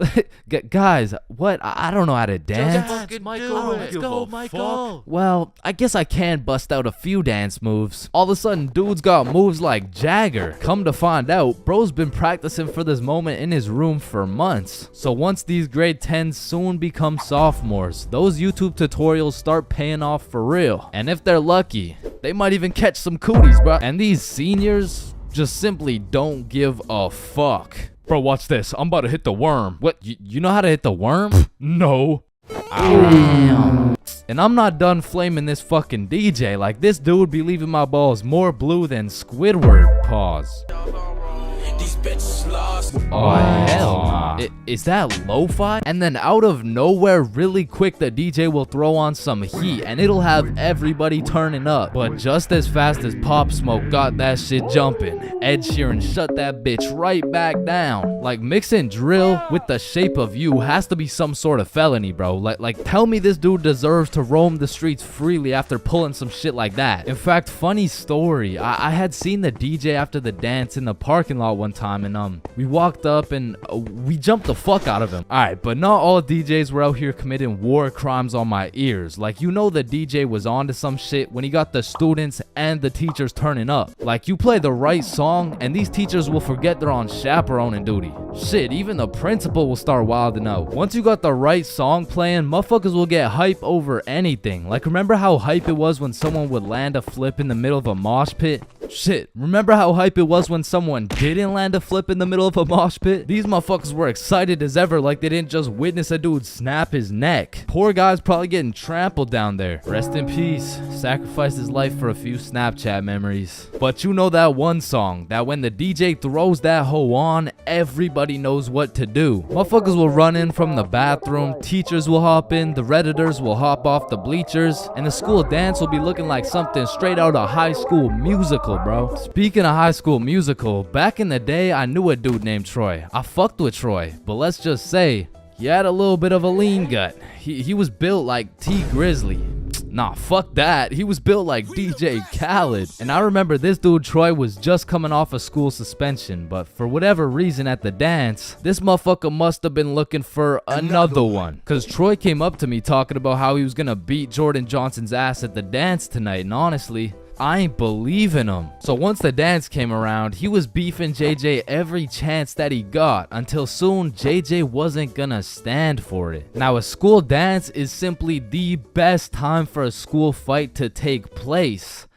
For the dude who wins. For the dude who loses, you literally have every single motherfucker in your school gathered in one place to get several different 4K angles of you getting pieced up. So Troy was really putting everything on the line here because JJ was known for handing out whoopings like food stamps. But to be fair, Troy loved food. Regardless, JJ wasn't scared. In fact, he threw the first punch. Boom. But Troy ate that shit like a Wendy's 4-for-4 combo. And instantly, the entire school gathered in a circle. The circle was so big, there was no escaping. They were gonna have to fight to the death. But the DJ was so locked in that he was completely oblivious to what was happening. He was playing some happy-go-lucky ass shit. Oh shit. Ooh.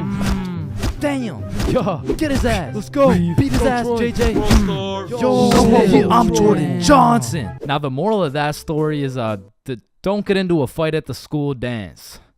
Unless you know you're gonna win. Now, on another note, asking someone to dance is a very important topic when it comes to school dances. Now, girls, I'm sorry, I can't help you with this one. I've never asked a dude to dance before. But boys, shit, I can't help you either. I'm like 0 for 15 with this shit. But I do know someone who can. I'm talking about the homie Bob. So Bob, how do you ask a girl to dance? Watch and learn. Is this motherfucker moonwalking right now? Oh shit. Oh, what the fuck?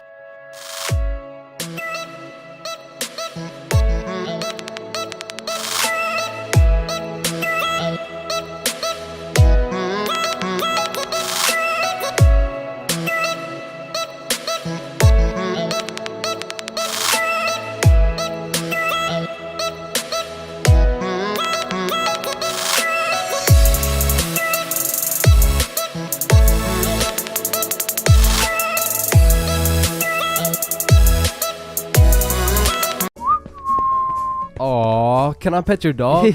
Yeah, for sure. Aw, what's your name, little guy? His name's Ben. Ben. Aw, he's so cute. I just wanna punt that motherfucker. Man, these intrusive thoughts I be having make me wonder whether I belong in maximum security prison or not. Like, I don't even mean to, but the thoughts that pop into my head are so menacing that I can't even say this shit on YouTube, or this video will get taken down. Then I'll be canceled. Then my whole channel will get deleted. Then I'll be thrown into a psych ward, and then I'll be put on the fucking death penalty. Like, these thoughts that pop into my head are so alarming that they make me want to beat my own ass, bro. Hey, man, why'd you just sock yourself in the face? Oh, well, you see, I was about to push that unsuspecting toddler into the deep end for no apparent reason, so... Yo, this guy's about to assault a minor. Hey, you can't do that. Cool, but it's not like every single intrusive thought I have is bad enough to get me convicted. Like, whenever I'm walking across a bridge, I have to use every cell in my body to fight the urge of just tossing my phone into the water. Like, there is literally no benefit from doing that shit, but there's just something inside of me that would feel so much satisfaction with just seeing my phone dissipate into the water. You know, maybe you get that urge because it would just be satisfying to do some shit that's out of the box, some shit that nobody else would do, just to break the simulation a little bit. Cause I could be having the best day of my life. I could wake up, get the meanest pump in, hop in the shower, eat the most fire breakfast, and draw the most pristine stickmen I've ever drawn. But as I'm casually walking beside a bunch of cars that are going 65 miles an hour, I'm still gonna have the urge to just throw myself in front of a car, bro. And it's not even on some emo shit. Like, I want to live, but I also want to dive into some oncoming traffic. But at least I'm not the only one who does this. Like, other people do this. Right? Like, it's normal, right? But half the time an intrusive thought will just be to do some goofy shit. Like, you're just forced to imagine the consequences of what it would look like to start throwing it back on a Tuesday at 2:41 p.m. And every once in a while, you'll just be chilling and you'll witness a motherfucker fall to the intrusive urges. What are you get off the table, bruh? Shit, he let the intrusive thoughts win, man. Now, I don't even know if these count as intrusive thoughts or not, but as a dude, when I'm walking down the street, I'll just be going on with my day chilling. Then all of a sudden I see a car and I'm like, if I don't make it to that tree before this car, I'm gonna die. Aw, shit. Honestly, these kinds of intrusive thoughts are kind of motivating. Like, it's the same thing as having a hype man at the gym, except instead of that positive reinforcement, if you don't get those 3 extra reps, you're gonna die. It's like whenever I'm at the gym hitting those Bulgarian split squats, I be having mental wars with myself. Ooh, that was a good set, man. I think we're done. 5 more reps or you're a bitch. Damn, good shit. All right, I think we could wrap it up. 10 more, pussy. Who the fuck's gonna carry the boats? I told you we should have stopped, bro. 15 more or you like dick. Now that I think about it, there's a good amount of people in prison right now who just succumb to their intrusive thoughts. Cause intrusive thoughts are just like that demon on your shoulder telling you to do the most devious shit possible. And I know there's a bunch of motherfuckers out there who just listen to that little guy. Hey, man, you see that lovely old lady right there? Yeah, you're gonna hit her with a mean right hook. Well, what's in it for me? Nothing. Shit, alright. But to be honest, there is a handful of times where I've let the intrusive thoughts take over. One of the most memorable was way back when I was 5 years old. Me and my older brother were just dicking around doing some 5-year-old shit. Keep in mind, this story takes place before your boy had even developed consciousness. So I was just a little munchkin doing munchkin shit. Then suddenly, this urge came over me. It was unlike anything I'd ever felt before. It was dark, irresistible, and for no apparent reason, I bit my brother's arm. And this was probably the most satisfied I'd ever felt in my entire life, but it was followed by shame and regret because I had no excuse. Ow, why the fuck did your dumbass just bite me, bro? I felt like it. And one of my lowest IQ moments of all time took place when I was in grade 8. It was goddamn sewing class, bro. And I remember I was having a particularly miserable day, so I was just going through the motions. We were all gathered around this big table with our sewing machines, some fabric, and some scissors. I remember I was working on some shitty little big chungus stuffy. But on this particular day, the sewing machine cable was looking mad thick and juicy. And like I said, I was having a bad day, which is exactly why the intrusive thoughts decided to catch me at my worst. Psst, psst. do it. What?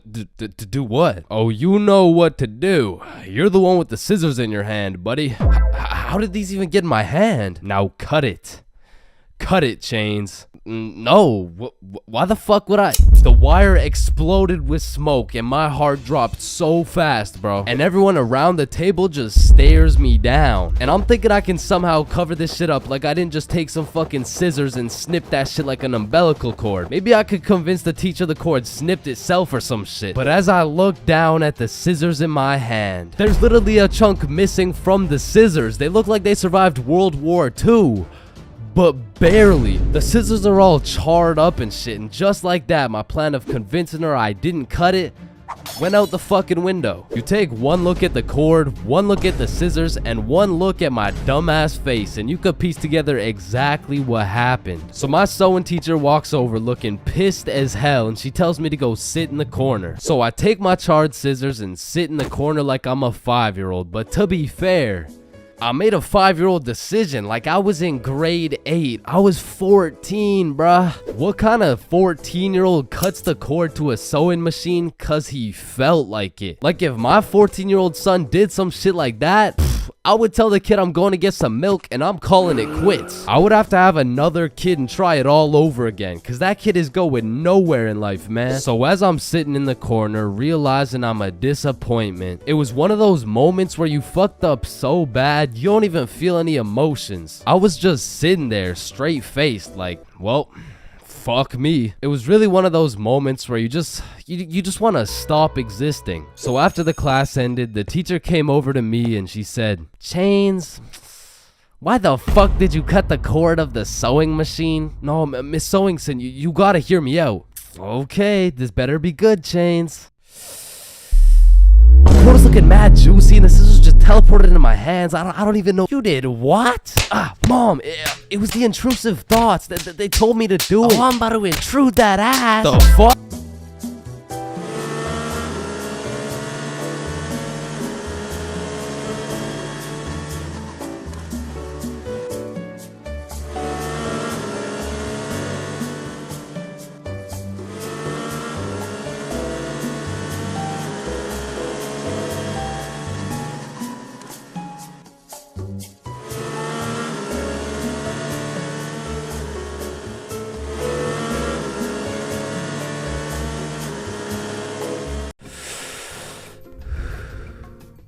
Yo, you can live the rest of your life without breathing.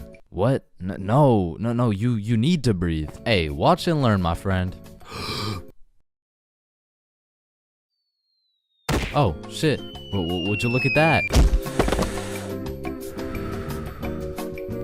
Okay, class, today we're gonna be studying atoms. Yes, Chains. If we're made out of atoms, and we're studying atoms, does that mean atoms are studying themselves? Chains, are you high? No. No.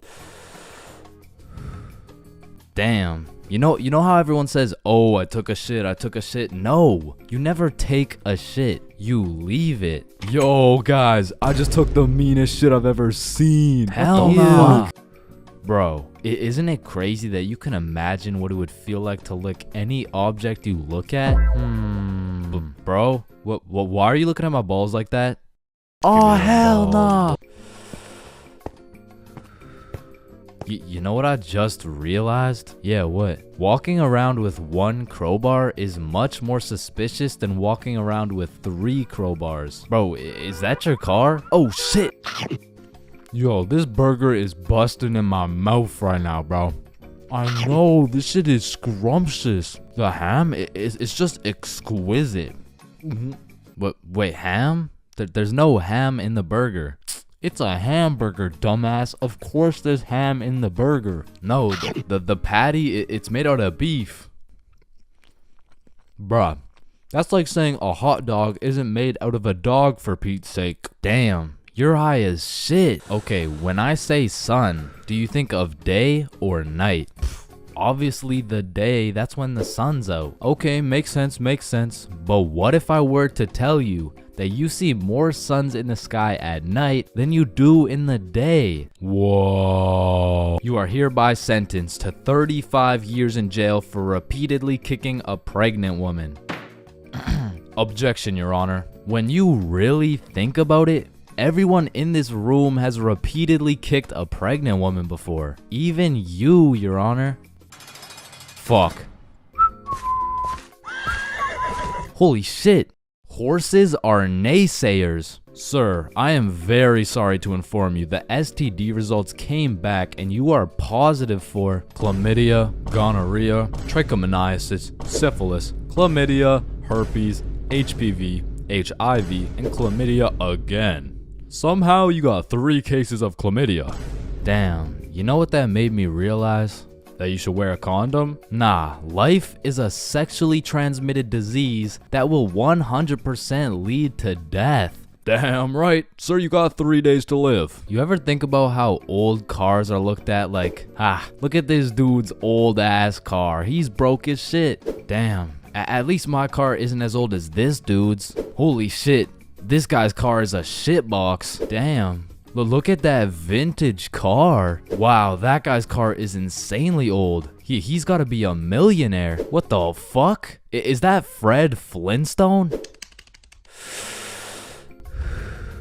Whether we like it or not, we were all once inside some balls. Facts. I'm talking in the testes. Damn. I'm talking in the family jewels. I'm talking in the nut storage. I'm talking in the semen spheres.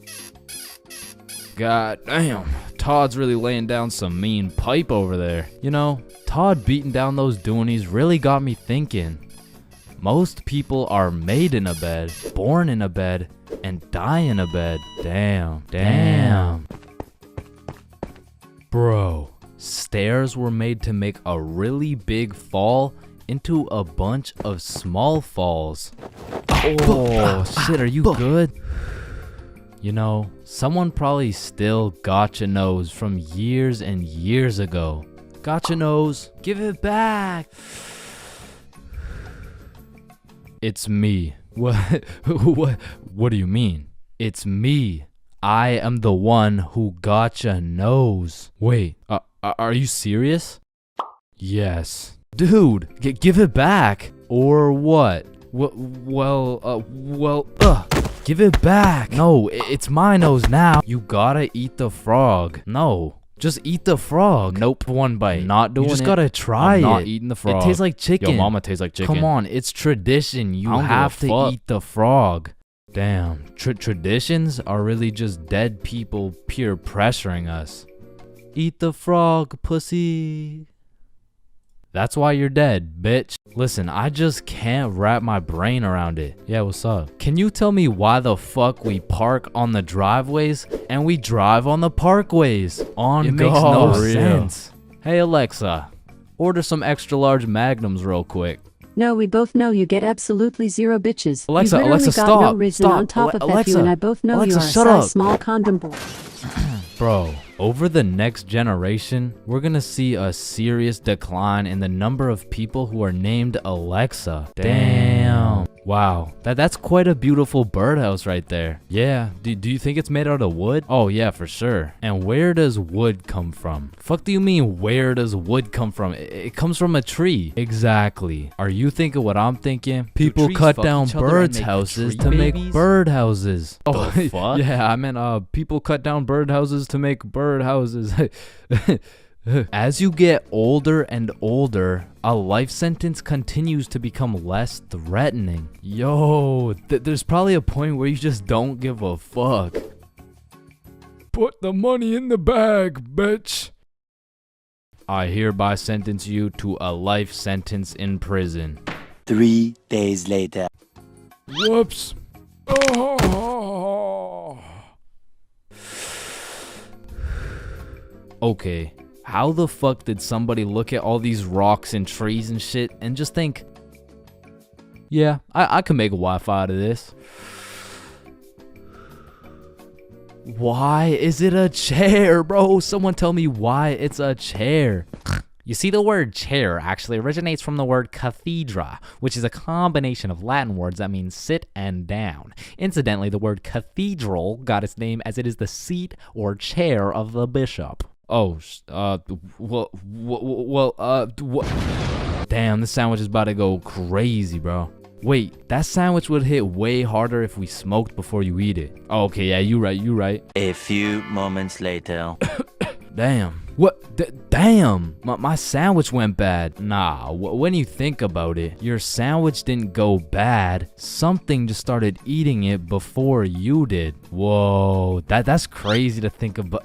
Wait.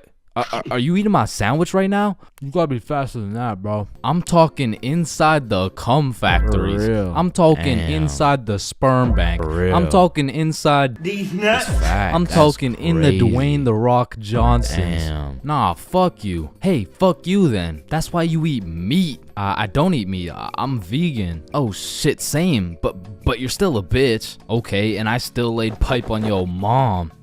Yo, what's going on here? He called me a bitch, and he said he had sexual intercourse with my mom. Yo, calm down. I thought you guys were both vegan. Yeah, we are. What about it? If you guys are both vegan, are you guys really beefing?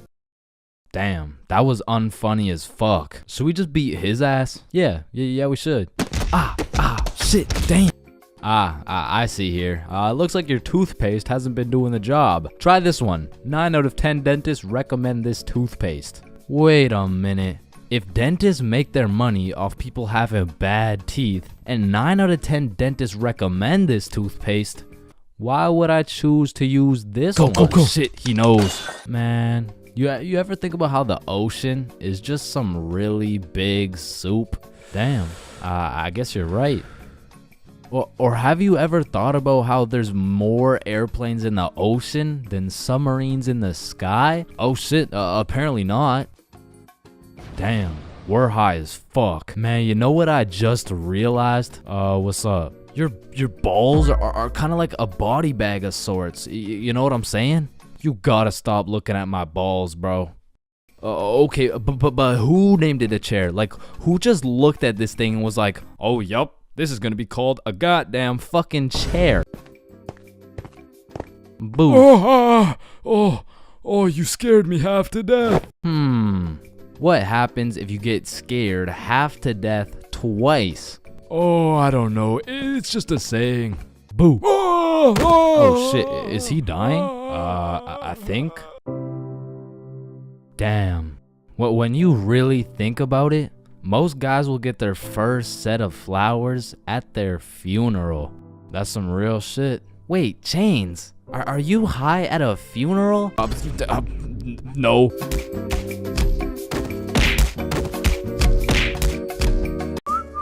Hello, can I get a green apple and bubblegum, please? Of course, that'll be 25 cents. Oh, gee, what a deal. Life sure is good, huh? Oh, it sure is.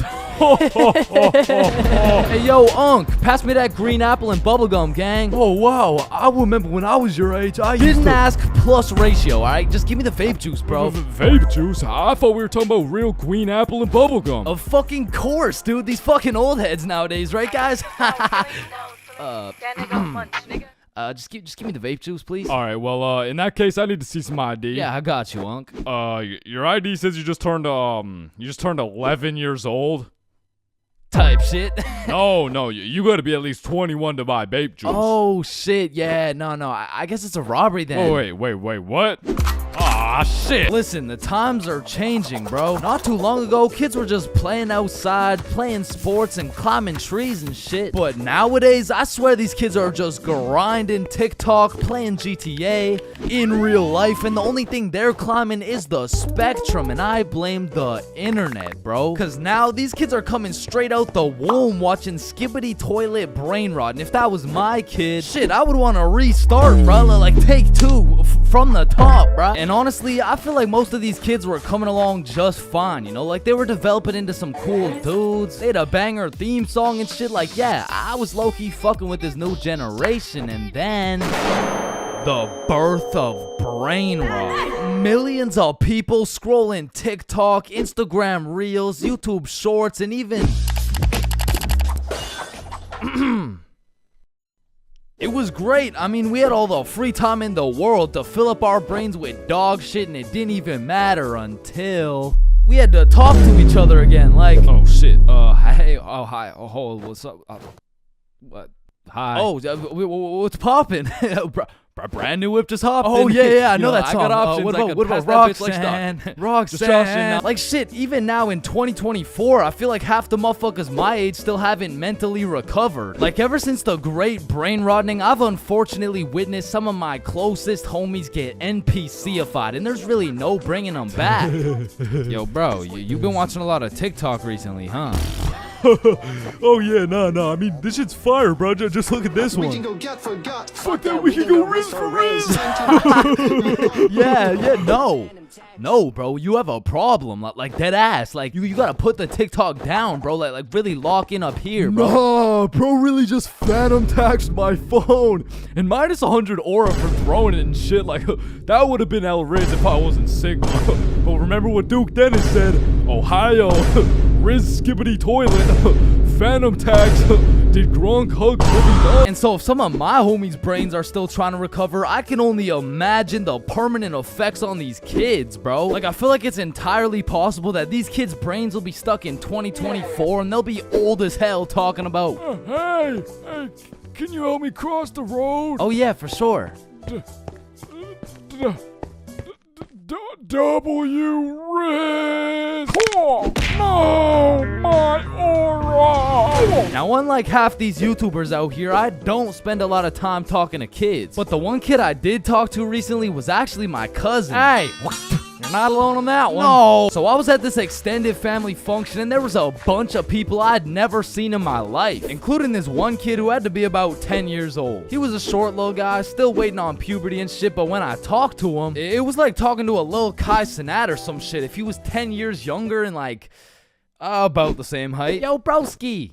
The fuck? Hey, down here. Oh, shit, what's up? My name's Elijah. Okay, Elijah. How's school, bro? Shit, it's alright. Yo, what grade are you in, bro? Grade 5. Type shit. Damn, I remember being in grade 5, bro. I was actually the fastest kid in my school. Yeah, but you probably had no hoes, bro. I already got a girlfriend and she's bad as hell, bro. You should see the gat on that shit. Nah, what? And I never thought I'd be saying this, but back in my day, grade 5, we were still running from cooties and shit. And is this motherfucker vaping? What the fuck? I feel like kids these days just skipped a part of childhood, you know? Like they're fresh out of elementary school, chiefing some coconut watermelon ice. Like, bro, your little ass should be watching Cocomelon twice. Chat, did that hit? Yeah? No. Shut the fuck up, Grandpa. Okay. It's because when I was born, everyone was given a good 10, 11 year grace period where you could be as cringy as you wanted. Like, you could make shitty YouTube videos. You could wear those smart ass t-shirts. You could even get away with saying shit like, man, yo mama's so stupid. She brought a spoon to the Super Bowl. Oh, yeah? Well, yo mama's so fat. When she walked in front of the TV, I missed 3 episodes. Okay, but yo mama's so fat, she takes selfies in panoramic mode. Well, yo mama's so nasty, she got fired from a sperm bank for drinking on the job. What's a sperm bank? Shit, I don't even know. And I feel bad for this new generation because they don't got no cringe grace period or anything, bro. They just pop straight out the womb like, and it's a boy. Yeah, I'm a dude, whatever. Now snip me up, bro. I can't have the host seeing my foreskin, dog. And maybe I'm just jealous, but to me, it's wild that these kids are getting new ass phones in elementary and middle school. Cause they'll never understand the absolute crucifixion I would get every single time I whipped out my phone, bro. Like that shit was staying in my pocket unless it was 100% necessary. All right, class, everyone get your phones out for our end of year Kahoot. Let's go.